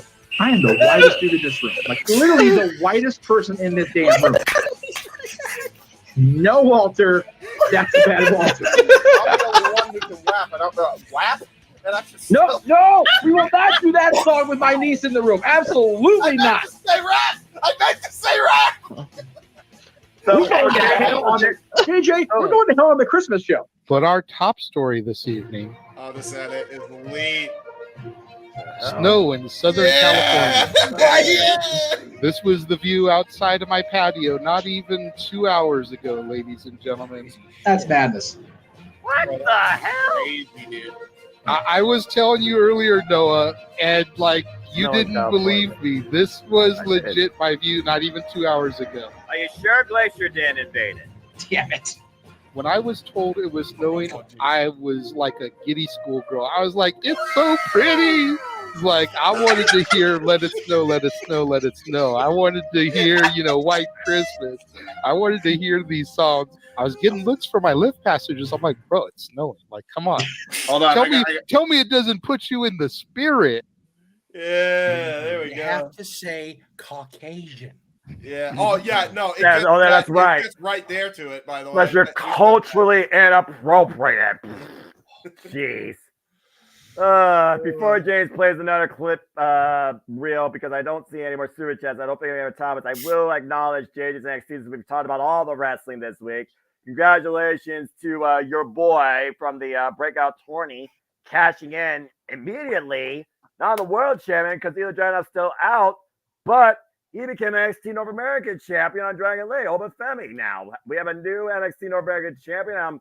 I'm curious what that leads to now for that division and Dragon Lee. And hey, who knew Tiffany Stratton could go country? I'll give the girl credit where credit's due. That was actually a pretty entertaining segment. Still don't know what the hell's going on with Tina Pass and Lara Valkyra, but that's a whole different conversation. Again, we'll be here covering NXT Vengeance Day. Me and JJ here at the Multiverse of Media as the inauguration of NXT 2024's PLEs starting next month. All right, well, we don't have any of our super chats or any of our comments right now, so let's keep the good times rolling outside the Superdome. James, go ahead and load up the next one. Oh, wait. That's Jeff, JJ's job, but Jeff has his hand. Okay, I was going to say, I said it on the Tales review chat. I said on JJ's chat the following morning. I don't use the actual MF word very often, but Obafemi is one bad motherfucker. I'm here for it, man. As North American champion, I'm ready for this run. That dude is solid. You talk about a big meaty man slapping meat. Holy shit. That guy makes me believe the Blue Thunder bomb can actually be a finish because he does the Blue Thunder toss. Yep. That's fair. That's fair. That's absolutely fair. Give John. I believe in the Blue Thunder toss. I believe in Joe Hendry, but that's a whole different conversation. I do too. That's fair. There you go. All right, let's go ahead and move on to our next highlight reel. Yay! Go ahead, Jay. Say his name and he shall appear, but we'll run the clip already. All right, enough of that. Let's go ahead and move on to our next highlight. Oh no! Here it goes. In the spirit of Come Back Buckaroo Holiday, and also for non-copyright, I'm dreaming of a Caucasian holiday. Damn it, James, you freaking idiot! Just like the ones we can't sing about no more. After all, everybody has a favorite movie. And who has more favorites than Blockbuster? It is with that commercial break that I now realize I am officially old. I just realized how old I was. Oh my god. Oh my god. Beat Xana shirt. Yeah. Yep. That was the shit. That was good television. Just Josh, do it clearer next time. Make sure Jay has his epilepsy meds before you do shit like that with your camera. You almost gave me the chase. Sorry, I had to switch positions and plug in. Sorry. Whoa! Okay, Josh, James, clip that. Thank you. My mic was running in that stool and my laptop was dying, so I had to come plug it in. Oh, hold on, Josh. That's pretty sus. Vote him off. He's the imposter. Vote him off. I'm sorry. It was pretty sus. I love how he's still watching wrestling and completely ignoring Absolutely. us. You know what? No, he's not wrong though. That SummerSlam 24/7 stream is actually pretty cool. They're running right now. So First they steal after the bell. Oh, what a spear! Damn! There we go. It happened. Put that. It happened again. So I'd like to start trying to wrap up. We can wrap up a little bit. Oh, damn! Spinning breakfast for cutlass heads! That might be it. Cover, single leg, 1, 2, no! No, wow. So going. Okay. Did JJ freeze? No, I stopped because I was interrupted. You might as well. I think it's all world stopped when Noah went. Not gonna lie, I had a little bit of a heart attack there. I'm sorry, JJ. It sounds like Check my drawers. Oh shit! Bro, he made everybody shit themselves. Alabama slammer. So let's. What the fuck is that? No. Oh, man. Suplex on the apron. What? I love this match. John Cena Styles. Classic. Sorry, what y'all talking about? Which Jeff so eloquently tried to fast track us Do to. it, man. It's the best. Can you blame him? Can you blame him? Styles class connect. God, I miss Miles' voice. Cover 2. No. Noah is wrestling wrestling Tourette's right now. It's a wrestling Tourette's. Oh god. Oh no! You're telling me God can't breathe. I'm calling when he sees on screen every day now. He's wheezing. Is that him? I'm wheezing right now. My God. We got a dehumidifier, guys. We're finally going to be able to get through this heat wave. Jesus Christ. Oh my god. Oh my god. It's one of those things where I'm like, maybe you shouldn't have worn high heels your whole life. Just saying. Why do you do that? What do I know? I agree, actually. Thank you. How does he do it? Never understand. That's a Dory question. I don't know. Hey, maybe JJ, you can consult Cece on that. Does she wear heels? She does not. She's my a wife smart doesn't either. You're both brilliant men that marry brilliant women. Listen, I ain't mad at the aesthetic reason, but I mean, if we're being real about it, yes, sex appeal and height is so worse scoliosis. I mean, great medical. Thank you, Dr. Hebert. Boob job's worth a bad back. Yeah, true. That is true. And I do. They aesthetically look good. Just saying. But back to Stephanie. Said. Hey, wait! Is that Step Boy approved? Is it Step Boy approved? I think it is. We have not had one yet. I'm so glad to I have a funny idea. Jeff, next time you should do another one of those, but put Jeff. Listen to me. Put Mikey, Stat Boy, in a freaking NASCAR. Because he looks like he goes straight out of the freaking. He goes straight out of Jeff Gordon's freaking DuPont Chevrolet. This photographic footage of me in Kyle Busch's car. Let's bring it back, guys. Let's bring it back. Thanks, brothers. Just don't let your contributions in 2023 There it be more is. spoilers. Yes. Right. Be mindful of us West Coasters. Fudder, man. Seriously. Start calling you Chris Hardy over here. Oh, damn. Yeah, the three people in the room, they were going, oh, damn, and everybody else is going, Goddamn. All right. Oh! So But just the reaction of Statboy and Sandy should I know, tell you they're everything just you shit. need to know. Honestly, for that, let me just grab my imaginary shovel and start just digging the burial hole. Right? Andy's reaction to that was priceless. Also, shout out Jackson the Jaguars who won 31-30. Let's go. Come on, Tony Khan. Like, get your team a WWE championship. God damn it, for the memes, for the culture. Oh God.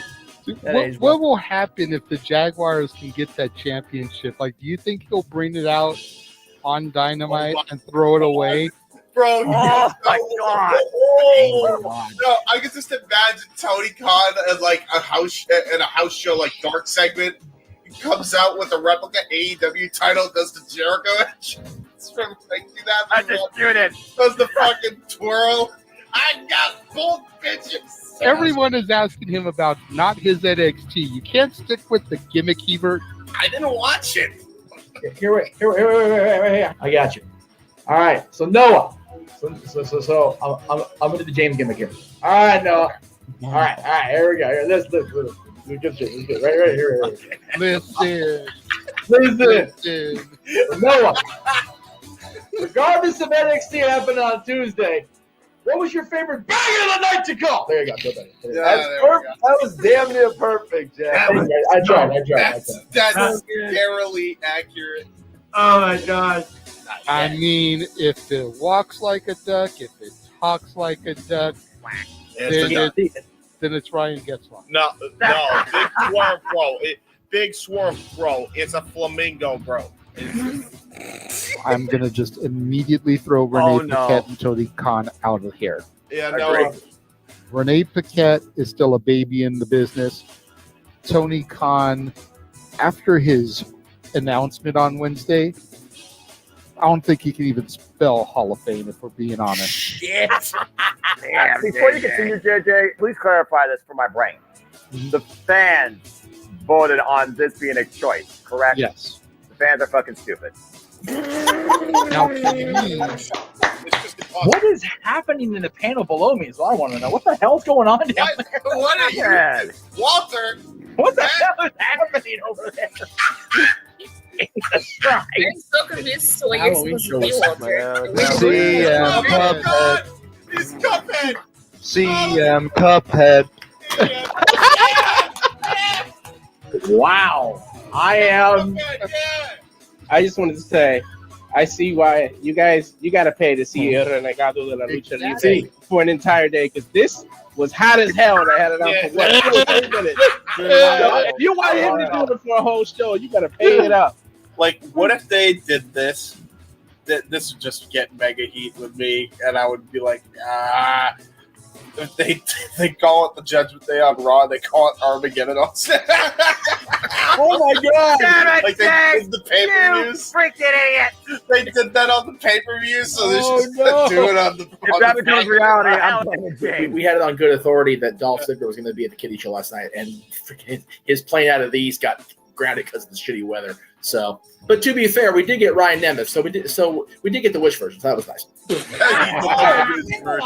I love you, Ryan. Please don't take that for real, dude. I love. Fucker bought me a birthday Jack and Coke last night. I can't show that too much.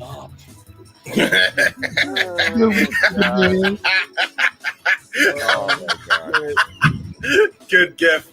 Good gift. That's a good gift. I like that. That's a good gift. You're trying to get a warm, fuzzy feeling out of me. It ain't gonna work. No. Killer Kelly and Masha Slamovich. How about that? Baby. There we go. And the bunny. And the bunny. Shut it. You shut it. And pizza. Shut it, James.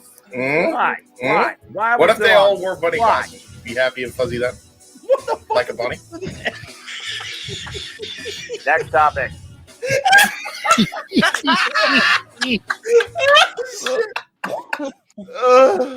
That fucking edit was next level creepo. Like, what the fuck? He's like, Yeah, just my big ass head, like, hey, no.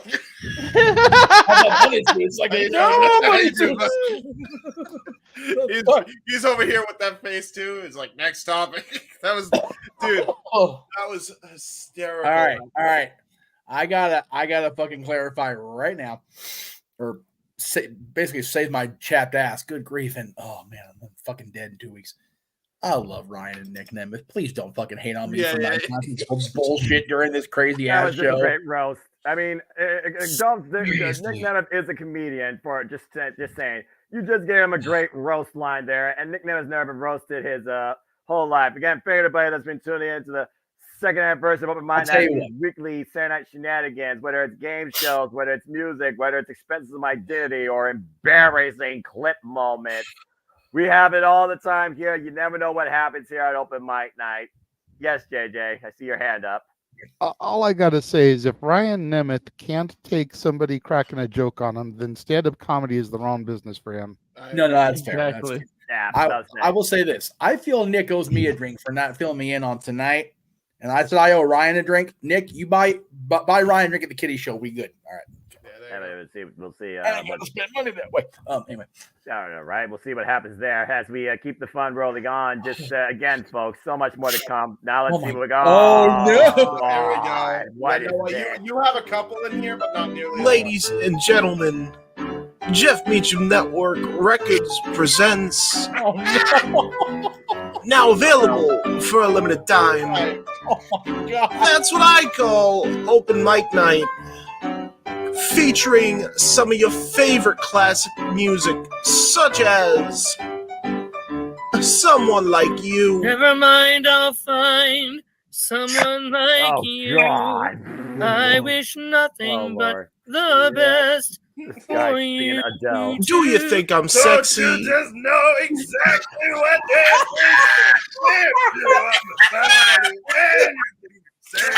come and let me know. Bittersweet Symphony. It's a bittersweet symphony that life trying to make. You know what's Trying to make ends meet. You're a slave to money, then you die. You're beautiful. You're beautiful. Blunt, my mom. You're Music right there. You're beautiful. It's true.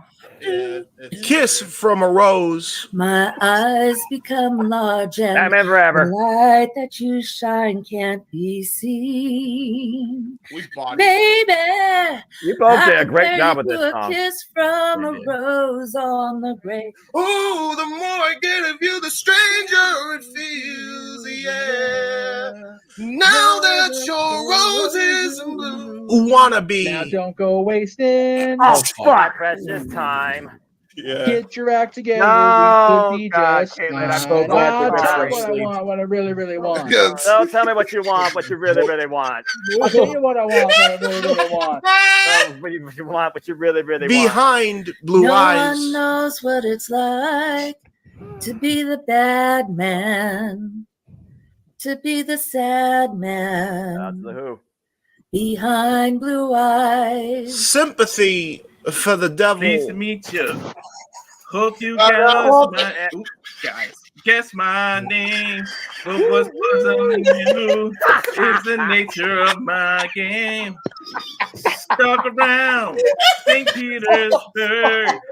When I saw it was time for a change. Wake me up before you go.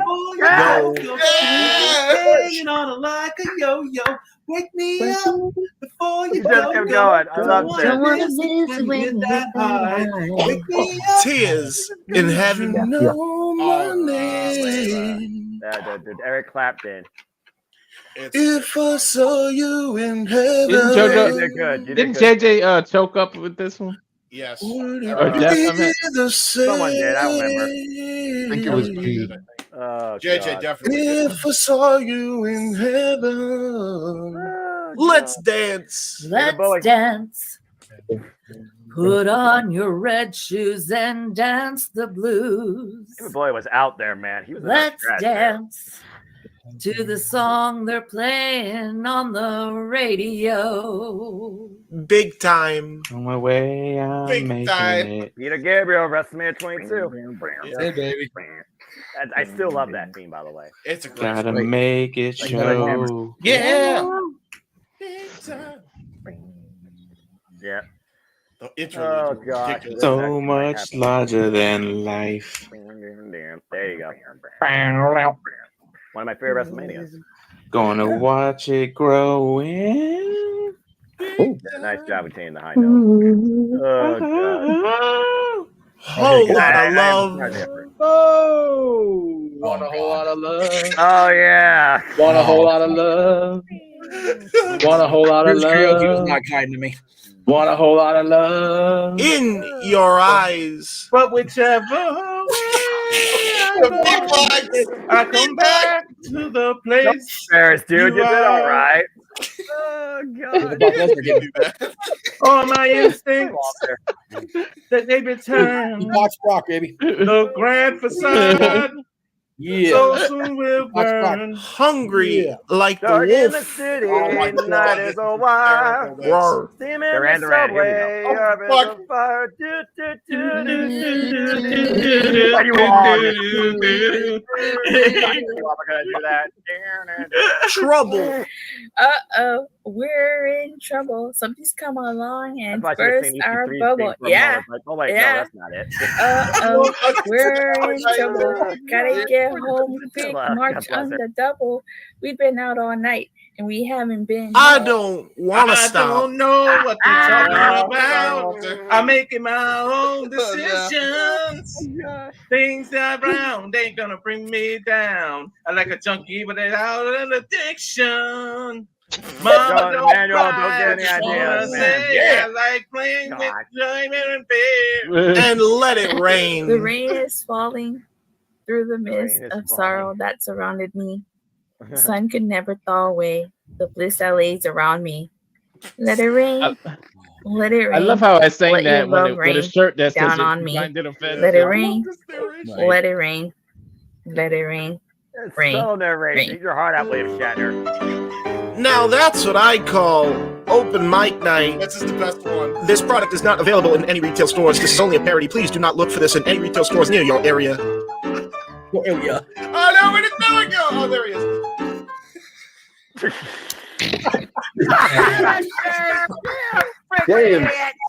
James, it's over. Is it? Oh, gosh. Has everybody taken their Sanka for the night? No, clearly not. Oh my Oh, God. God. Bruce Emmanuel, Karaoke was not kind to me at all. Good Lord.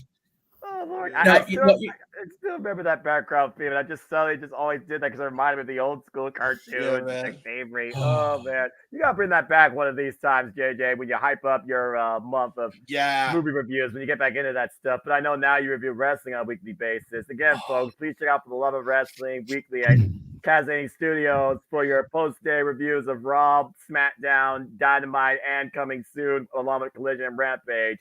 TNA Impact Wrestling, where Dattula and him, I believe, will be collaborating on both his NXT and TNA Impact. Stay tuned for more on that. As the continued shenanigans and the fun times, memories continue here on the second year anniversary, Emmanuel saved you money again for karaoke night. And again, I know we still have many more highlight reels in store, so unless we get a super chat to dictate the topic of conduct, with that so plug in mind, and of course our next karaoke night will be during WrestleMania week or up to it, and it will be wrestling themed. God help me.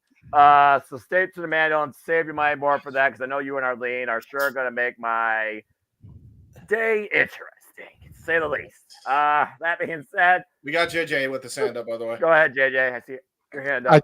I just wanted to go ahead and say, to Emmanuel, that if you feel so guilty, feel free to throw a few bucks, because we do have 2 more highlight reels and 1 more album reel.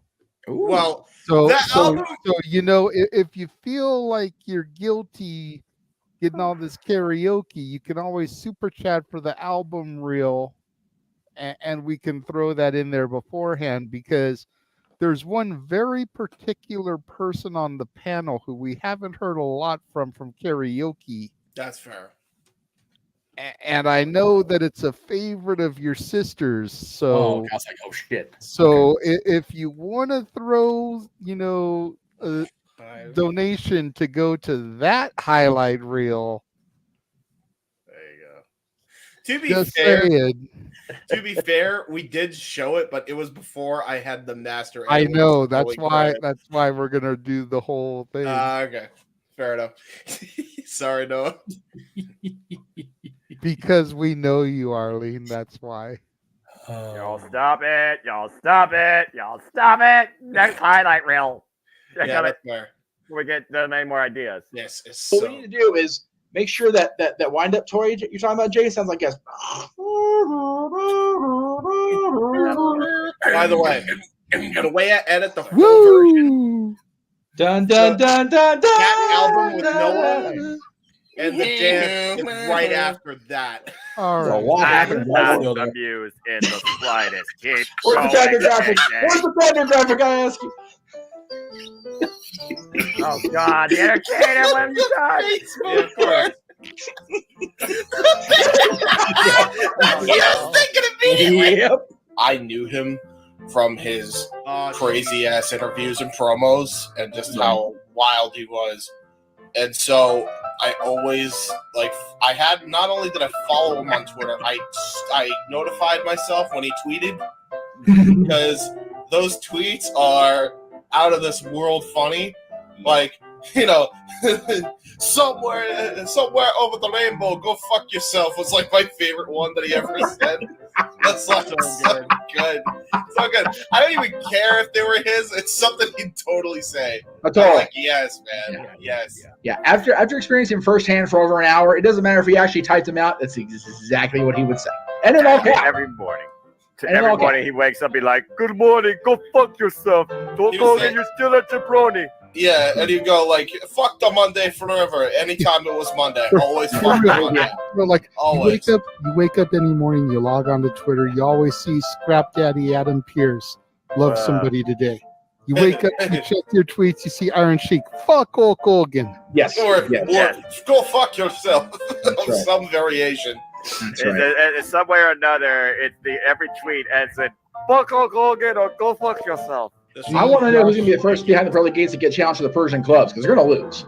I wonder if he'll tell God to go fuck himself. That's I would think God to be a little bit more sensible than mad, but it is the Sheik. But it is the Sheik. Yeah. Like he would. And then the Sheik. I feel like God would just laugh and be like, "Nah, you're right. Stop me when I'm telling James, you need to go to confession now. I can't hear your confession, James. So you can't hear the confession. Tell him fuck off. Why do I need to go to confession? I spoke truth. At least God let him in. He's trying so hard.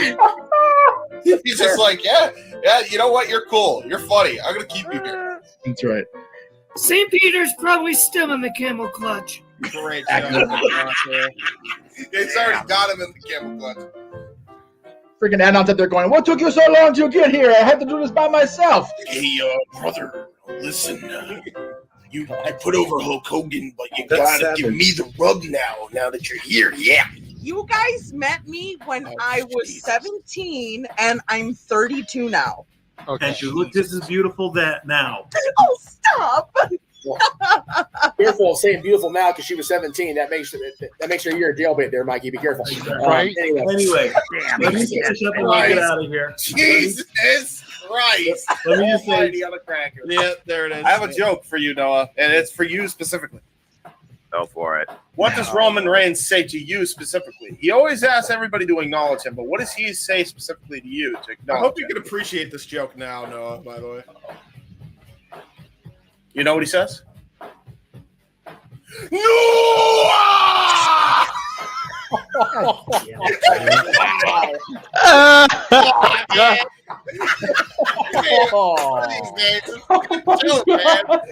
Take your flowers, James. Take your bow. You done good, buddy. There you go. There you go. Good. Yeah. I'm just waiting for the next flavor they're going to sponsor. What's after Pitch Black? They'll do. Please do a Code Red match, and that's the new name for First Blood. That would actually work, James. That would actually work. Hey! I could do booking fantasy and corporate fantasies. And next thing you know, they'll do an Inferno match sponsored by Flamin' Hot. No, Doritos, yes, absolutely. And Kaylee Ray, up a fire with fuck W name. I gotta call them what I know them as, Noah. I know. You're dealing with a guy that grew up on the black and red and the black and gold side of things. At least I used Jordan Devlin. I respect that. Jordan Devlin just had a name added. He didn't have a name taken away. He had his name shortened and then added. Who's gonna be more pissed off?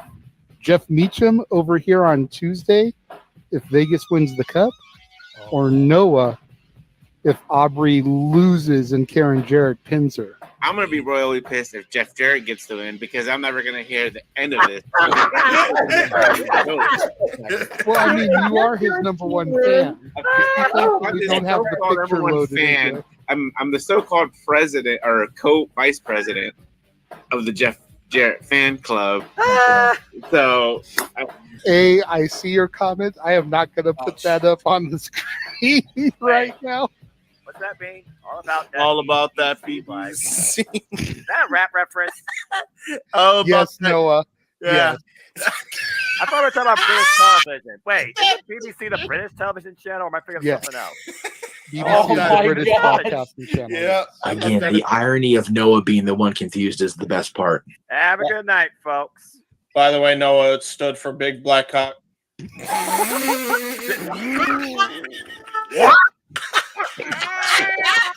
To your point though, all these big moves don't get it done, and they kept escalating the intensity of the move, and then the simple hidden the hidden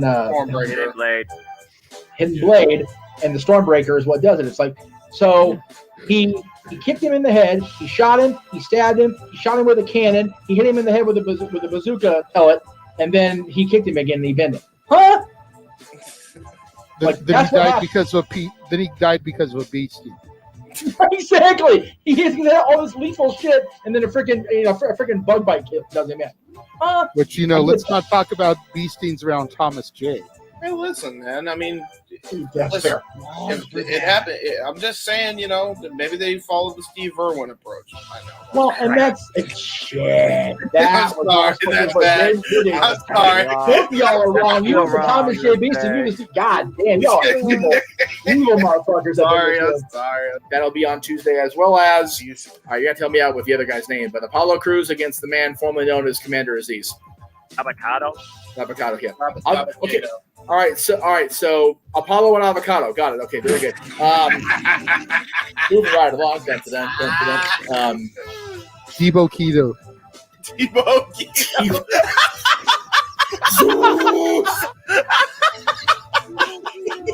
We saw earlier Josh shared the picture of Seth getting pissy and looking like he was pissed.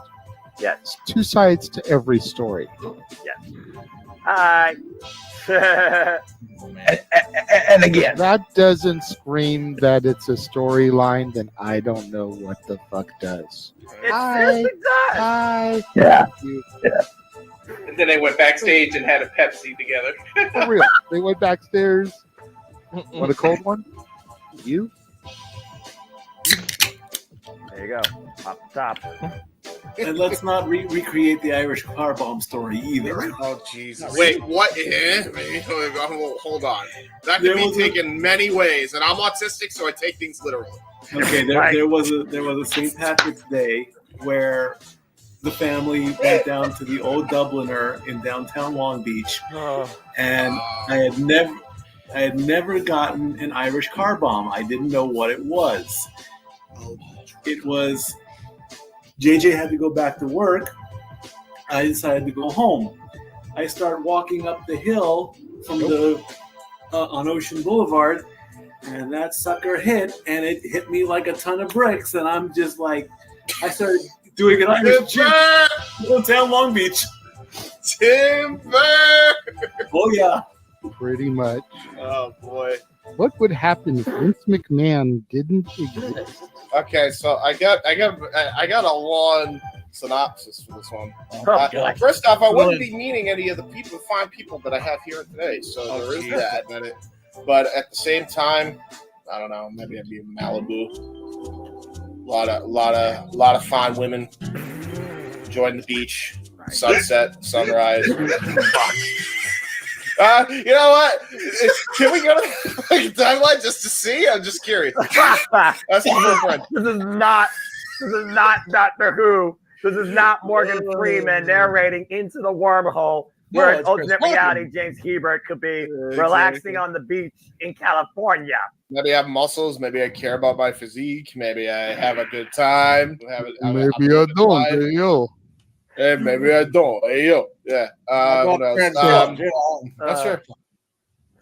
Oh my gosh. A lot of that was a short one, but it was a heavy packed one. We're sorry, y'all. Yeah, right. We weren't sorry already. Are you fucking kidding me? Oh, We God. got two more, ladies and gentlemen. I guess we should get the Noah one out of the way now, right?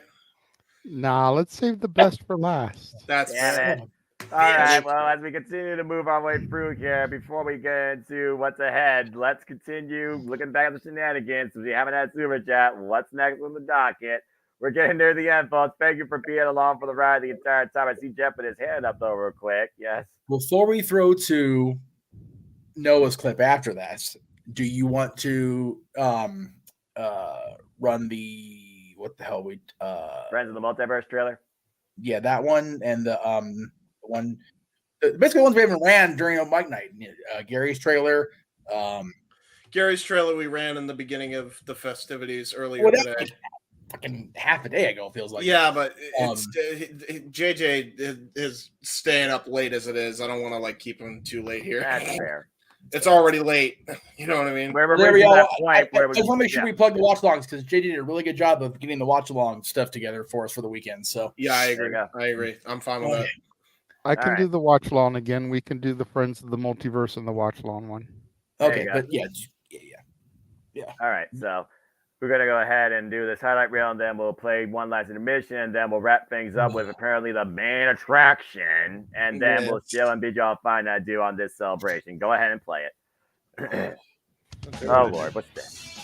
I heard Gagne would have taken over or something. Yeah, JJ. That's an insult to Cesar Romero. Oh, that's not many insult to Cesar Romero. That's what I just said. All right. Although I do still think you. Hey JJ, that was an insult to Cesar Romero. That is the freaking Addams Family mustache that I've ever seen. Dude, he looks like an absolute sex offender with that mustache.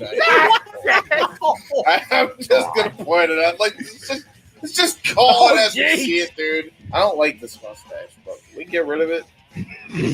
Can we please? How do we get rid of this mustache? So look back. He now has this unique facial hair. He looks like a circus owner from the 1930s who harassed the dancers to chase the animals for fun. Dude, and I still cannot get behind the fact that he's trying to be the next Gomez of the Addams Family. Right. Imagine him and Linda and Stephanie and Shane in the Addams Family mansion and the absolute madness that would ensue there beyond the business table. But think about it. You talk about blowing up a plant. You try to blow up freaking Ted Turner before he even existed. Oh my God. Wait, are we on Open Mic Night, or do we just go straight to Comedy Central? What the fuck just happened? I think we entered the Twilight Zone. Copyright. Did someone say people power? I was going to say, there's a people power. You gotta use the voice, and you gotta make yourself sound like you're got your nose up Mr. McMahon's ass. His muscles are so big. Oh God! Like I would never want to be that brown-nosed clown. Are you an idiot? If you close your eyes, you can't tell which one is which. We all sound like Johnny Ace. Oh, People are saying Draft Vince to the retirement home. I agree. I don't think you're going to get argument from anybody on that. Go ahead. I only say no because Vern Gagne was at home. He ended up killing some poor motherfuckers, so we don't need to Vince him everything else. I'm just saying. Okay, I agree with Jeff. Then. Jail. Okay, cool. I'll second that one. Come over here, Vinny. Go ahead and drop the soap, Vinny. Oh, God. Oh, no, it's Bradshaw. It's Bradshaw. No. Okay, we've gone into a dark place and we need to step back into the light. Like, you would have thought they would have done it in L.A. Or Baltimore. Or Orlando. You know, like Orlando for the West Coast debut. Oh, no, I say you thought they would have gone to Orlando. Would not work. Oh, there. No, I'm saying for the West Coast debut. Watch. Idiot. Orlando. Wow. This is what happens when James wakes up just before we go live. My brain don't work. My brain don't work. Well, it's James not waking up combined with your stream being splotchy and hearing half the shit you're saying. To be fair, I'm from Orlando. West Side. Train wreck in advance. Maybe he's also getting a little bit of a contact buzz here next to Mikey T's box there. I mean, that's fair. Nice. Ain't no Mo camera shit. I'll tell you that much. What's up with that kid on YouTube? If Pick Your Poison does land on me, Oh, this fucking. and somebody is so inclined to pick the Hannah Montana theme song, That's why we don't drink on the air, kids. I will attempt. I say attempt with a twang in my shoulder as well as my heart. I will attempt to do the accompanying dance with it. Uh-oh. As long as you don't move your hips like, Yep. I don't think you did. I think if I hit like I'll be moving to the hospital. Did I not play this off? No. Because the only hit move I know is a hip check into the boards, and that'll be costly. I don't think it got paid. Yeah, My hips like ow. So your damn dignity. Hospital like ow. Oh, no. I'm sorry. Moving my hip like ow. Oh god, it hurts. The code. Oh God, here we go. Predictions league champion is in the building. Hold on. So if he's the co-no DQ WWE, I'm the co-no DQ AEW prediction. Hey, G, that's my stick. All the sticks are being stolen. I'm the tonight. tag team champion. I'm the tag team champion. I'm the champion. I'm the Tag champion. team champion. I'm the tag team. Damn, Mikey T just stole my gimmick. Speaking of the show, I know what I'm singing for British karaoke night. Give me God Save the King, Jerusalem, Rule Britannia. Yeah. no, Why did you say yeah to that? I love how Josh says all these church themes and then goes like he's a part of the NWA, and I ain't talking about the wrestling promotion. He's just like, yeah.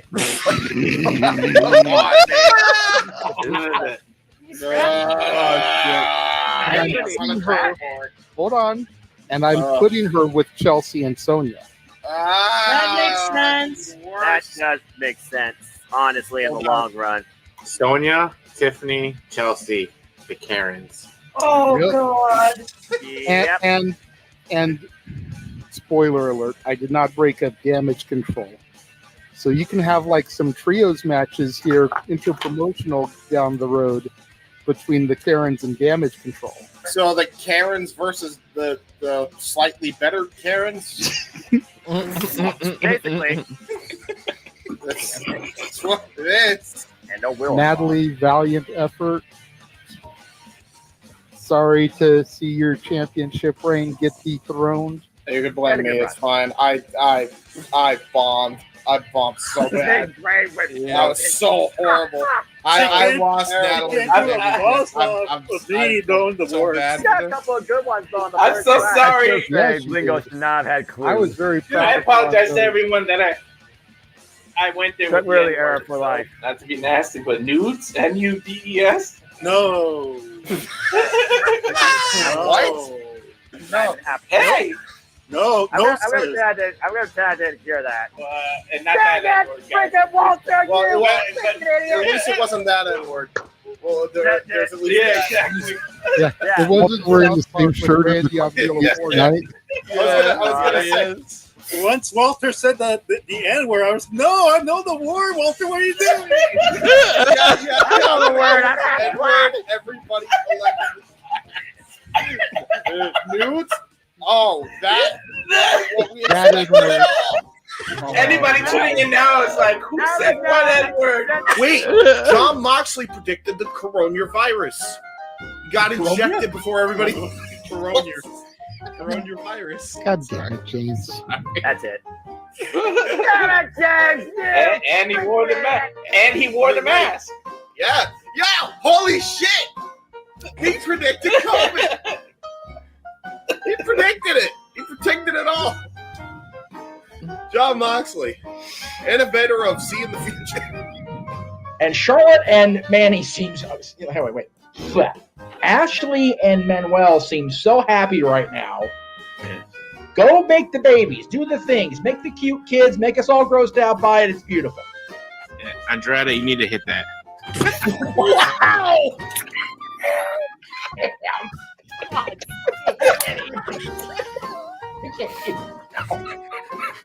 I was thinking about beautiful. I think he just did. Yeah, you gotta hit it. Nice. Donuts have holes in the middle. I mean, yes. This is specifically just for half of Josh. Josh, you like? Yeah. Don't get too hopeful, Josh. Oh. God damn! That's terrible. Blow your quad, not your cat. James! You motherfucker! Sounds like it's you, Noah. We love you, Noah. It all goes back to this. Come back, one of us. Step into the light. Oh shit! I see Noah. There's a light over at the Foster residence. We've gone from a pop cherry to a birth. Don't get. Yeah, thanks a lot. Nice. Yeah, there you go. No, come back. No. Damn you, Mike. Sorry. He's back. Come back. Noah. That's all, folks. He changed his name.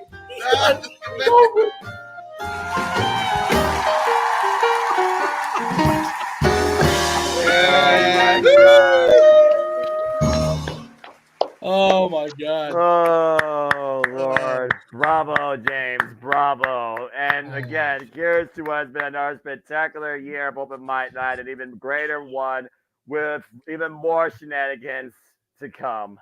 Absolutely. Jesus Christ. All right. Well, we've almost reached the tail end of tonight's celebration. But before we get there, we got one more intermission for y'all to share as we go back through again and bring you in towards what's to come for watch-long events. And we'll show you how to connect with us here, as we are all friends of the Multiverse of Media. We'll see you on the other side of this intermission before we bid y'all fine adieu. Producer, roll the two clips. Roll the footage.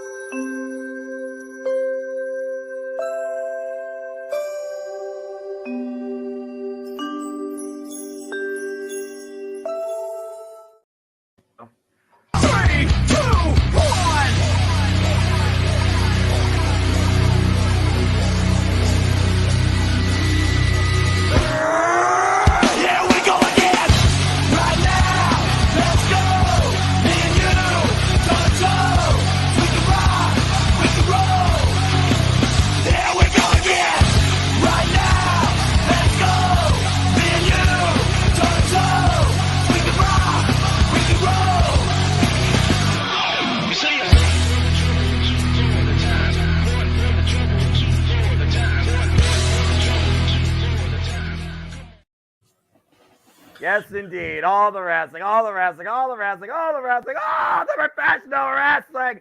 Damn it! And sports entertainment. And It's getting we are it's back. late for those West Coasters out in Orlando.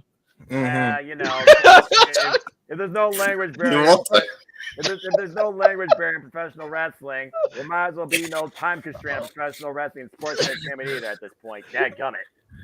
All right. Well, as we're about to reach the tail end of this 5-hour celebration, again, thank you all for making this possible once again. We hope to keep you tuned in and further engage you for the next year of all the madness and shenanigans, led by this guy, and will be at all of our expense. But before we bid you a fine adieu, there is one more thing we have left to show before we chill and conclude, and I've been dreading this. Go ahead. You know what, my brother? I can't wait for next week with you and karaoke. Ain't nothing happening, damn it. That's what you think. Wait till I have a say in it. JJ knows. JJ knows. Look. Noah's taking the glasses off, bro. It got weird. No, ready to I'll start just say fighting. this. Don't you. JJ knows exactly what I have planned for you next week. Oh, no. Under the I was going to start showing you some Southern hospitality, ludicrous style. He's going to throw some blows. Ludicrous stuff. I may not be feeling well, but don't think I won't go off. My fellow church brother. Bitch, get out the way. Here it is. Jeff Meacham Network Records presents a very special offer, only available for a limited time. Noah, That's What I Call Music. Featuring such timeless classics as Barbie Girl, I'm a Barbie girl in the Barbie world. Life is plastic. It's fantastic. I see the light. And at last I see the light. Like the fog is lifted. Radio Gaga. Oh, this works. I don't know this song at all. Invaded by Mars. What is this old school shit? You made them laugh. You made them cry. You made us feel. You hurt me every time that plays. What makes you You beautiful? light up my world like nobody else. Oh, fuck that. Without you, teenage boy band, by the way. I can't do that. DuckTales. Every day they're out there making DuckTales. Tales of daring, do bad, and good luck tales. Sexy boy. I send chills up and down your spine. I'm just Watch the titles, by the way. Sexy boy. I'm not your boy toy. Boy Sexy. Kingdom. And lights go up. I'm home. Whoa! My father said. Kingdom, you get the point. I was younger. I won't say I'm in love. Been there, done that. Who you think you're kidding? He's the earth in heaven. Do you try to keep it hidden? Honey, we can see right from no. Dusty Rhodes is the American dream. Clink, clink, clink, clink, clink. He's just a common man. The Emperor's New Groove. There are despots and dictators, political manipulators. There are blue bloods with the intellect of fleece. There are kings and petty tyrants who are so lacking in refinements. They'd be better suited swinging from the trees. Vince McMahon, stand back. I've got some advice. I finally have to say, stand back. Stand back. Stand back. Stand back. Fucking hell. I don't think They those were the never lyrics. understood the kind of man I am. I do my own thinking. Got a lot of big plans. Stand back. We don't talk about We Bruno. don't talk about Bruno. No. We don't talk about Bruno. But it was wedding day. And there wasn't a cloud in the sky. No clouds allowed in the sky. With the enchanted welcome tiki to a tropical hideaway. Still don't You fuck got that these is. people. Still the You best one. Still the hit best the one. ones in the show. You put some effort into that one. The audience. he did it in Dead House. In the tiki Better now. tiki room. In the tiki room. How Friend like me. Order now. Ammunition is your camp.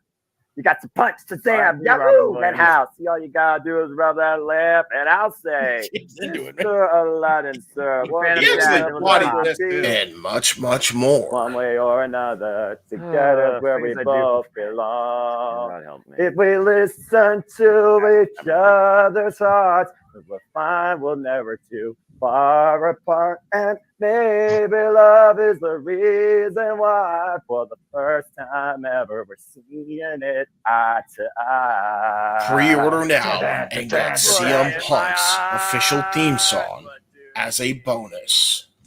What do you see? The cult of personality.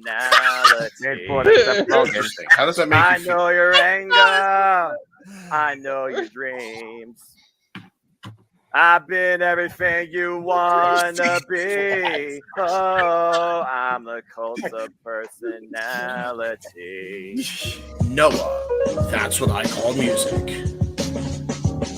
This is a parody and not available in actual retail stores. Please do not go looking for this in any retail stores near your area. That's my favorite part right there. There we go. And then it will cut into Dancing Fool and then into the part 7. Oh, shit. Oh, Noah, I know. Again, I didn't know you were going to host a show, so maybe I would have picked a different day to show it, but it is...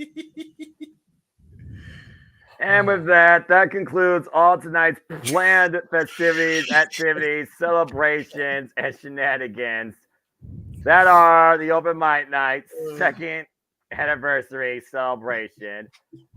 We thank you all for making this possible. Lord. I was thinking about that. Yeah, there was so much, dude. I had to trim the fat. It was so hard. It was so fucking hard. I can only imagine. So much good shit, pal. All right.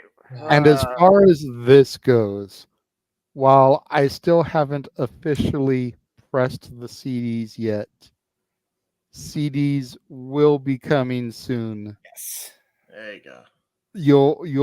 You don't get full-length songs. You get them as they were performed on the air. But yes, it will still exist, Arlene, to answer your question. That's funny as hell. Oh, God. All right. The problem is we have enough content to do the CDs for the rest of the show. Yeah. Mm-hmm. But unless we just throw all those songs onto one CD for Noah, we don't have the same amount of content to do a Disney, a wrestling, a regular songs one for Noah. Yeah. So what do the people want? Because as they always say on AEW, you've got to give the people what they want. That's right. Take your own Do you advice. want to wait and get 3 separate discs? Or would you rather have them all be compiled onto one disc? Mm-hmm. Let us know. Indeed. En los engaños de los sábados. I doubt that, Arlene. Noah always seems to know the right opportunity to open mouth and insert foot. I'm going to do my best to avoid that with every fiber of my being and stay quiet on my switch every opportunity I can get. Yes. But that being said, but you also don't want to stay too quiet, because then people will do it just because they feel like you're being, that's true. elusive. You're kind of in a damned if you do, damned if you don't know. Double-edged sword, catch-22, fucked either way. See, because she even says, and stay off the switch. Yeah.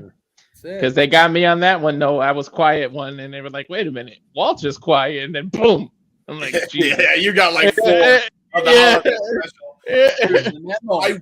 I wish I could have included the one highlight I just couldn't fit in was the Michael Jackson bit where that was ridiculous what Walter did. That was hilarious. Yes, for snitching.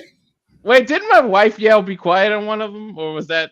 That was an weird? ODQ thing. I remember that. Oh my god, that one was good. That was great. Yeah. All right. Well, let's go ahead and get some shut eye. Let's go ahead and chill things out. Then I'll give us all the closing line before we leave tonight on this celebration of Open Mic Night. Walter, you are Mr. Reliable. I know you are Mr. Fatigue. So go ahead and promote. Where can people find you, my friend, and what you do indeed? On Twitter, it's the Walter Alex Cruz or the Twig. Muted. Botch. No, he's not muted. No, he's not muted. I'm not muted. Walter Alex Cruz, the Cowfire Farms, and the Rage of Wrestling, where we do watch-alongs with the UFC. And Simply Reliable should be debuting soon. We just got to see what we're gonna fit in there, Noah. What we're gonna create. And then other than that, that's it for me. Quick ones for me. Mr. Reliable and Mr. Simple Plug. He's learning my ways, apparently. Not stealing my stick, but adapting to it. I respect that. James, you are a creative, evil genius. I hate you, but I also appreciate you, so it's mutual between me and you. That's fair. So go ahead and plug and promote. Where can people connect with you? You can find me on Facebook at James Heeman Hebert, on Twitter at JHebertSide95, and also on YouTube at JHebertSide95. Obviously, the trailer for my uncle's documentary is out and available on my channel right now. Go check it out if you haven't already. That documentary will be coming out probably by the end of February if things go right. Cross my fingers. Hopefully, there's a prayer to God right there for that one. And then on top of that, got a rap song coming out. A little teaser. Rap for that song. Rap song. Rap song. I said it right this time. Not Rap lap. Not Elmer Fudd it. Raps on, raps off. Raps on, wax on, wax off. The wax. Don't give Warner Brothers ideas, Jesus. Oh, that would be hilarious. Are you kidding me? I'd go on that SoundCloud immediately. But no, you realize there's already a Bugs Bunny rap song, right? I know. But go check that out when it comes out. That might be coming out soon as well, probably after the documentary. Don DeMarco show will also be returning after the documentary is finished production. That is like my top priority right now. So everything else to the wayside, priorities before passions until that happens. But yeah, that's what I got going on so far. And also on Mistress Audio's channel, been a while since I mentioned her, got a part 2 to the story that I made ages ago. It's a continuation from where part 1 was. We got a part 1.5 coming out on my channel first, and then we got to do a part 2 full on her channel. So be on the lookout for both of those. It's going to be a nice little collab project there. So yeah, there you go. All right, fair enough. I appreciate it, James. Thank you. And to the man whose name is the marquee, and to the guy that usually is in this hop scene and endures the madness and tries to restore law and order every chance he can and usually fails, but we eventually get there all the time. And we appreciate you because, again, for the last year, what inaugually started with only 3 people has grown into a family deemed the Multiverse Bunch, and you are the one that is to be acknowledged that's made it possible this particular last year alone since taking the reins and evolving open-minded into the shenanigans and the entertainment spectacle that has become. I think I speak on behalf of everybody, including myself. We are forever grateful for that, JJ, and we appreciate you always, and thank you. With that being said, man, JJ, Jeff, you guys usually do this thing together collaboratively, so let's go to both of you. And JJ, because you are usually the host, I'll start with you. It's been a pleasure, my friend. Anything you want to promote? How can people connect with you? What's next for you? Where can they find you? Well, as always, you can find me on the socials, the Renegade JJ Williams on Instagram, ROWJJ Williams on Twitter, Casa D18 Studios on YouTube. Thank you very much to everyone that is tuned in for this wild ride this evening. You can always find me doing For the Love of Wrestling Monday through Thursdays, 9 a.m. Pacific, noon Eastern. There will be, for a limited time, at least for now, Impact, same time, going to be covering that as well, at least from this Thursday through No Surrender. We'll have to see if they're able to hook me and keep me going, but if if the weekly episodes are even half as good as tonight's pay-per-view seems like it went, then it should be fairly easy to rope me in, if we're being honest. Whether or not I end up believing in Joe Hendry by the end of it, that's a whole other story. Fair. But at least getting me roped back in should be fairly easy. All right. Make sure you guys subscribe to the members only section of the Casa D18 Studios, only $5 a month. Exclusive content. Been trying to think about what kind of content I'd like to deliver to my fans this year. Not just thinking towards Christmas, and doing Punk Joe, the Reign of Honor trilogy, like we gave them Flair Steamboat, but, thinking about how they're going to be in Philly for WrestleMania and maybe digging up some vintage ECW matches for me and you to call, including the tournament final where Shane Douglas throws the NWA title down after winning it, including the Singapore cane match where Tommy Dreamer gets caned 10 times from the Sandman, including Heatwave 99 where the Dudleys damn near incite a riot in the crowd. So good. With Bubba's pre-match promo. Not too far from Noah either on that one. Including Eddie Guerrero versus Dean Malenko 2 out of 3 falls in their final match. Including Barely Legal, both the semi-main and main event, the triple threat to see who was going to challenge Raven, and the match against Raven. Go for the Raven. So definitely giving a lot of thought to that type of stuff. See what I want to deliver them. And then, of course, I don't see the graphic in here for it, but the top 10 tag teams of the 21st century will be the next dads. Oh, it isn't in there yet. That'll be coming soon. I did give the Devils their due on the call today and did throw the Bucks name in there as definitely having been monumental. Will they rank on our list is another question.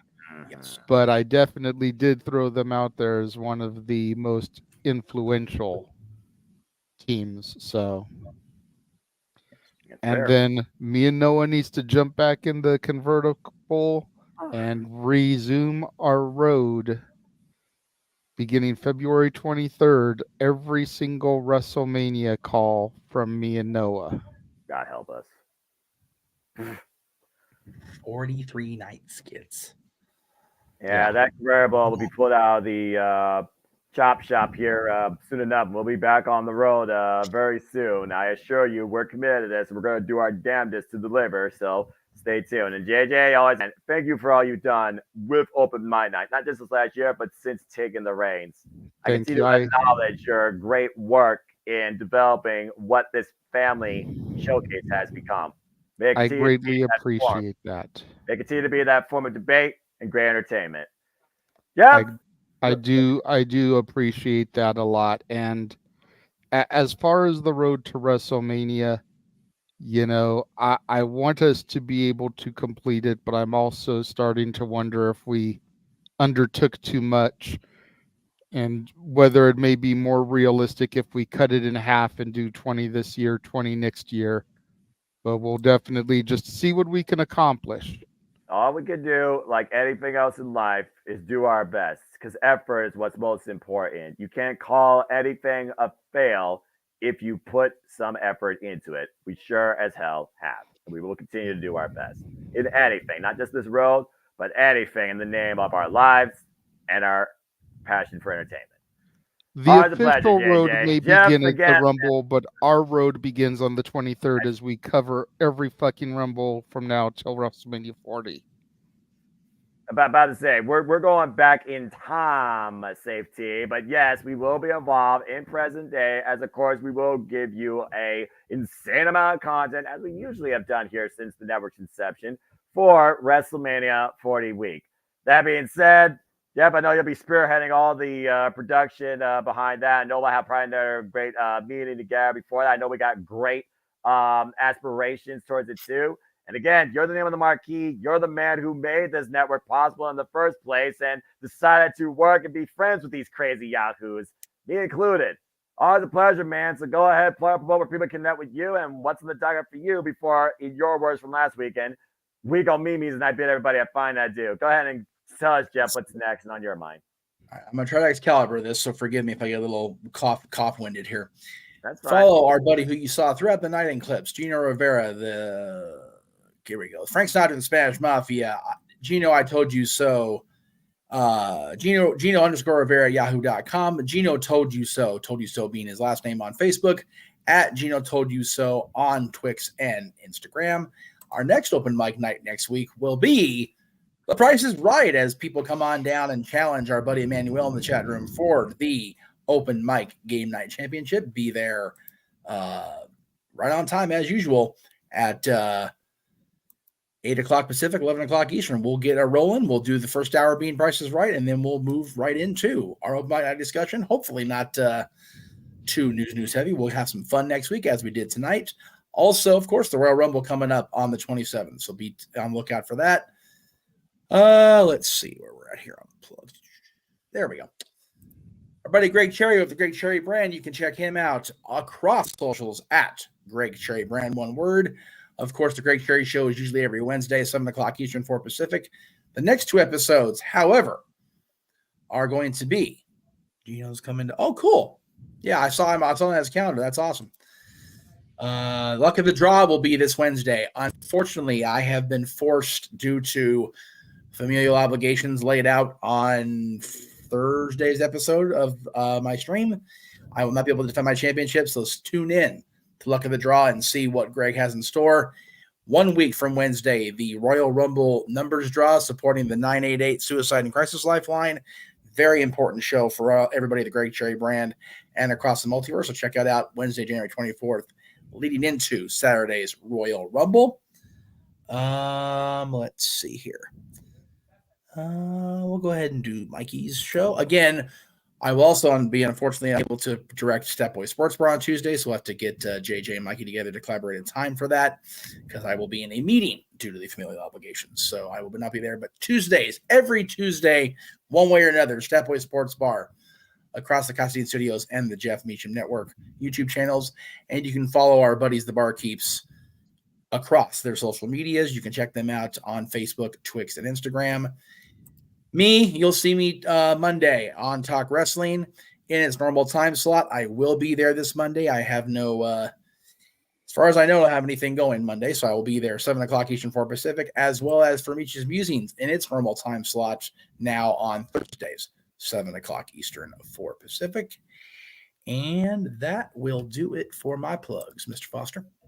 Well, there you have it. I think we basically covered everything here. And as far as people engaging with me, where again, I am not usually in this hot seat, but I'll admit it's a pleasure to do this annually. So we'll see if the trend continues. If you wish to engage with me, then follow me on the Twitter and on YouTube, primarily at Foster1916 for all things wrestling. Shout out, of course, the entire W family on the Twitter, and my friend Amara Jade across the pond, who continues to prove that Jade's worth more than gold. Please follow her continued journey in the rise of her superstardom in the industry. All the best, pals. Stay strong. Always keep fighting. Follow me on the YouTube primarily to give you simple assessments of all the biggest shows we cover here in the Multiverse of Media, as well as updates for all the student leagues that I'll do and host, and of course always track. And again, you can also follow the Twitter for more updates regarding all those leagues. For I do this simply because I am nothing more but a simple man and a lifelong fan of professional wrestling. Damn it! But I digress. Only wish to encourage you and remind you there are just fans with opinions for this passion we all share. So at the end of the day, folks, support one another, respect your, protect your mentality too, treasure your families, and just enjoy life and enjoy professional wrestling. It is truly as simple as that. And it's also as simple as this when I tell you that we have officially come to the end. That is the second anniversary of Open Mic Night. Here's a virtual toast, my family and friends, to the weekly shenanigans that will continue on as long as we have breath in our lungs. So with that being said, for you all out there in the Multiverse chat, for who always have contributed in some way or facet to us continuing to do this for you, for everybody that has, of course, become part now of what we deem the Multiverse Bunch, for Statboy Mikey with Dory Lou, who was here earlier, Statboy Mikey, for Datilla, who decided to drop on by for the Morphin Grid before powering down after her TNA Hard to Kill experience, to everybody that's been involved this last year and before with all the shenanigans, from Mikey T to the latest member with the most beautiful voice next to Josh Mansfield, Natalie, Josh Mansfield, the young boy that we always pick on because he doesn't do his homework enough, bruv. For Big Baller G, for Greg Cherry, for Walter Cruz, for James Hebert, for the Renegade Wrestling, and the original host of Open Mic Night since its evolution, and for the man whose name is on the effing marquee, Jeff motherfucking Meacham, because we have gone through this madness now for nearly 5.5 hours. I am not usually your host, but I have been your leader of festivities for this incredible evening. I am the Superman Noah Foster, the voice of the Jam Man, then, now, and forever. And as we did last weekend, we are officially going memes. Thank you once again for tuning in to what has become your weekly Saturday night shenanigans here at the Jeff Meacham Multiverse of Media that are Open Mic Night. So until next time, make a positive always in life, and before my PC crashes, have a good night. Damn it. The Jeff Meacham Network's Multiverse of Media. For over 15 years, the recognized symbol of excellence and the standard bearer in coverage of sports and entertainment.